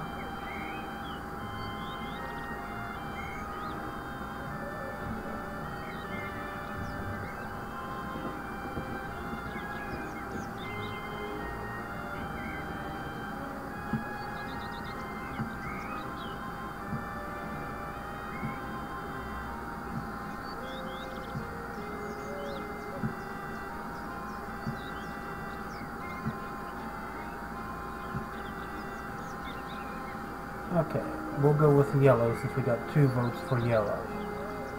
Let's stop on yellow. All right then, off we go.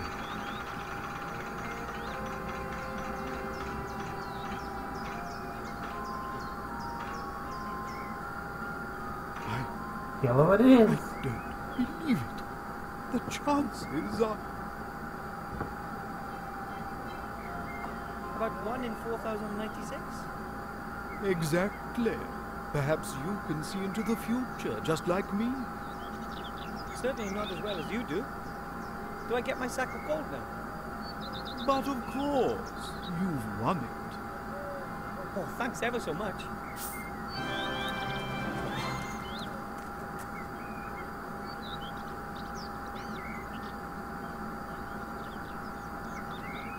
Alright. We got the gold.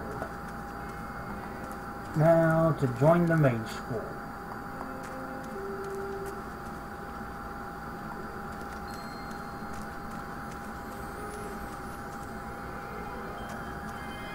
Master Marcus?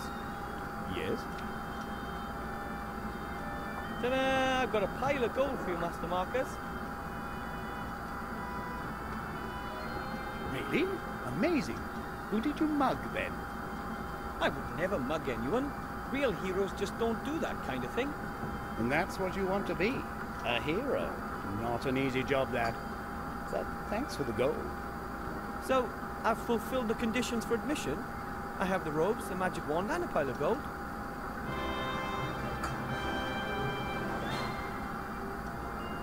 I have to admit, I didn't expect you to manage that.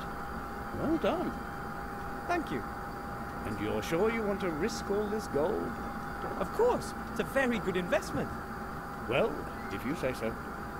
Now you're officially my mage apprentice. The only pupil, and the first in a long time, in Master Marcus's magical mage school. Wow. And what do I have to do to get my mage degree?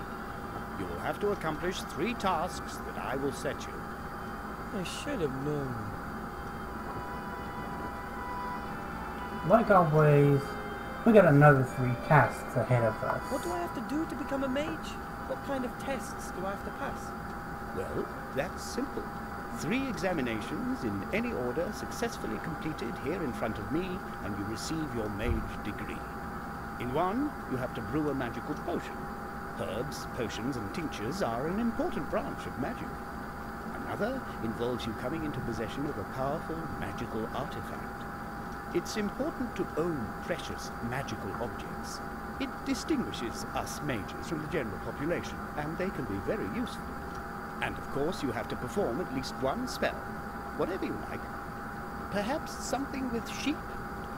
That doesn't sound like a walk in the park. But you can't have your gold back. I did warn you beforehand. I'll make it. Don't you worry. I'd like to brew that magic potion. How do I do that? In principle, it's just like cooking. You have to get hold of the ingredients and then mix them all together in that big cauldron over there. That's it? Yes, in principle, but a vegetable soup doesn't explode if you stir this in the wrong direction or add an ingredient a few seconds too late. You can use all the ingredients here in the school, but you'll have to find some of them yourself. Which potion would you recommend for a beginner? No idea. I'd suggest one that's not potentially deadly. Maybe a healing potion or a mana potion. Oh, please, those aren't real magic potions. These days, those things are bottled industrially in 159-litre barrels. No, it has to be something a bit more difficult than that. Have a look on the bookshelves. There are some recipe books there. What exactly do you mean by magical artifact, and where can I get one? That's the whole point of the task. Magical artifacts are extremely rare. The more powerful they are, the more difficult it is to find them. And how powerful does it have to be? You can't really say exactly. You show me an artifact and I will evaluate it. You can only be absolutely certain if you find an extraordinarily powerful object. Legions of mages have been hunting for such objects for generations. And once you finally get hold of such an artifact, then you don't let it go. There's even a story that the famous mage Balthazar the Brittle took his most powerful artifact with him when he died, so that no other mage could get their hands on it. Took it with him when he died? How did he manage that? No one really knows for sure, but that mirror over there has something to do with it. It belonged to Balthazar, and somehow he managed to take his artifact with him to the other side. What kind of artifact is it? An amulet. You can see it in the old portraits. But nowadays, no one really knows what it's capable of. It's extraordinarily powerful. That much is certain. So powerful that I would be sure to pass the test were I to bring it? You can bet your life on that. Yes, I'm sure we can.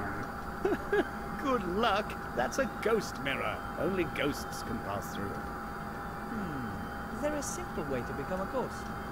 You have to die. If you're interested in this subject, then you should stop by the Swamp of the Dead. There's someone living there who I'm sure can help you. The Swamp of the Dead? Yes. It's here on my map. I can already do magic. I made a bunch of sparks with my wand. Oh, please, that's not magic. No, you have to perform a real spell. Make something disappear. Or transform something. Something like that. The best novices traditionally turn someone into a sheep. Into a sheep? Why a sheep? The sheep is the mascot of our order. They're soft, they're warm. Have you got a problem with sheep? No. I just don't know how to go about something like that. Of course you don't. It takes years of practice. Years of practice? I don't have years. I need that diploma straight away. Even simple spells, levitation or the like, need lots of practice. That's assuming there's even enough magic in you. I have to find a spell I can learn today. There isn't any such thing, at least not here. I'll teach you your first spells in the next few months. For anything else, you'll have to look elsewhere. I have to study some more. Goodbye, Mr. Teacher. Goodbye, little pupil.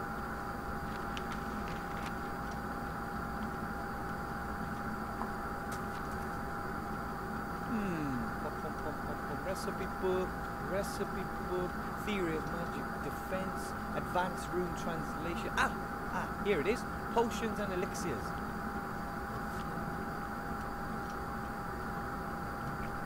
It's a folder with lots of loose sheets. Most are handwritten recipes, but some are also cut from magazines.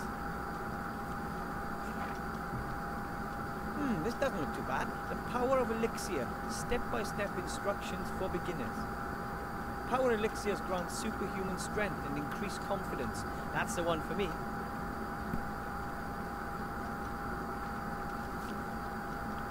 Here's the list of ingredients and a step-by-step guide on how to mix the potion. I'd better see about getting the ingredients first. Some of the containers have little labels, while some don't. Hopefully I'll be able to find most of the ingredients I need here. Otherwise I'll have to look elsewhere. Peppermint. Hey, I need that for my potion. Could be fresher. It'll have to do. A wooden press.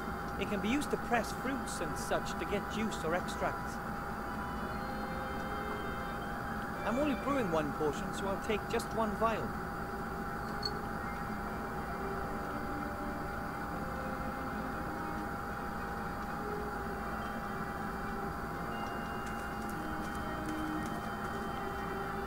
A stone mortar and pestle. The mortar can be used to grind up potion ingredients.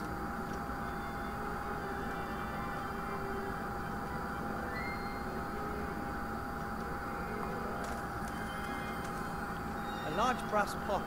The metal on the inside is covered with a thick black coating. It probably hasn't been cleaned for a long time.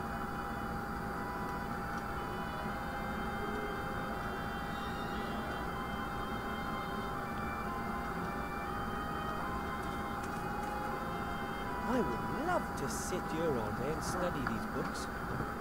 Unfortunately, I don't have the time. I guess it's learning on the job for me. Let's see here.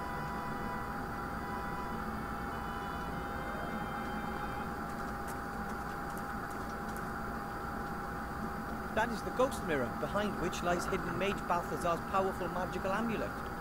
I have to get in there somehow, but only ghosts can pass through the mirror. That is the ghost mirror. I have to get in.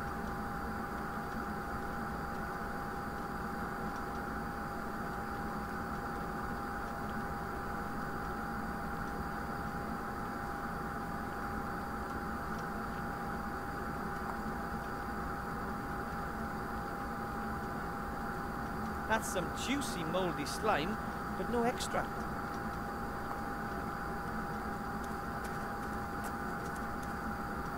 I just put the fresh mouldy slime in the press. Ugh.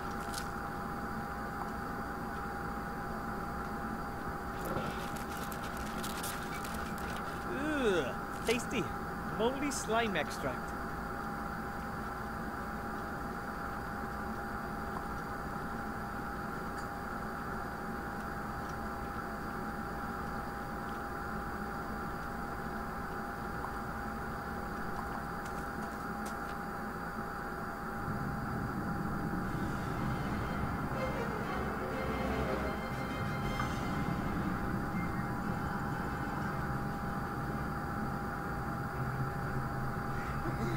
You summoned me, Mother? A book. Directions to the artifact are in an old book. And it is lost. That damn elf must have it. Not to mention a ring. A ring has been sent to the Archmage. Curses! Who has it? Just unknown. My spies tell me that he is already in the temple, but he has not yet been admitted to see the Archmage. We must stop him! Yes, before the old man becomes aware of anything. I think I have an idea. The gnome will never reach the Archmage, but, Mother, I need your help.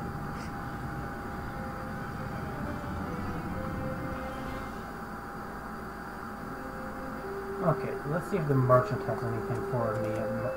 Hello, Mr. Merchant. Ah, the rat killer. What do you want? I want to collect my reward.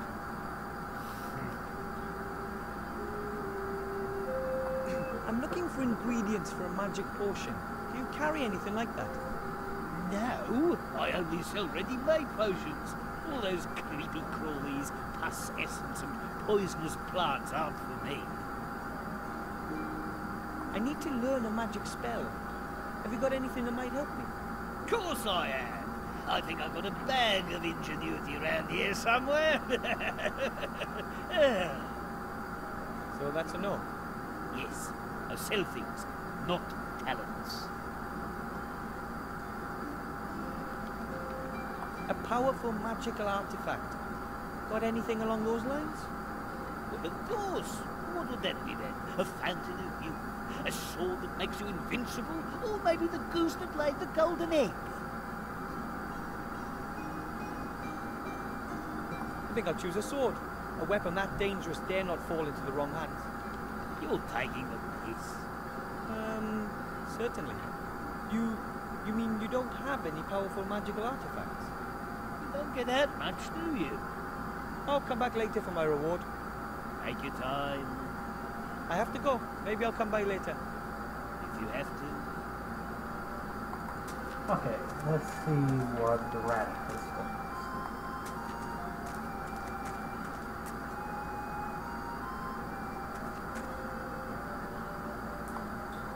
I found the pattern and the wand.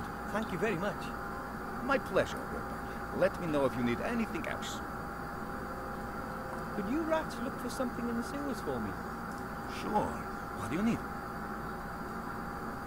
One of my tests for my final exam requires me to brew a potion. Say no more. You're missing some ingredients? You got it. These ingredients for potions really are ridiculous. I always wonder, how did someone come up with the idea of mixing dragon snot with the hair from the backside of a raccoon in a potion? Really? How? What do you need then? Here, see for yourself. I'm afraid I can't help you with most of that. But this here, stag beetle antlers. Uncle Juan has some of those hanging on his wall. I'll ask him if he will give us a couple. Could you get me those 2 ingredients?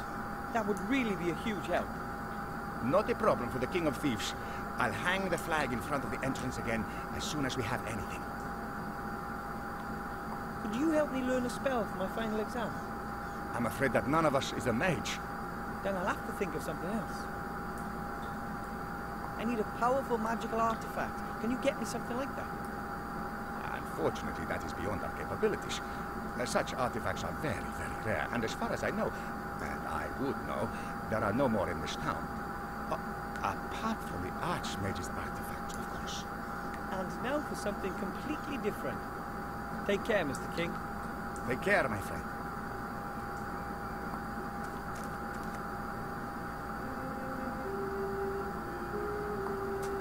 Okay. I guess now it's time to try out the Swamp of the Dead first.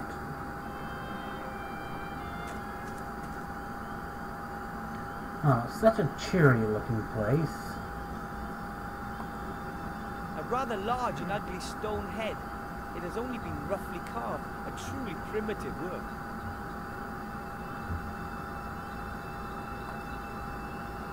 Strange.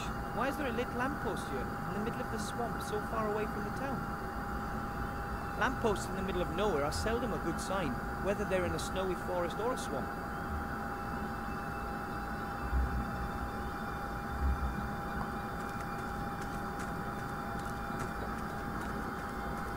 The tree looks anything but healthy.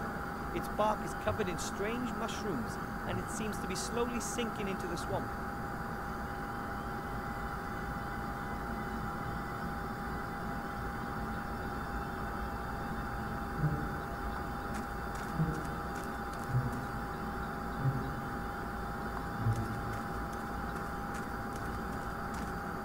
I wonder what kind of animal that was, and more importantly, are there any still alive around here?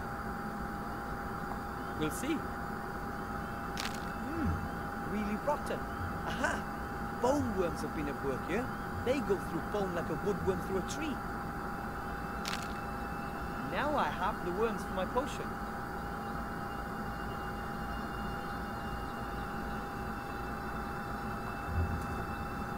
I wonder how it got here. Maybe in a flood? The carvings look unbelievably intricate. Someone must have worked very long.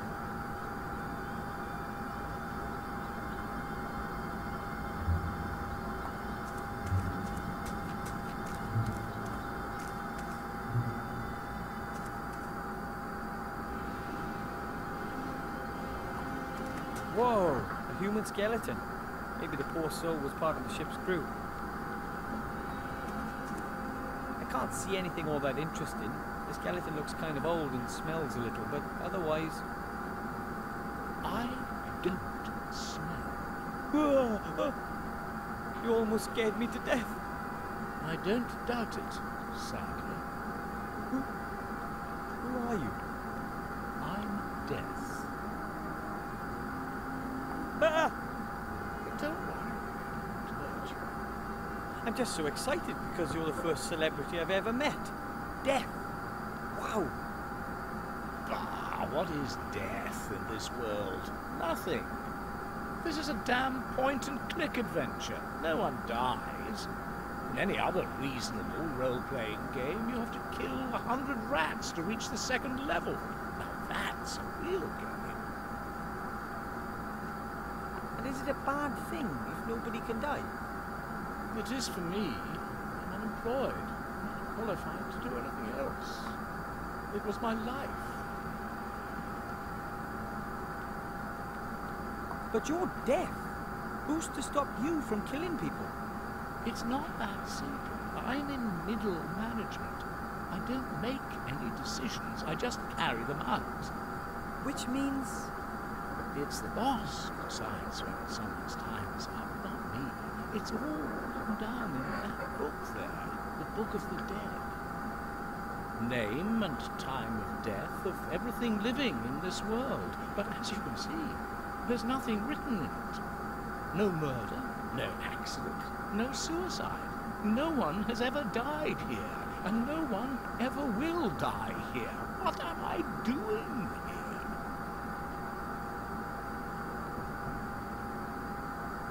That seems to be contradictory, because we know somebody has died. Because that mage died, and we need to die to get his amulet. So obviously, people do die. Do you know the ghost mirror in the mage school? Certainly. It used to belong to old Balthazar. Master Marcus says it leads to the land of the dead. Yes, it does. But only ghosts can walk through the mirror. Isn't there some other way? Why should there be?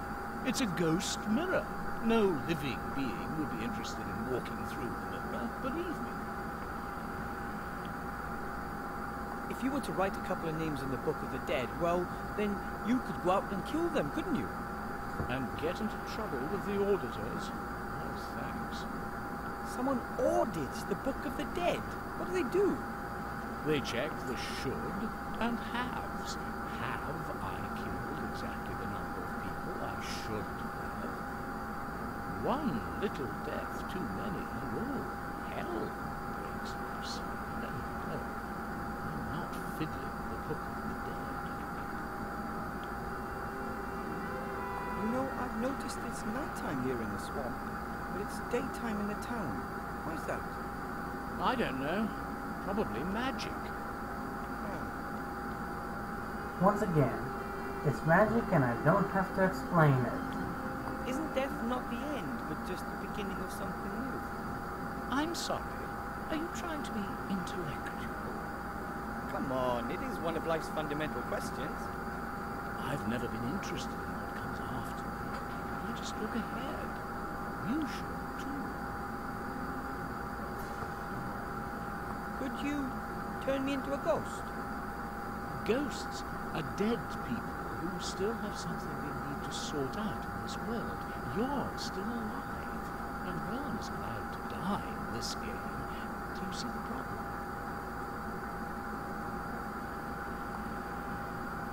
still don't quite get that. As long as your name isn't in the Book of the Dead, I can't take you to the other side. Even if I ask really, really nicely. We're talking about the be-all and end-all, eternity. So there's absolutely no way. No. Could you Ghost. So that means I can't avail myself of your services until you receive the assignment via the Book of the Dead. Correct. The assignment is then executed immediately. No right of withdrawal, no vouchers. I see you've understood how this whole business works. I have to be going. Deadly boring here. Oh, good.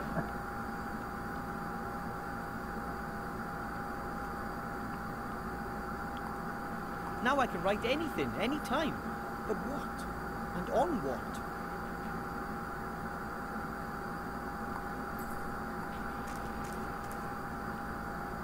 What do you think you're doing?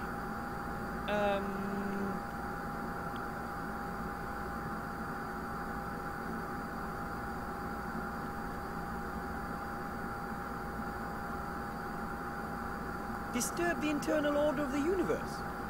Exactly. So please, leave it alone. Sorry. Okay. Of course it can't be that direct. I think I can pull out a few threads. Yep, that's a nice thin rope. An old hat that's seen better days. It no longer shines and the moths have been at it. An old hat that's seen...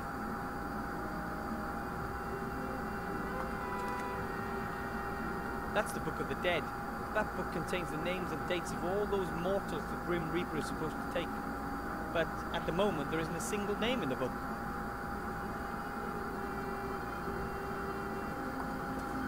A large stove with a nice fire. At least it sheds a little light and warmth. A large stove with...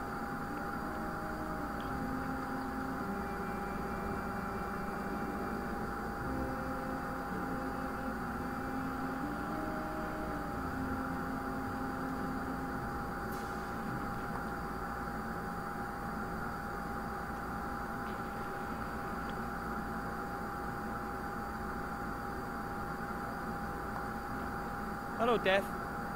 Hello. I have... Oh.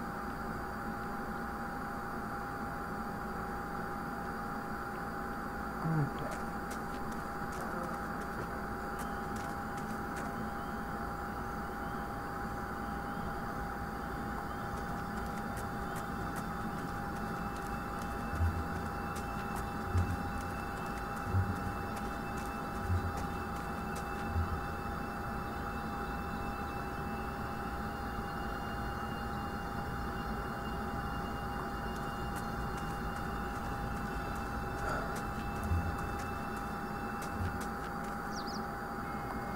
Thin row of the tree. Randa told me about these.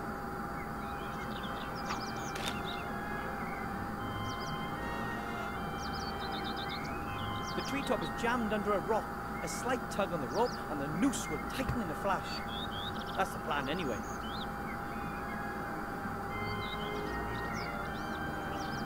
But we don't have any bait.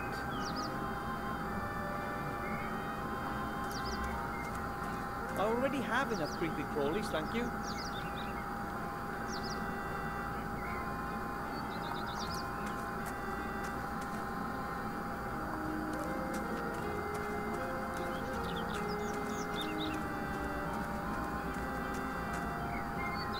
Hello. Wilbur, what can I do for you? I have to learn a magic spell really, really quickly, and I thought maybe you could help. What kind of spell? Well, for my final exam, I have to cast a spell for Master Marcus. He says it takes months to learn, and I don't have that much time. I don't think that should be a problem. I know lots of magic tricks. Tricks?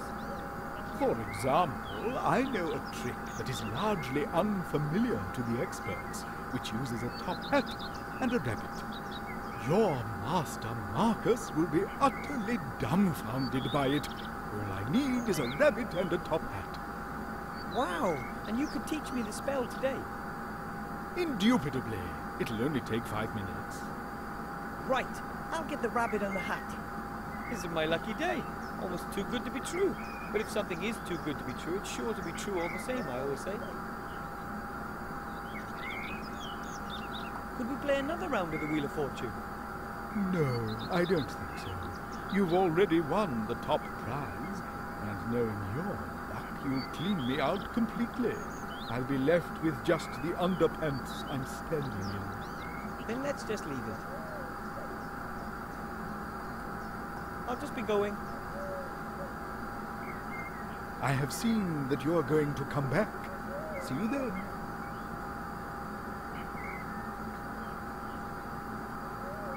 Okay, so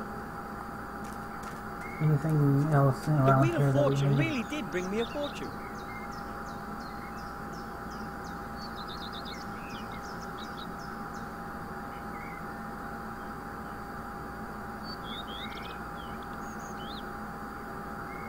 Okay.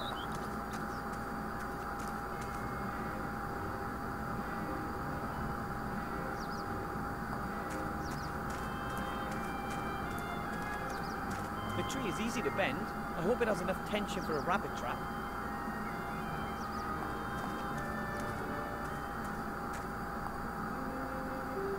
Hello, Mr. Merchant. Where are you going?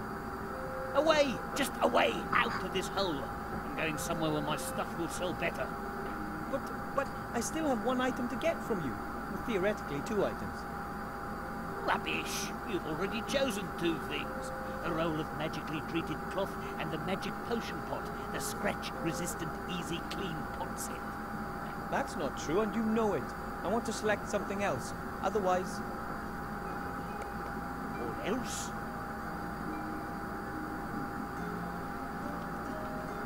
Otherwise, I'll go to the town guard and have you arrested. Haven't I told you already? I've given you the roll of material and magic potion pot. How will you prove the contrary?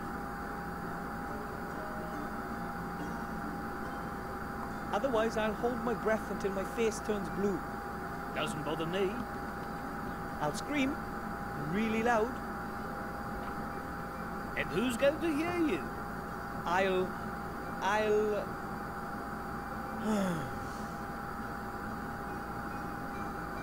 Otherwise, I won't like you and you can't be my friend anymore. That was good. Why not? Here, you can have this sack. I can't take this for much longer. And now, be gone before I change my mind. I hope the contents turn out to be useful for something. It's bad enough that he swindled me like that. There are a number of fireworks in here.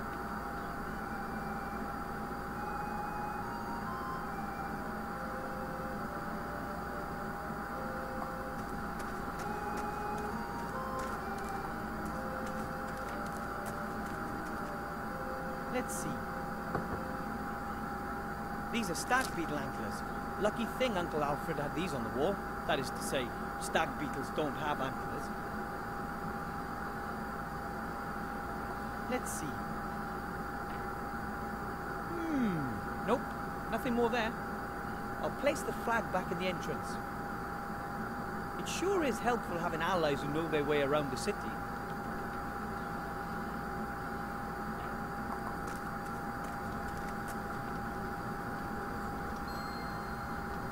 Some fireworks. Although it says Goblin Hellfire Fireworks on it, it looks like a cheap imitation to me. I wouldn't be surprised knowing the merchant.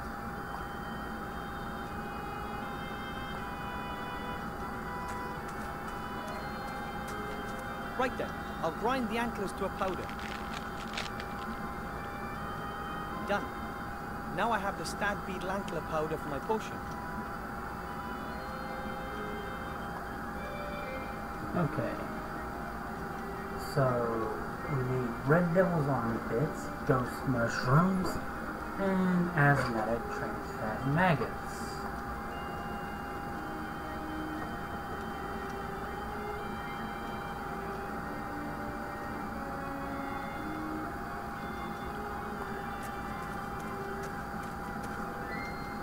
Excuse me, Master Teacher. What is it?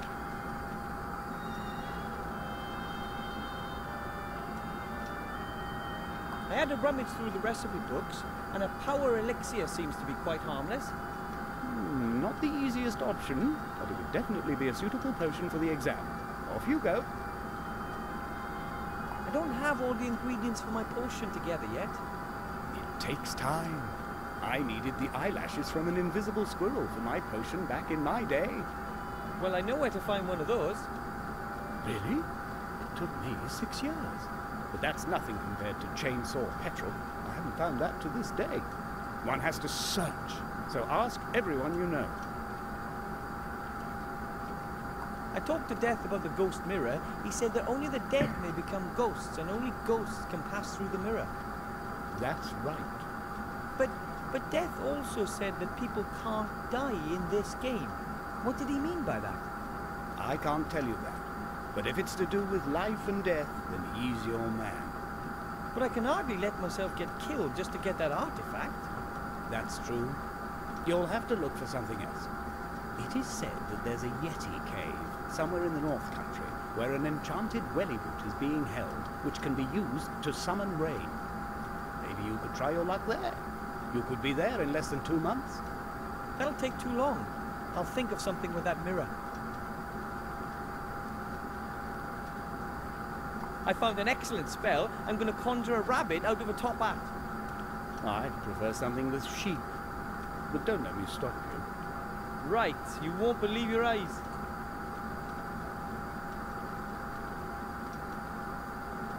I have to study some more.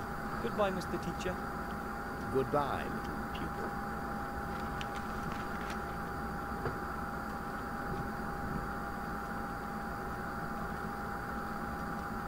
Okay, I'm sure there's nothing else in here that we can look at or get for ingredients.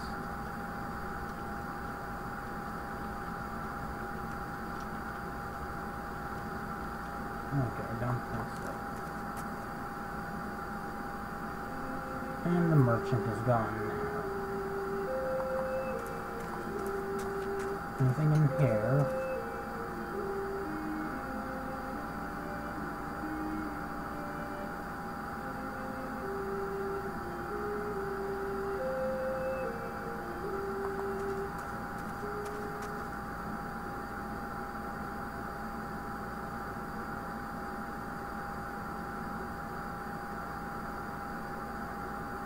No, it doesn't look like it. Just making sure.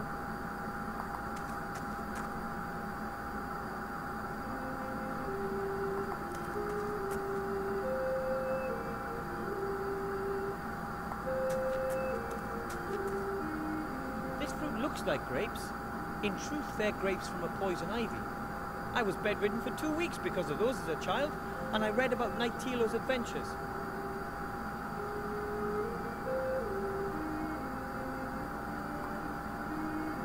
The Seastone City coat of arms.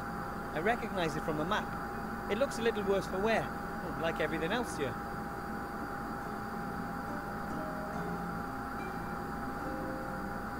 Oh, might as well ask him if he knows anything. Hello, Mr. Shieldhand. Hello, Willowbrush. What do you want? I'm now one of Master Marcus's official pupils. His best. Great. Come again when you've got your diploma. It won't be long now. Yeah. I'm off to get my maid's diploma. You'll see.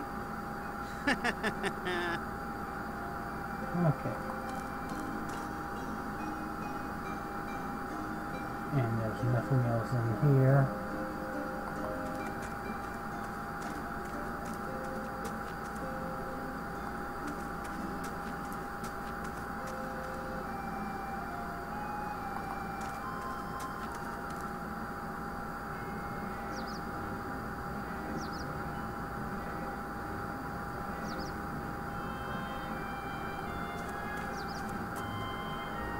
here, little one. I'm not going to hurt you. I only need your help for a few minutes. Not a chance. I'll never catch it that way. I'll have to think of something else.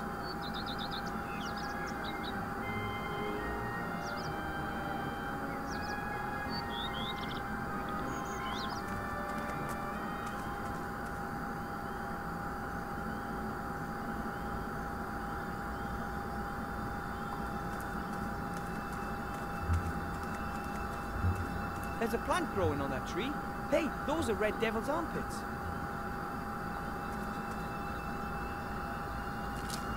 I have them.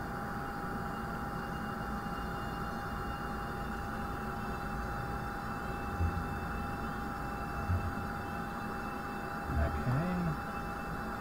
So just the mushrooms and the maggots left.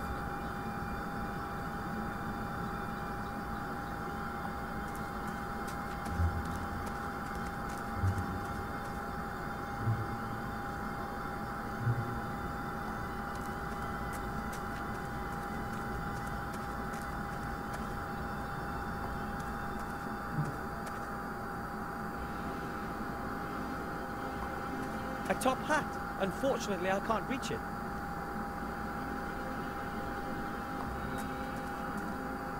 Hello, Death. Hello. That thing up there on the shelf. That's a top hat, isn't it? Aren't you a clever one? Well, I am a gnome of the world. It belonged to my father. He always wore it. He was a grave digger. You mean your father wasn't deaf? No, I was the first one in the family to go to university.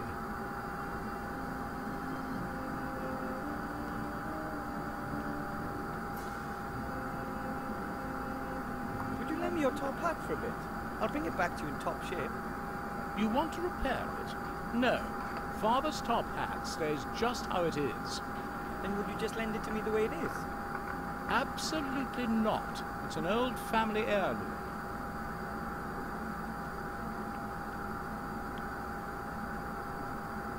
I have to be going. Deadly boring here.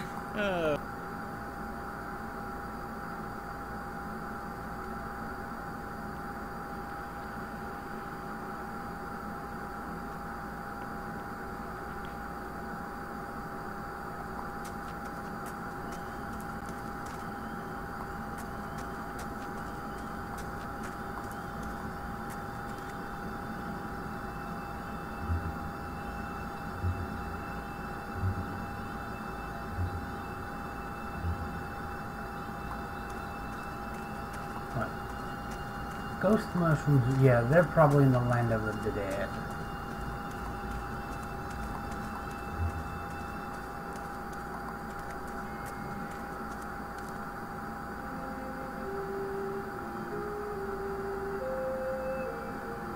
Oh, they're on the ship then?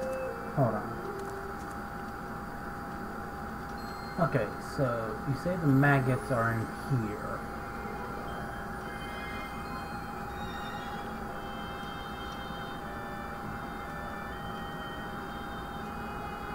Oh, there's something I missed. There's no label on this box. Ah, it's full of fat white grubs. They must be asthmatic trans fat maggots. I'll take them with me. Okay. Now we just need the mushrooms.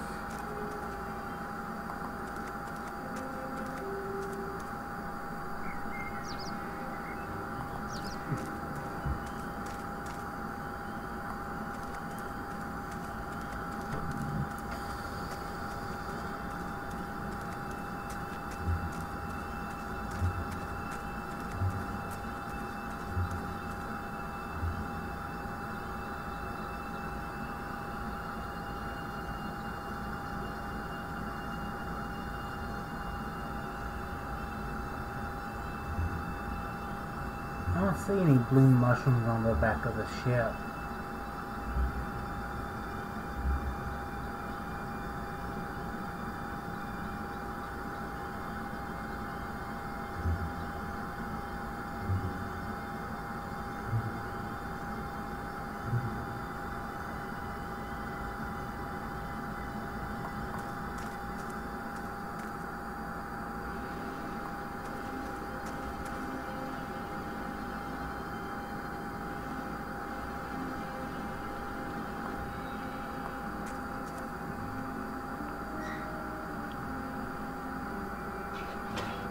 death that easy to cheat?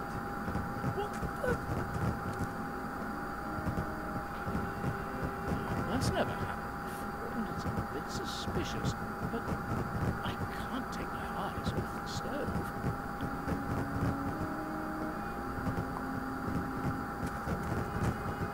Wilbur Weatherby, White Ridge Mountains, date of death, right now. Incredible, I cheated death. Strange. I don't know why the wood should be taking such a Although it wasn't as difficult as the old saying would have us believe.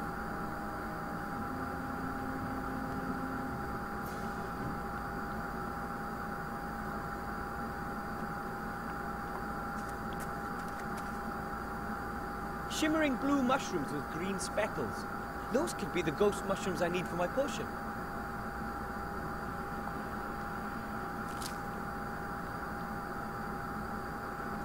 I finally have all the ingredients. I should go brew the potion. The directions are on the back of the recipe. Okay, so while we're here... Hello, Death. Hello. I had another look at the Book of the Dead, and my name is there. It's my time to die. Really?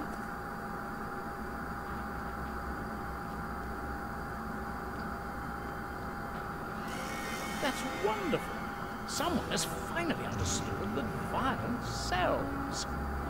Fare thee well, Water.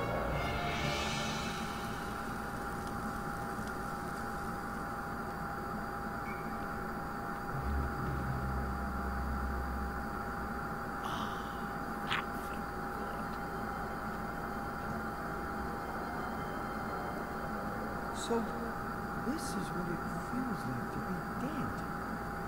It's rather like Aunt Ethel's raspberry trifle. Better not. He might do something to me when he finds out that I tricked him. I should get the amulet first. Okay.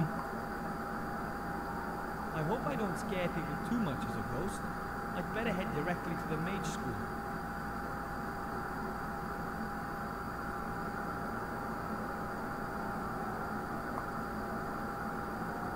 Look, Master Marcus, I'm dead.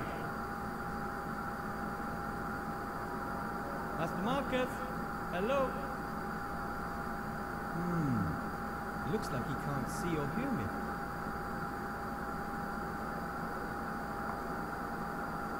Right then, let's do it.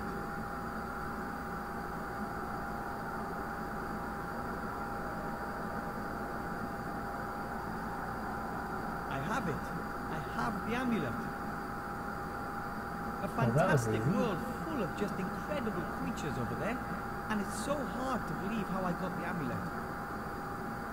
It's a shame that only ghosts can pass through the mirror. Now I just need to see about coming back to life. That can't be too difficult. I get it. Because we're alive, we can't go through the mirror with him. Of course I'd like to go back, but it's much more exciting than here, but I still have much to do on this side.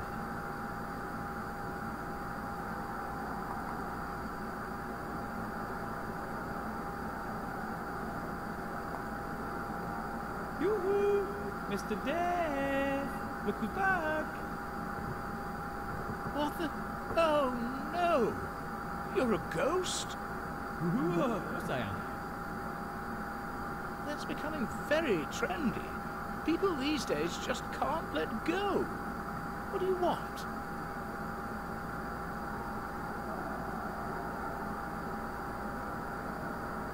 Why am I still here, even though I should be dead? This is an outrage. I want to be revived on the spot. I'm sorry, there's no chance of that. I bumped you off good and proper. There you are, lying over there, as defunct as a fridge in the Arctic. And it's not my fault that you're a ghost. You just have to let go, lad. I want to live. I'm too young to die. You're already dead. Too young to be dead. That isn't up to me. Sorry. It's all in the book. Well, this could all be a terrible mistake. A mistake? You are dead, aren't you? Not undead or the like. As I don't know, but maybe I wasn't supposed to die yet. Of course you were. It's in the Book of the Dead. But I'm the one who wrote my name in the Book of the Dead. Oh? Oh, damn. It's just too good to be true. Do you have any idea what this means? Will it create a tremor in the Force? No. That means I have changed the course of things. I've hugely overstepped my authority. They'll skin me at the next audit. It's not going to escape the internal auditor's attention that an unregistered ghost is floating around the place. You wouldn't believe what they did to the lawns when they fitted the books. What if you bring me back to life and we tear the page out of the Book of the Dead and never tell anyone about this little episode? That might be an option. And you wouldn't really mind having to live again. Oh, I'll just have to tough it out. Okay. Come on, then. Lie back into your body.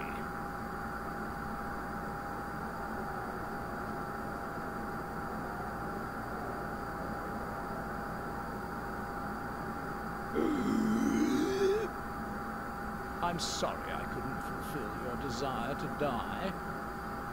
Don't worry, it was an interesting experience.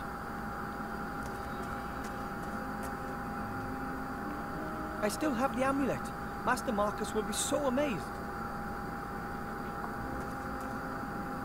Hello, Death. Hello. I didn't think my death would have any serious consequences. I'm sorry. I shouldn't have killed you. It's just I've waited for this for so long. It really is quite good fun. Maybe you should look for another job. Yes, death is not such a dependable business as people think. But what could I do?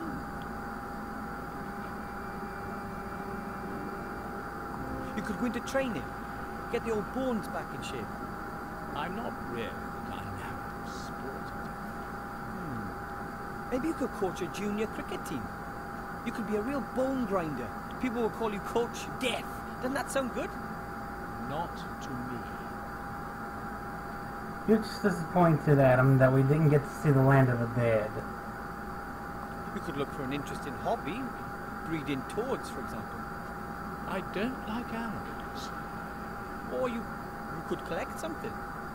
I already collect dying people's last words. So far, I've got none. Or you could take up reading? The only book that interests me is full of empty pages. I don't think hobbies are really my thing. How about another profession? Your own business? I've thought about that too. Becoming my own boss, making my own decisions. Exactly. I'm sure there's lots of things you could do. What do you suggest? I could imagine you being in demand as a model. You have that emaciated look. I only have this one cloak, and I don't know a thing about fashion.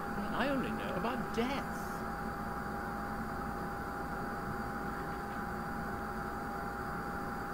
You could go into research or assist in biology classes. You mean I should lift my cloak in front of a bunch of kids and get reported by the parents? I'm not doing that. Not again.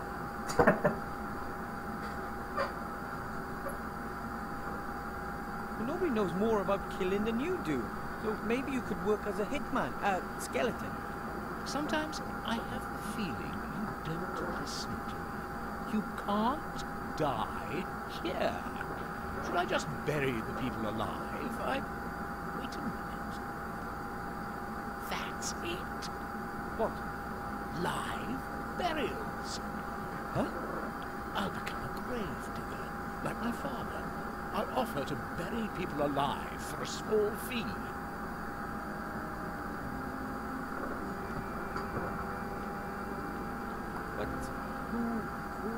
buried alive? There are plenty of people who do. Young people humiliated by their friends, old stars who don't want to be in the public eye anymore, rich husbands. But what would rich husbands get out of being buried alive? Nothing at all. But there's certainly something in it for the future widow. Who pays the bills is incidental. I come from a long line of gnomes, and we gnomes are known to have the occasional truly strange idea. But never, not once in my entire life have I heard such a... Don't say a word. You can be my partner. There's lots to do. We've got to order some coffins and do some publicity. Would you want me to be your business partner? Certainly. There's lots to do. And after all, it was your idea that I should find myself a new job. Well, I'm honoured, but... First of all, you'll have to raise some venture capital. You'll have to convince someone with a lot of gold that our business idea has a future. It does? I'll begin trials in the meantime. Trials? You can't sell a service like this without trying it out yourself. Death and Gnome Live Burials Limited offers only the highest quality, complete with 100% guarantee. Write that down.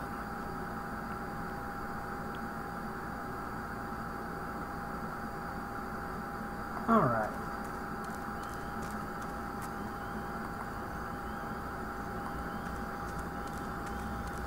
So we've got the amulet.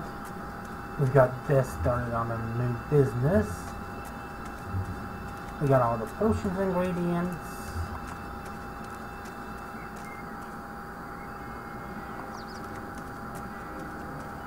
And you've got money. Let's see if we can convince him of becoming an entrepreneur. Hello. Wilbur, what can I do for you? I'm supposed to ask you if you want in on a new business proposition. I've always got a spare ear for that. Tell me about it. Death wants to offer live burials. What are live burials? You bury people. Living people. That's complete nonsense. I know. How much capital does he need? But I thought you said the idea was ridiculous. That doesn't mean there isn't any money in it. Think about it. Death abandons his previous business model and strives aggressively into new markets. And I, as the widely recognized expert of the future, see excellent prospects for success. But who would want to be buried alive? No one. But that's not important. We'll get the money directly from the capital markets. Investors will be queuing up. Okay, so I can tell Death you'll provide him with financial backing? Of course. I'll come over this afternoon and discuss it all with him. In the meantime, I'll start feeding the rumor mill. Okay then. I don't get it. Why give Death money when he'll never earn a single gold piece with his live burials? That's not the point. We'll sell the story, the vision. But sooner or later people will realize what a stupid idea that is. Naturally, but that will take time. First, we need a glossy prospectus with pretty coffins and some joint ventures that create media attention. Sign up some celebs to give testimonials. Then the operational losses won't trouble us so much. We spend loads of gold, and more fortune tellers will predict a good future for our company. Why should they? Because the shares they have in the company will then rise, and they'll not only make a profit, but also prove that they were right. I didn't understand any of that. That's good. If everyone understood, who could I sell my fortune-telling to? I'll just be going. I have seen that you're going to come back. See you then. Okay. Back to Death.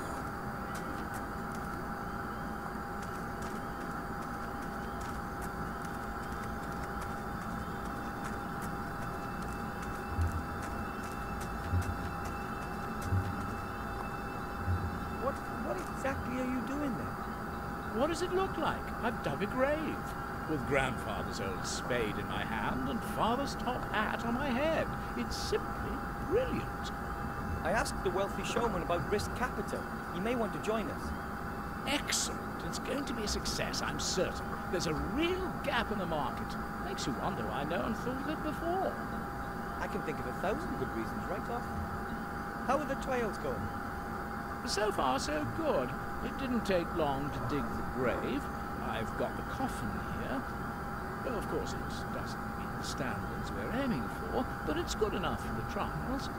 Certainly. Good. Then climb in.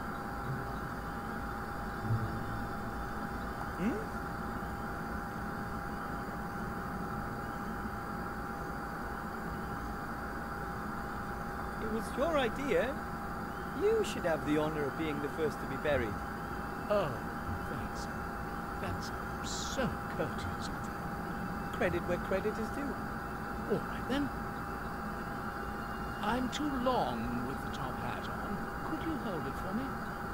With pleasure. Very comfortable thus far. Now, pile the soil on top. Are you certain? Of course. Just do it. Fantastic. The darkness. The silence. You have to try this. We should have funeral music. And the customer should have his photo taken with me beforehand. Write that down, Wilbur. And we'll have canopies for the bereaved. Have you got that, Wilbur?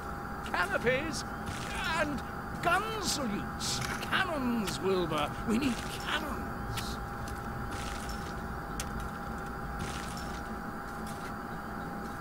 I hope he's happy now.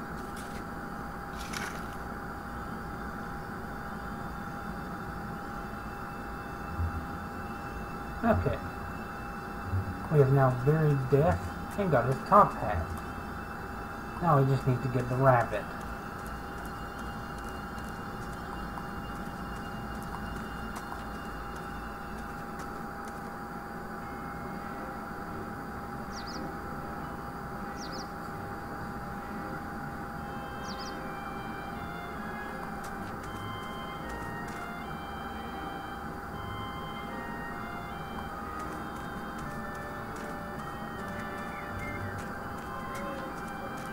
That carrot can't even fit into Bertram's cage anymore. Maybe he really does eat a tad too much. I think this is doing him a favor. And now that we took his carrot, he's going to starve to death. Isn't he?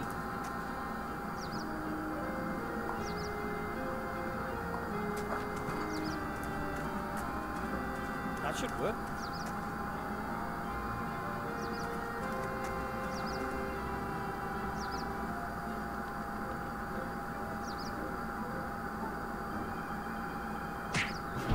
Ah!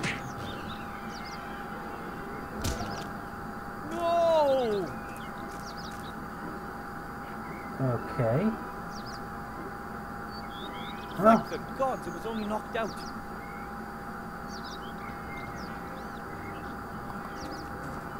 We got the rabbit and the hat. Time to learn the magic trick.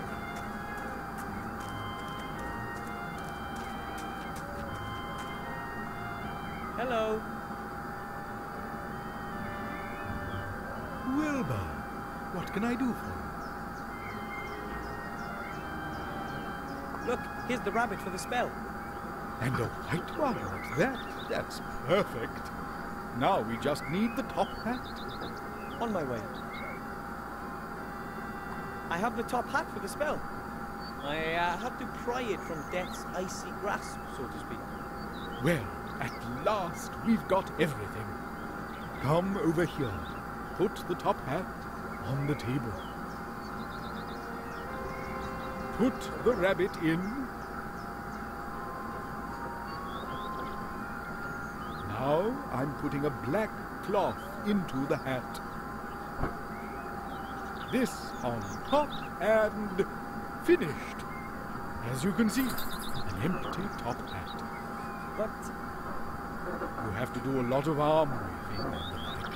The audience mustn't be allowed to get a proper look at the hat. Then you say a few incantations and make a big to-do about it. You haven't got a pretty assistant, have you? Isn't that... Once the excitement has reached boiling point, then... Ta-da! You pull the rabbit out of the hat, but make sure the cloth stays in the hat. Otherwise, the whole trick is blown. Quite clever, isn't it? That's fraud, and it's not magic either. Of course not, but it looks like it. But I wanted to learn a real spell. Are you out of your mind? That takes months. I can't just swindle my way to my diploma with a trick like that. Excuse me, you said you wanted to get your mage degree, and you said you needed it quick. This is your only chance. Oh, what choice do I have? Good luck with the show. Yeah, I think Groot works I have with seen that joke. that you are going to come back. See you then. Okay, back to town. Mage.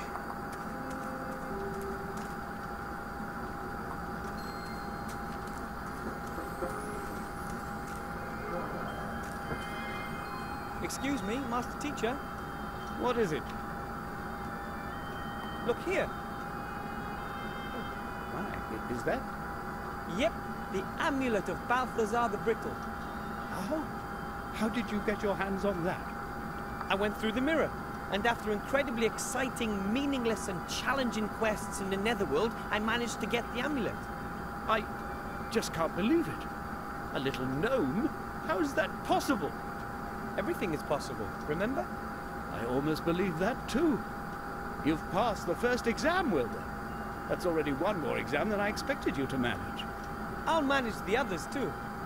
If you say so. I'd like to show you the trick. Spell.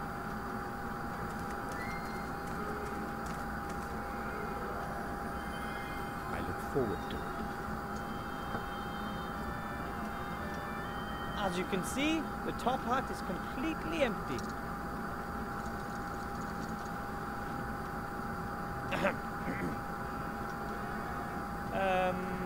Abracadabra.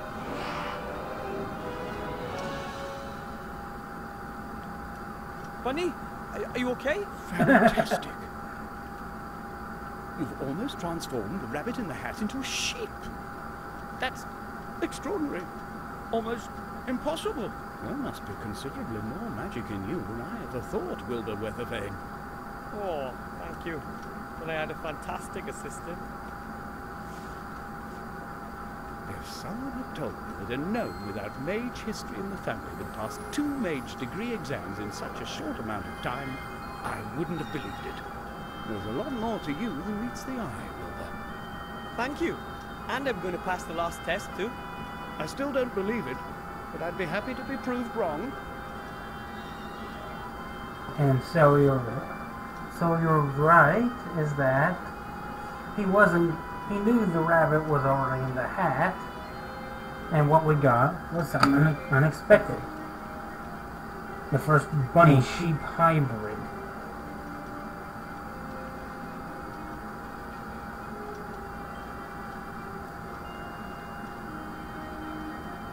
So now, all that's left is to make the potion. Here goes nothing. Master Marcus, I'll start brewing that elixir now, if that's all right. As you wish. But don't worry if it doesn't work the first time round. You can try it as often as you like. Okay, thanks. Now this is the hardest one of them. And away we go. Because we actually do have to mix Put it ghost right. mushrooms into the pot and stir until the water turns green. Stop stirring.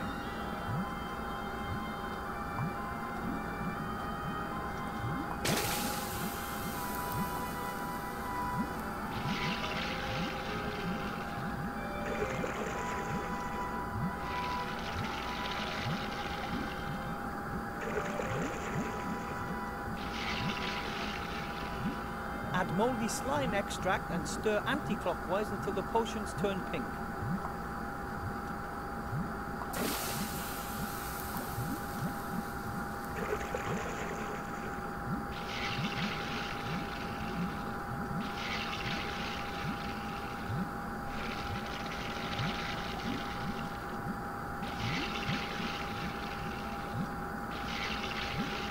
Add the red devil's armpits and wait until little red bubbles appear. Then stir clockwise as quickly as possible.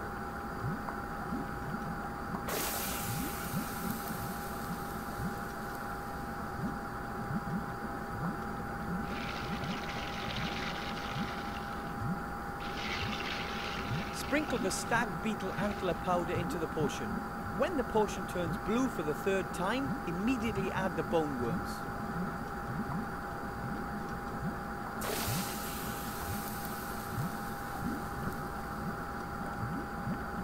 There's one.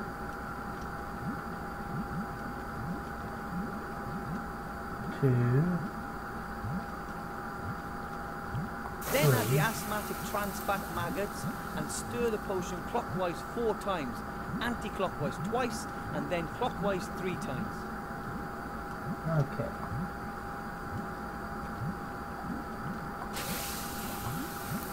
One, two, three, 4.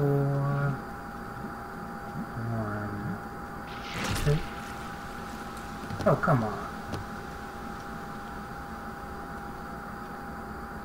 That wasn't much good. It's not that easy. All the different ingredients and colours. Just try again.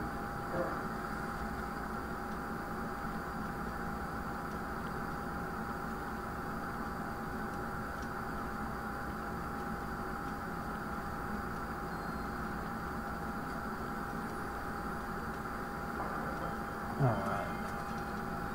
The water's simmering in the pot. Next try. Put ghost mushrooms into the pot and stir until the water turns green. Stop stirring.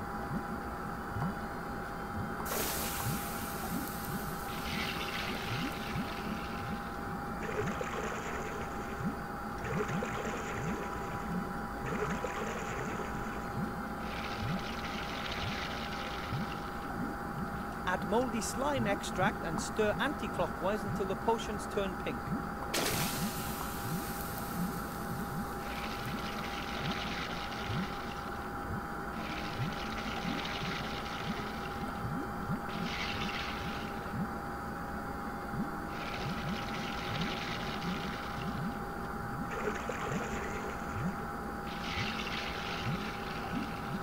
Add the red devil's armpits and wait until little red bubbles appear. Then stir clockwise as quickly as possible.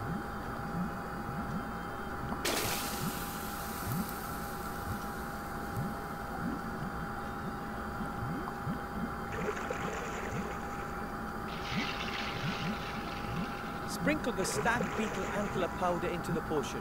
When the potion turns blue for the third time, immediately add the bone worms.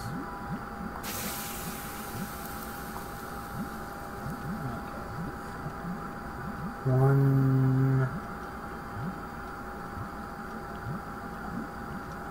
two. Then add the asthmatic transfat maggots and stir the potion clockwise 4 times, anti-clockwise twice, and then clockwise 3 times.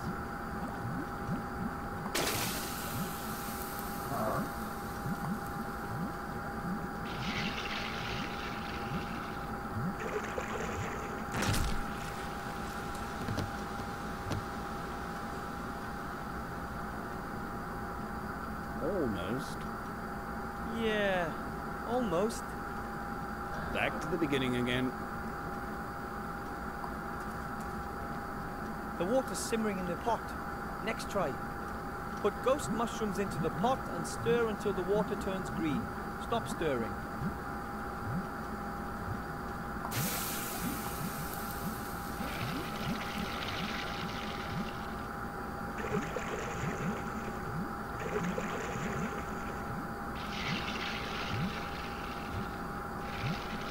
Add moldy slime extract and stir anti-clockwise until the potions turn pink.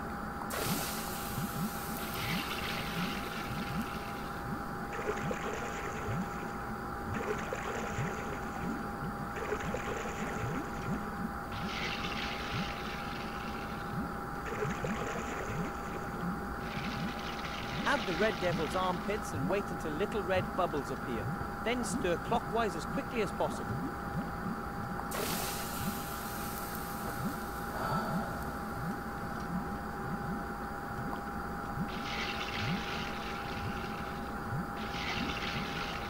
Sprinkle the stag beetle antler powder into the potion. When the potion turns blue for the third time, immediately add the bone worms. 1, 2. Then add the asthmatic transbat maggots and stir the potion clockwise 4 times, anti-clockwise twice, and then clockwise 3 times. 1, 2, 3, 4. 1, 2. 1, 2. Finish it off with the peppermint leaves for that fresh, minty flavour. Add a few leaves and stir until the potion turns a golden yellow colour.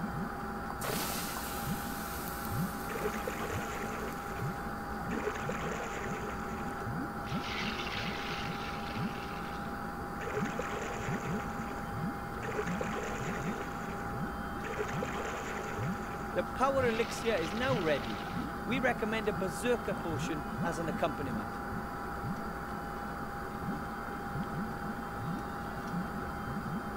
I did it! My first magic potion! Excuse me, Master Teacher. What is it? Master Marcus, look! I've finished the power elixir. What? Give it here. Did I pass? Unbelievable, but true. Here, take it. Be sparing with it. A potion like that is valuable. I'm speechless. You're the first gnome in centuries to become a graduate mage. And you've passed the exams quicker than anyone else in history. What's your secret?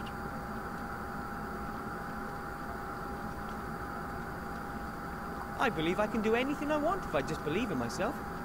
Oh, really? You could fly like a bird just because you believe in yourself. Well, maybe not that. But that's exactly what you've done. You've achieved something impossible.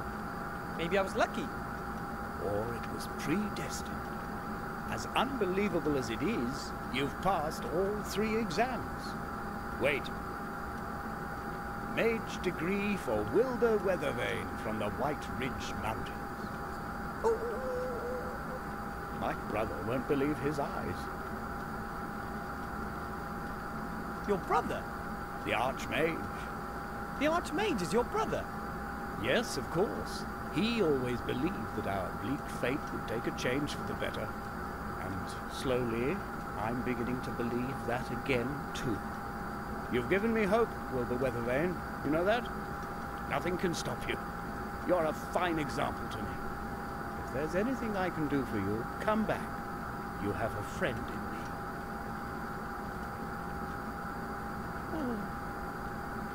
Now go. You've waited long enough. Give my brother what you came to give him. And we are now an official mage.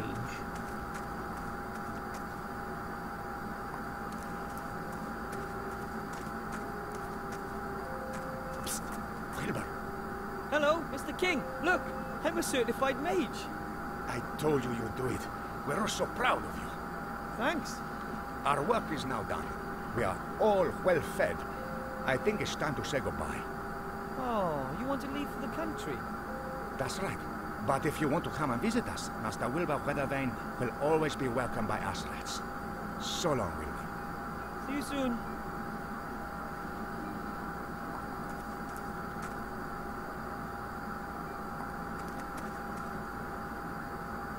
Hello, Mr. Shieldhand. Hello, Willowbrush. What do you want? Cast your eyes on this. Effective immediately. You may address me as Master Weathervane, and I wish to see the Archmage now. Weathervane? How come Weathervane? That's my mage name, Master Wilbur Weathervane. Now open the gate and smartly. I wish to speak to the Archmage.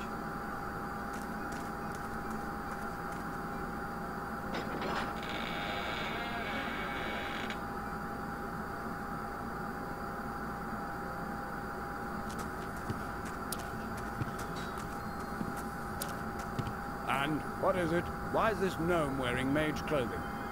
Your Honor, this is Master Wilbur Weathervane, an accredited mage and therefore a member of your order. Nonsense. I know all the mages in the land. But it's true. I completed my degree today under your brother's tutelage, Master Marcus. That's impossible. I've no time for such absurdity. Take your leave, gnome. But I'm supposed to give you something. A ring. A ring? From whom? From a gremlin. Yesterday he landed right at my feet in the White Ridge Mountains. He gave me this ring and said that it could decide the course of the war.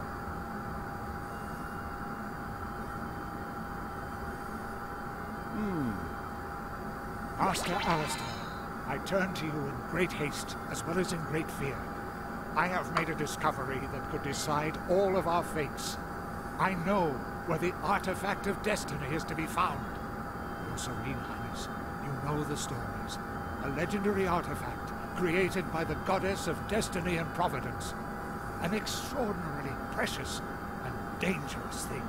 As good fortune is bestowed on its carrier, everything that he attempts succeeds. Everything that he desires he receives. Everything bends to his will, always. It is a truly dreadful power. God's power. Just imagine if this were to fall into the hands of the enemy. I have found that the artifact is hidden in a temple on a small island called Sordia.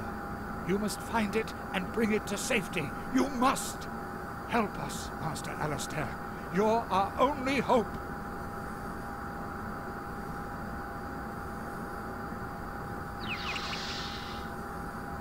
That was him. That was the gremlin who was taken away by these evil types on a dragon. Shades? The Shadow Army has taken this gremlin prisoner? Sir, we have to send everything and everyone to this island. Every ship, every griffin, every... Enough! We have to behave inconspicuously. We don't know what information the Shades already have, and we mustn't help them get on the right track. No, sir. But if they have the gremlin, then it'll only be a matter of time until we... The island of Sordia. Where the devil is that? I've never heard of it.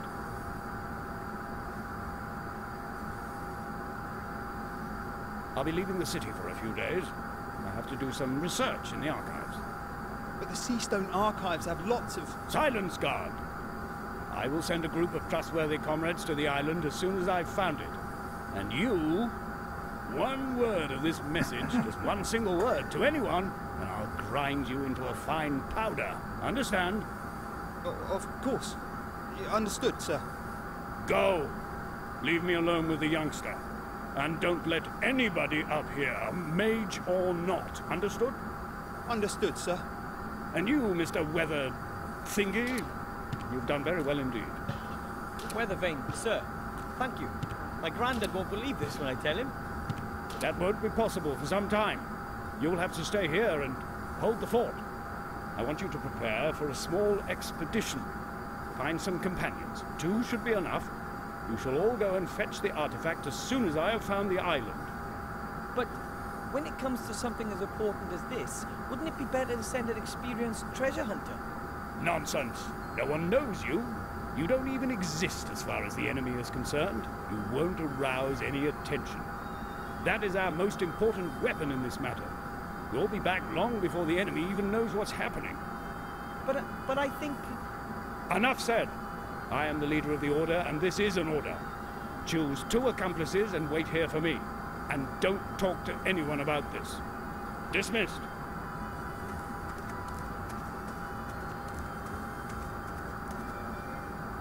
When will I be back? As soon as I can.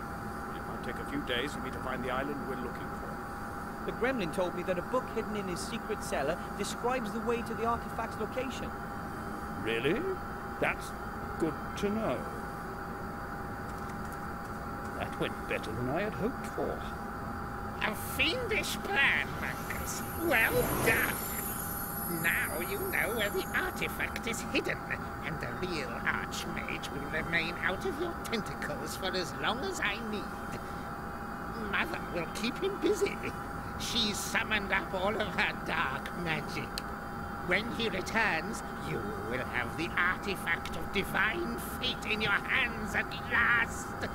and Seastone will burn, just like every other Alliance town.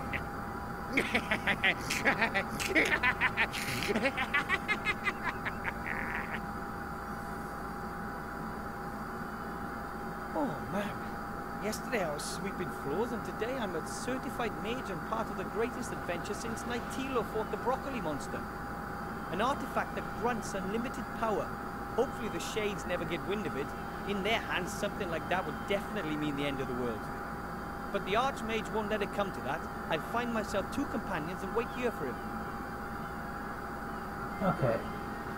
I'm going to take a short break here. Here, I have to use the bathroom. I'll be right back.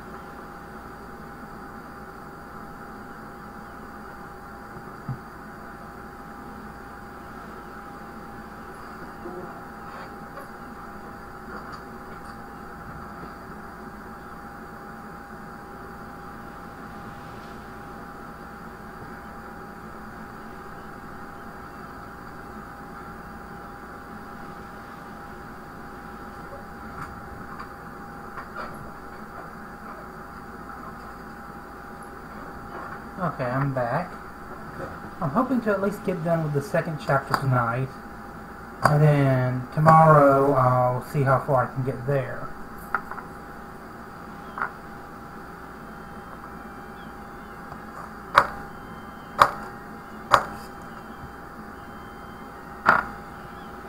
And we're just about to meet our next main character.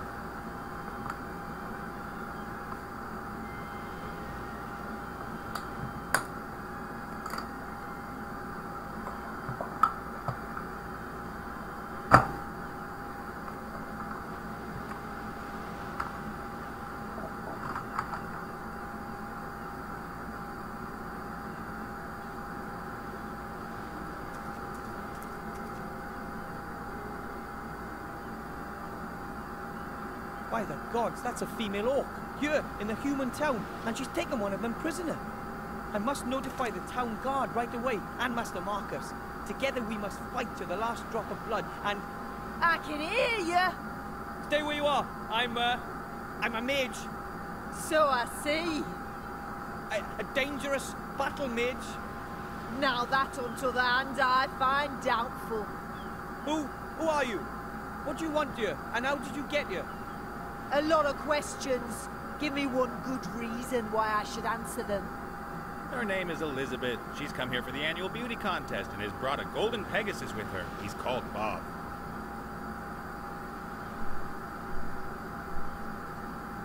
Pegasi or Pegasuses? Anyway, they're always white, and no one would name their Pegasus Bob. I am a bounty hunter and just passing through. Are bounty hunters allowed to simply tie up here? Certainly. Bounty hunters and merchants are neutral in this war. Nobody wanted the bounty hunters. I'm just waiting for Bill the merchant who has my provisions. Then I'm on my way. I have no idea what's going on here, but the airship could be exactly what I need for my expedition. Who did you just speak to? To no one, really. So your name isn't Elizabeth? I am known as Mazaz. Or Sugar Lips, Greenie, or just, "Oi, you fella!" And she is one lousy bounty hunter. That's right. I only catch imbeciles. Those who are even more stupid than me. So, anyone else think this guy sounds a bit like Phil Hartman?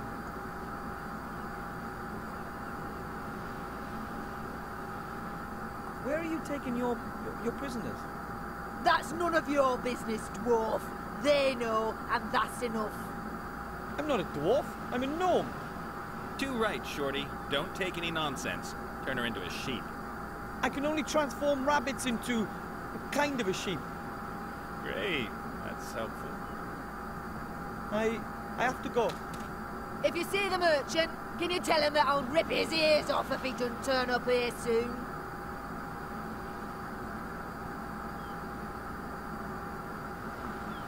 Oh my god. You do not know who Phil Hartman is?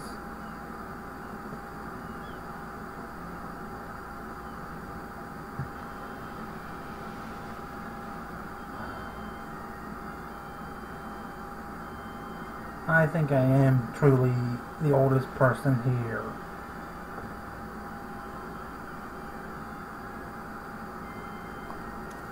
A large net. Might be a fishing net, or maybe one of those cargo nets.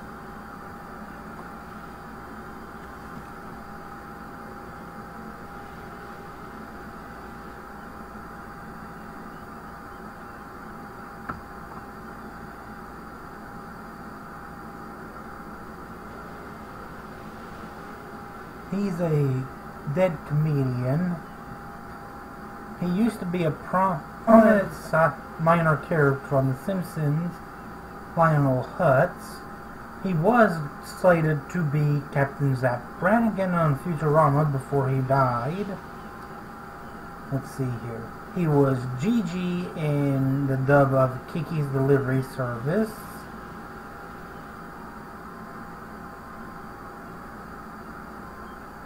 Oh, I'm trying to...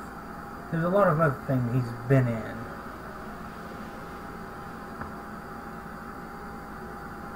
He was rather prominent during the 80s and 90s. A coiled rope. It's been used a lot. Hey! What do you think you're doing there? That's my rope. Your robe? It belongs to the Mary and is therefore my robe. Perhaps you haven't quite understood this yet. The ship no longer belongs to you. It now belongs to me. Over my dead body. Aye. Well, no matter who the rope belongs to, it's not mine. Sorry.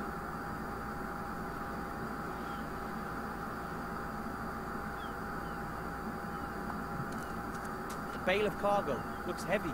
Maybe compressed cotton or the like. Bale of cargo.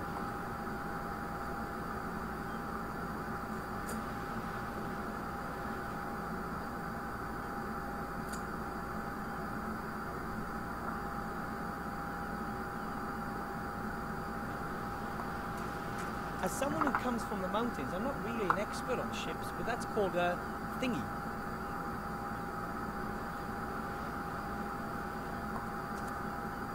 Ooh. Hi.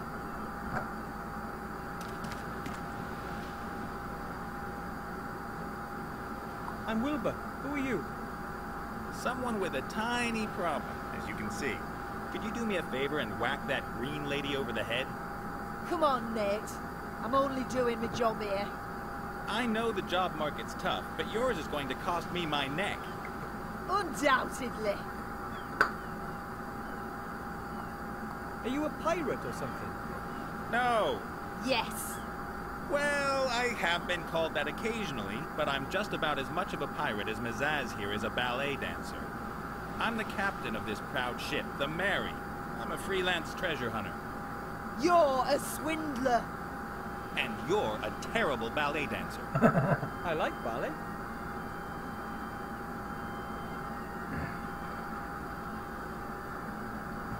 You're a professional treasure hunter. So you know your way around sunken temples and the like. Of course. I have traveled all across the skies to the ends of the earth.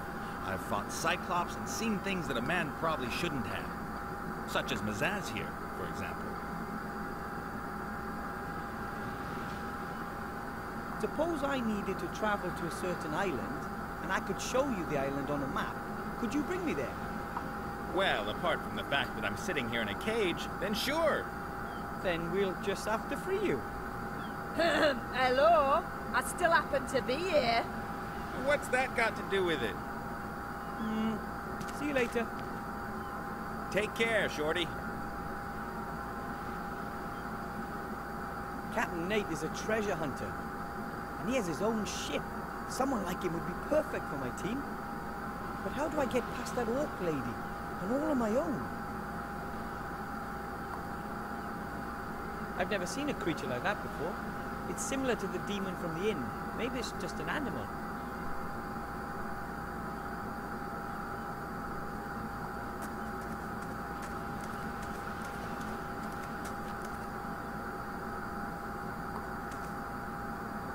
Ooh, that is, my very, fault. They interesting. gave me the wrong coordinates. The coordinates were correct.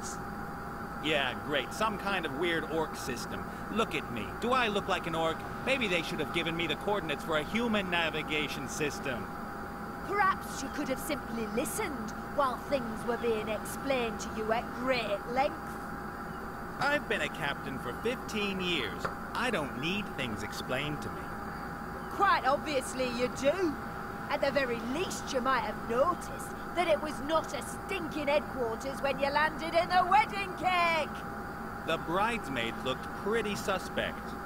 Ah, so that was why you decided to strip search them, was it?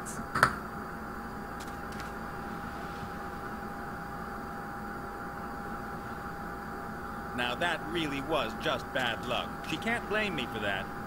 No, of course not. The treasure simply flew away. What was I supposed to do? Not There was a selling whole it. herd of cows there, and I had to give the shaman something. I'm planning to at least Perhaps you finish should up have relieved this yourself in chapter. their holy leg. But I think I mentioned There that. weren't any signs. How was I to know that that moon thing was reflecting in it? Oh, never mind. If I were them, I would have just strung you up. Well, you can do that now. Do you really think you'll get away so lightly? Adam, do you know who Phil Hartman is? My fault? They gave me the wrong coordinates. Okay.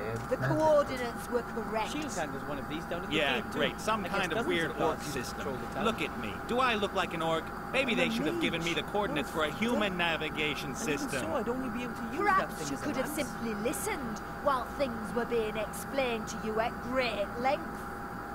I've been a captain for 15 years. I don't need things explained to me.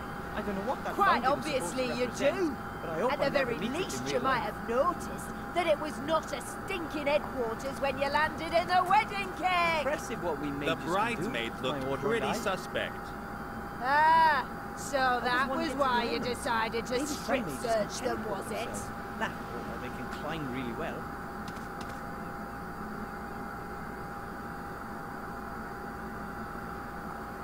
My fault? They gave me the wrong coordinates. The coordinates were correct. The pillar holds up this little roof. Yeah, great. Some kind of weird orc system. Look at me. Do I look like an orc? Maybe they should have given me the coordinates for a human navigate. But I still can't let you go up, my lovely. I will say it once more. I have to give the Archmage a book. It's important. I don't know anything about a book. And believe me, whatever the Archmage is up to is more important than your stupid book. But... End of discussion. Only graduate mages or people with an invitation from the Archmage can go into the tower. And to be precise, I don't see any of those at the moment, sorry.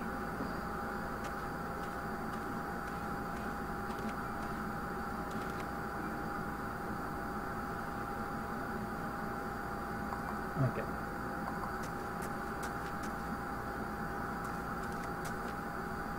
Tell me, do you think Captain Nate I don't know here... what to ask him, and I don't want to appear too Yeah, curious. sounds like him. They gave me the wrong coordinates. The coordinates were correct. Yeah, great. Some kind of weird orc system. Look at me. Do I look like an orc? Maybe they should have given me the coordinates for a human navigation system. Perhaps you could have simply listened while things were being explained to you at great length. I've been a captain for 15 years. I don't need things explained to me. Quite obviously you do. At the very least, you might have noticed that it was not a stinking headquarters when you landed in the wedding cake. The bridesmaids looked pretty suspect. Ah, so that was why you'd...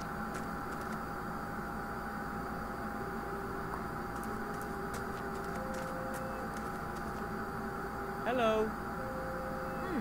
Hi. You're an elf, right? Indeed.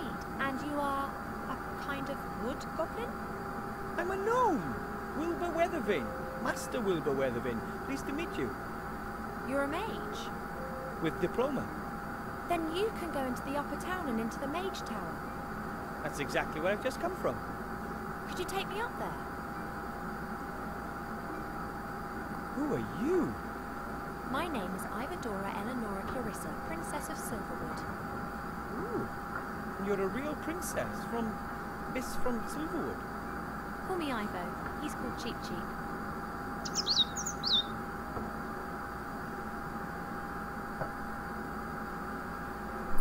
I overheard you talking to the city guard about a book. Do you need to take it to the Archmage?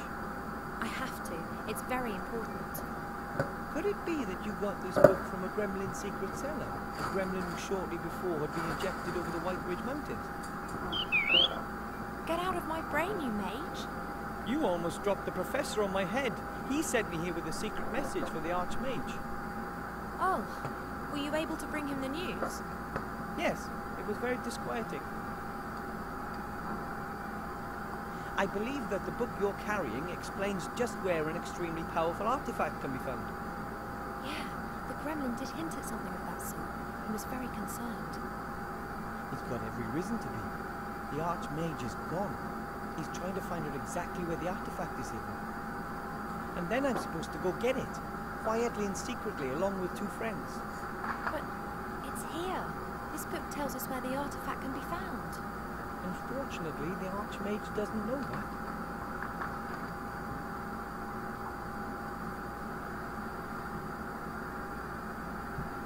This whole story is too much for one gnome. I think we should work together.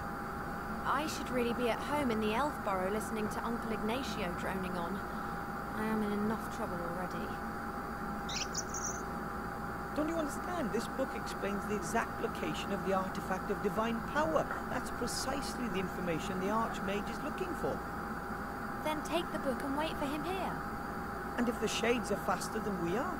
What if they manage to extract the information from the old gnome before the Archmage returns? And what then? Are we to fight the Shades single-handed? And what are we talking about here, by the way? What is it that the Shadow Army want to get their hands on? I can't tell you that here. How about this? I'll get you into the Mage Tower somehow, and there I'll show you the Professor's message and then I can decide whether I'm in or not. It's a deal. I'll be back. And I will wait.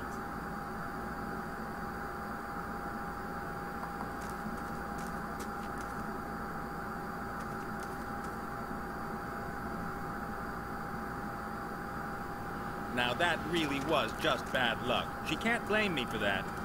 No, of course not. The treasure simply flew away. What was I supposed to do? There was a whole herd of cows there, and I had to give the shaman something. Perhaps you shouldn't have relieved yourself in their holy lake. Good idea. There weren't any signs. How was I to know?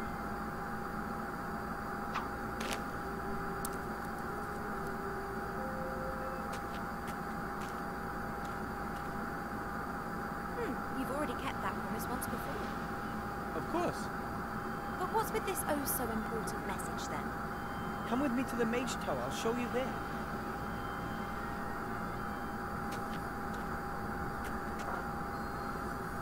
Hurry, or none of us will be in control of our own destinies.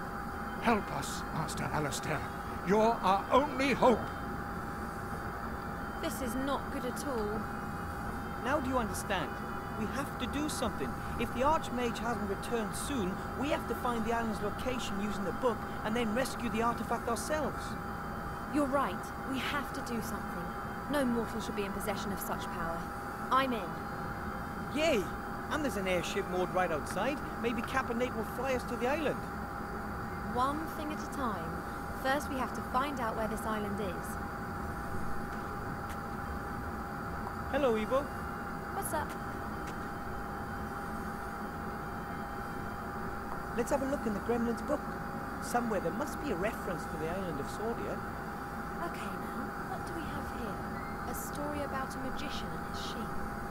Oh, a story about mages, with pictures. You won't like this story, believe me. Here, this is the travel log of a fairy explorer. In it, he describes how he landed on an island. He sketched the temple ruins. And the professor believes that the artifact is in this temple on the island of Sordia. Exactly. The fairy explorer described his route very precisely. Never heard of it. Me neither. We have to find it. Off we go. We still have a lot to do. If you say so. That is probably the thickest book I've ever seen.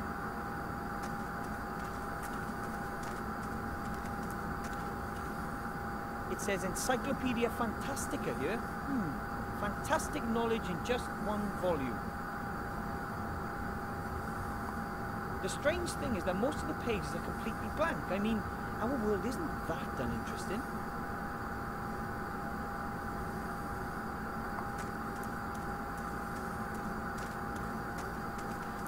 Now that's what I call magic. Fantastic.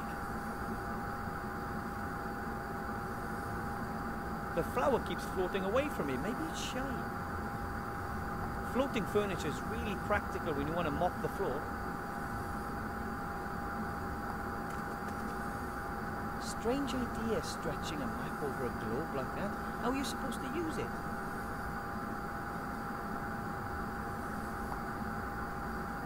That's a telescope. Grandad has one. The question is it a masterpiece of technology or magic? Or perhaps both? How does the Archmage get up there? Maybe he's a floating chair. Wow! No idea what these globes are supposed to represent, but they're gorgeous.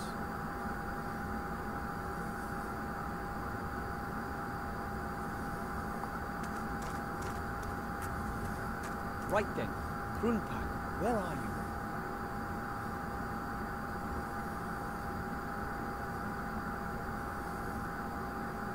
I don't believe this. I just can't find the place. Me neither. It isn't on the map. But why would this fairy explorer describe a place that doesn't exist? Or did it once exist but is now abandoned? That's it. Hmm? Krumpak is the name of the place in the Shades language. When the fairy explorer was there, it was a shade town. But this map is new, so it'll have the human name of the town. So we have to find out what the town of Krumpak used to be called. Exactly.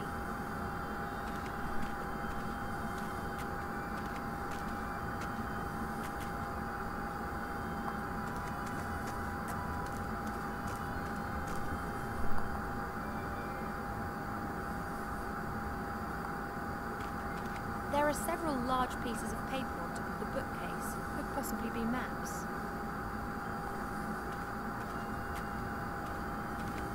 No problem. That looks like a tactical map to me. There are troop movements marked on it. Presumably that was years ago. One of the maps is a rough copy of the map on the wall. I can use it to mark where the island is situated, but we'll have to locate it first.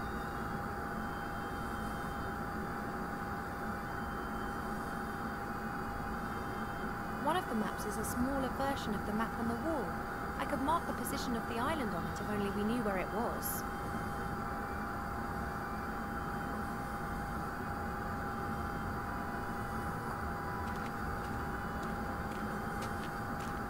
Exactly. This map's out of date. Today's Krumpak will be on it, but it'll be under its old name. Looking for it will be completely useless until we know what it was called. Exactly. This map. The Fairy Explorer's journey is described here step by step. We have to find the trip's starting point. Today's Krumpak.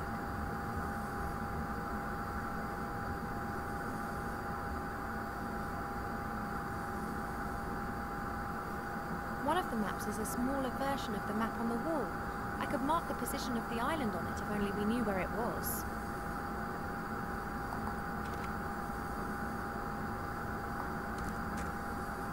The strange thing is that most of the pages are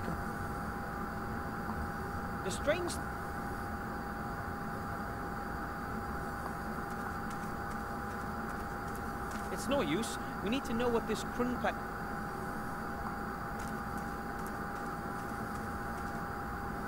The strange thing is... Oh, I know what it is. The book is blank because of the glasses.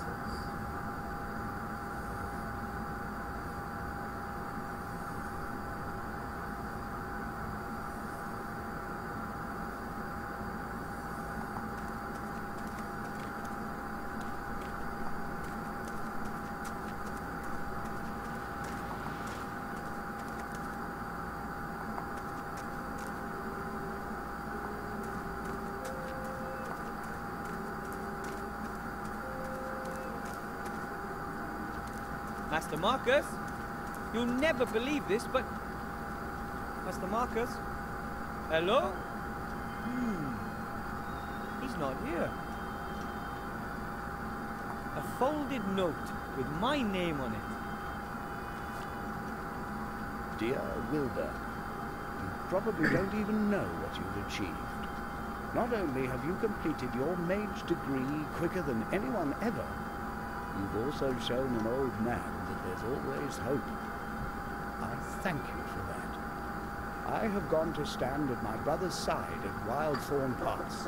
He's there fighting back the Shadow Army's vicious onslaught. I hope to see you again soon, Master Weathervane. Marcus Maria Alistair, Master of Magic.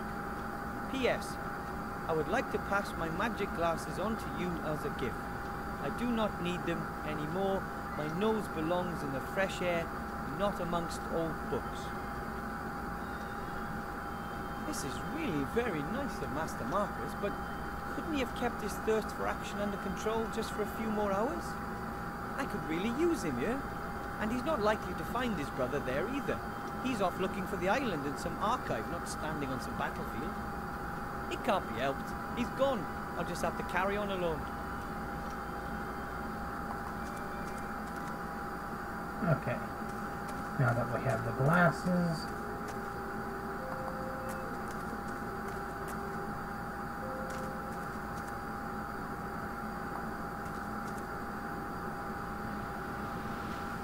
got it.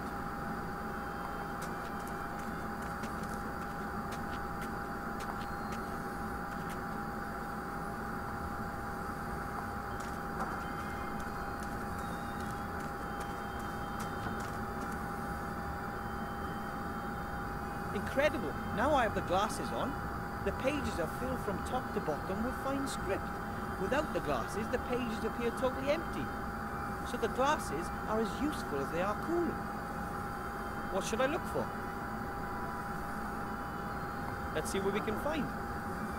Sauron, Semolina, Shysta, Sordia, an island located in the Silent Sea, probably named after a long-forgotten sorcerer. That's all it says. No information as to where the island actually is. Pretty skimpy. I found him less charming than I'd expected. Probably important leaders don't have time to be polite. Adelaide of Sad Hills, Alabaster Processing, Alistair the Shrink, Alistair the Third of High... Ah, here we are. Alistair Mordred Michael Mechtild, Archmage. Blah blah, born the second of 4 children, brother Marku, blah blah, Mage Academy, summa cum laude. Order of Merlin, first class, level 99 Archmage, blah blah, work on sheep, metamorphosis, owner of some of the world's most powerful magical artifacts, blah blah, head of the Alliance Secret Service, advisor to the king, blah blah. Strange? Why does it always say blah blah? You'd think the authors would take more care with the entry for someone that important. Alright, I just hope the encyclopedia is more up to date than the map. Kedguri, Kayak, Kedguri, Kismet, Krunabel the Terrible, Krunpak. Krunpak, once known as Redstonbury, is a town in the Southern Heath, known mainly for its salt mining in the blah blah blah. Redstonbury, this is it.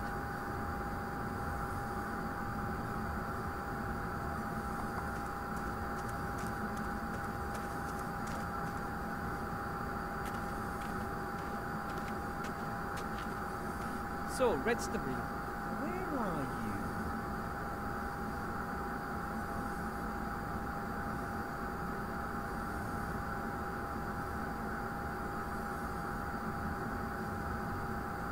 There it is, Redstonbury.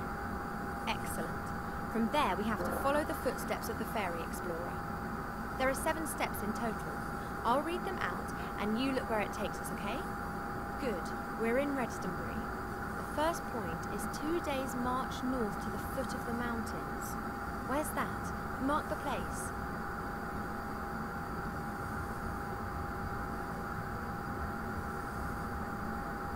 Okay, from there, 1 day's march eastwards. The place has to be somewhere on a large plain. Next step, go northeastwards until you reach the road.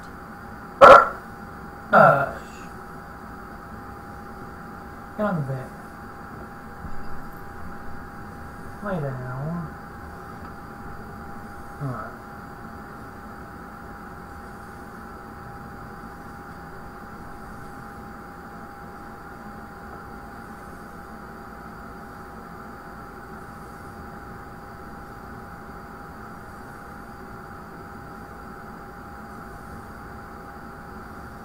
You got it?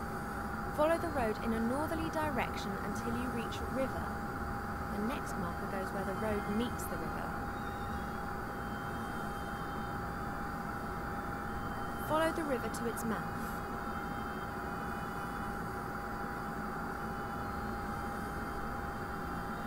That's good. Now head south. Follow down the coast until you reach a large bay. East of the bay there should be islands. Mark the bay.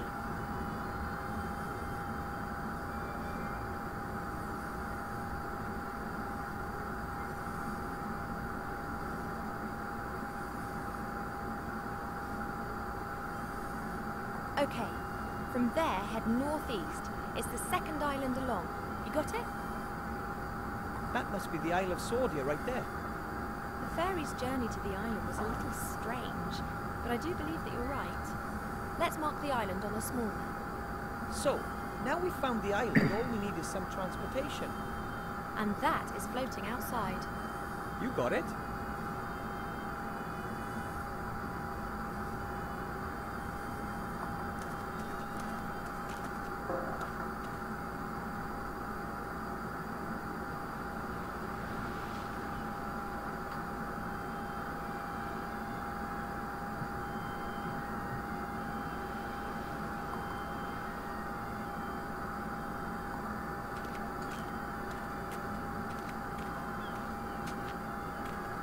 Hello, human. Hello, my lovely. Why have you been captured? What do you stand accused of? I'd like to know that too. I'm a harmless adventurer. Exactly. It's just some dumb coincidence that most of your adventures happen to be illegal, right? If you're involved with illegal activities, then you should be punished. Well, he will be now. I don't think anybody deserves what's about to happen to me. What? Has the prospect of torture finally shut your fat gob? I just think that nobody deserves spending 3 days alone with you on an airship, that's all. I've had enough. Farewell. You'll be back. They all come back. Orcs are tough, strong, and aggressive. That one there looks fit. I don't know if I could eliminate her. If at all, it would be with speed, or with brains. Hello, Orc. What do you want, Elf? I need the human for a few days. Will you lend him to me? No. I'm carrying out a task and I'll fulfill it. Then I'll take him. If you can get past me. Meow. Shut it, Ned. There's never a mud wrestling pit when you need it most. Do you really think that you have a ghost of a chance against Mazaz? Who are you? I am Mazaz. Is that a strapping master swordsman that you've got locked up there? I need him. Hey, marry me, Elf. I want that human, and I'll have him before sundown. Ooh, Elfie.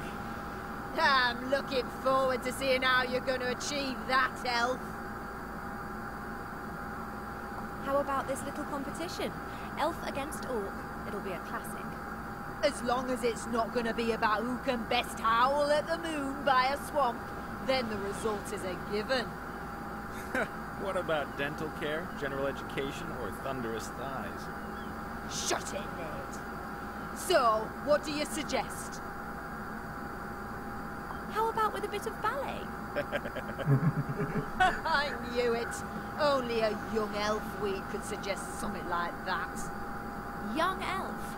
I was here even before you orcs were invented. Then you should possess some kind of skills that go beyond dancing around a bit. So, what do you suggest? We could have a race? Not that I wouldn't win, but it strikes me as a little risky to leave my quarry with your short-arsed accomplice. Scared? Suggest something that we can do here. Then you'll see that I fear nothing, much less you. You think that you're strong, so how about a bit of arm wrestling? You are joking, aren't you? An elf beating an orc warrior at arm wrestling? Never! So, are you willing to give it a shot? Of course. Why not? Come here.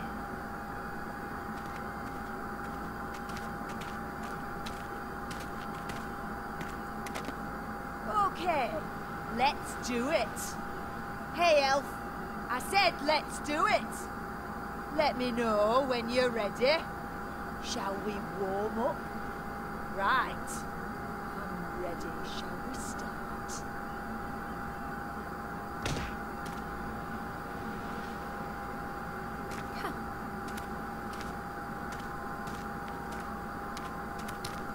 What's the matter? Fed up already?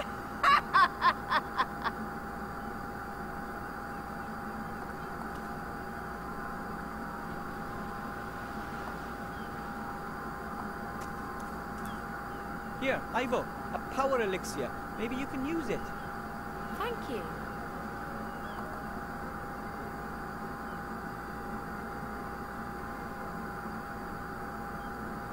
I just have to be careful Cheap Cheap doesn't get wind of this.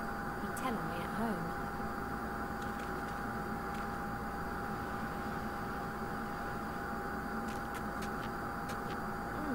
I can't feel anything. I wonder if it worked.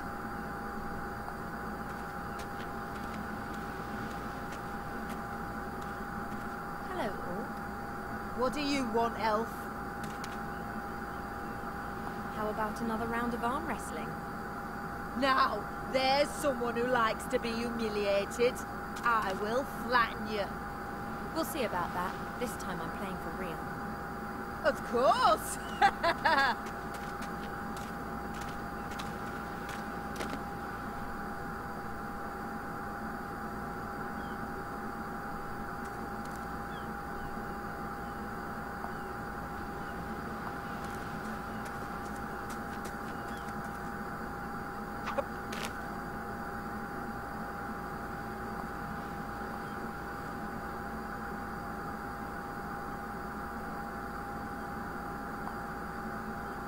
It's a long way down beneath the plank. You wouldn't catch me standing on it.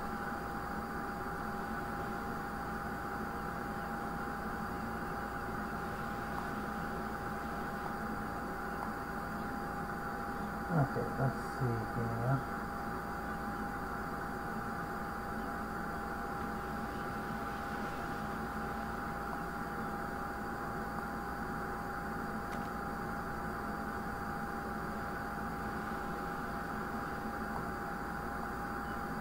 That looks like a good trap to me.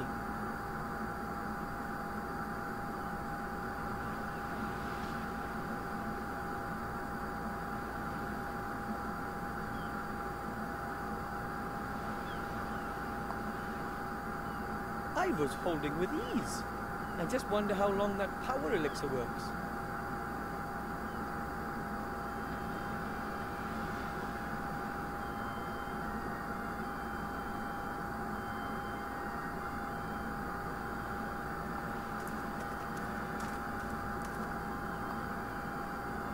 I was holding with ease.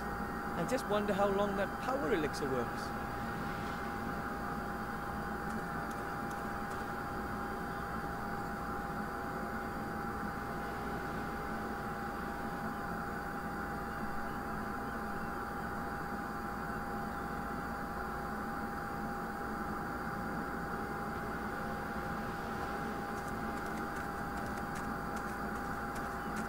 I've used the rope to tie the net on the plank to the bale. That looks promising.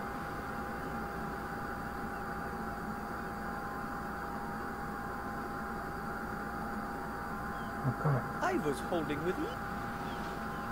I was holding with ease.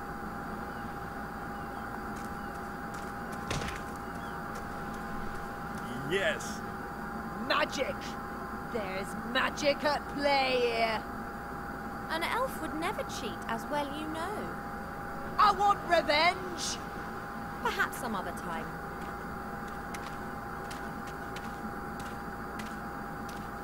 And of course, she doesn't notice the net there.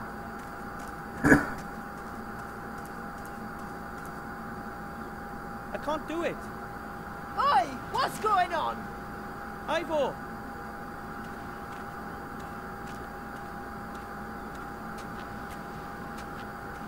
What the?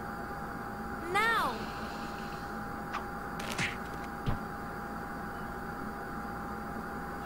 Oops. That wasn't supposed to happen. Well, hey, that was brilliant. Get us out of here.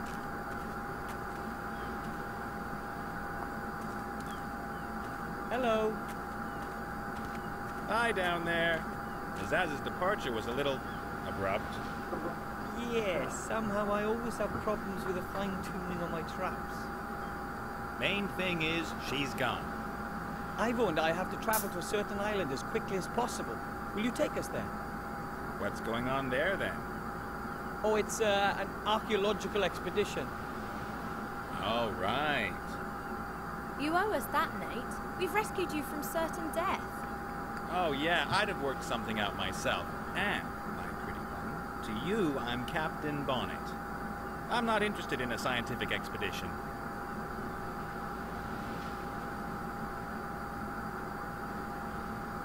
If you don't want to help us, then just stay up there till the bounty hunter comes back.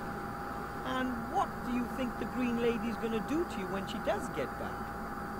You've got a point there.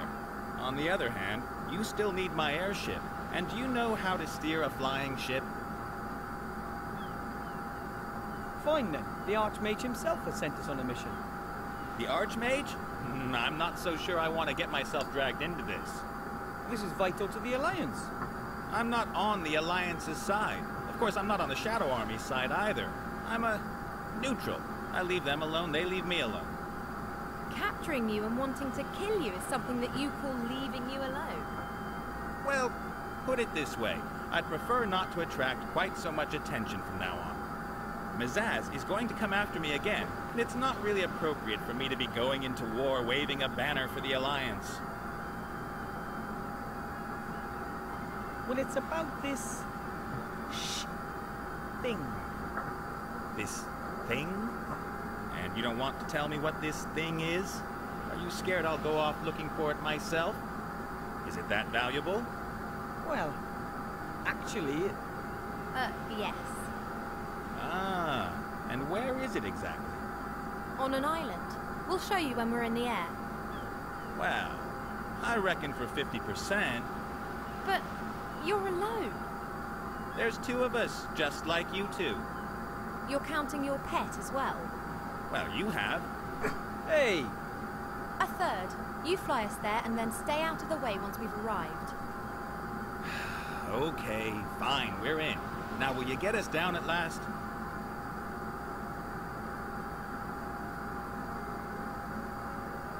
Okay. And we're done with chapter 2. Everything okay with you guys? Yes! This must be the entrance to the temple. How long do you think it'll take to repair the engine? Oh, it's more complicated than it seemed. You shouldn't wait for me. Ooh, how exciting! A sunken temple full of danger and adventure, a lost artifact, and we are the valiant treasure hunters hot on the trail. Listen, Wilbur, you did really well in Seastone, but this is different. Things could get really dangerous here. I prefer if you stayed out of this. But... I'll call you if I need you, okay? But...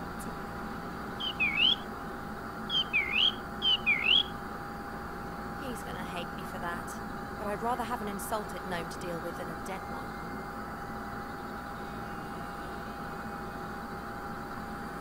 Okay. Save game.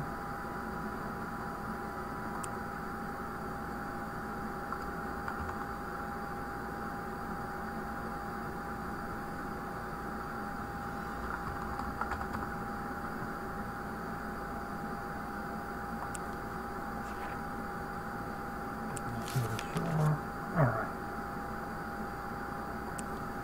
Okay. That's going to be it for tonight. I'll return tomorrow and see if we can't finish this up. I hope you all enjoyed watching this. And if you like, I've also got the prequel and the sequel to this that I can play eventually as well. Anyways, it is almost 2:30 a.m. So I'm going to be heading to bed pretty soon. So everybody have a good night.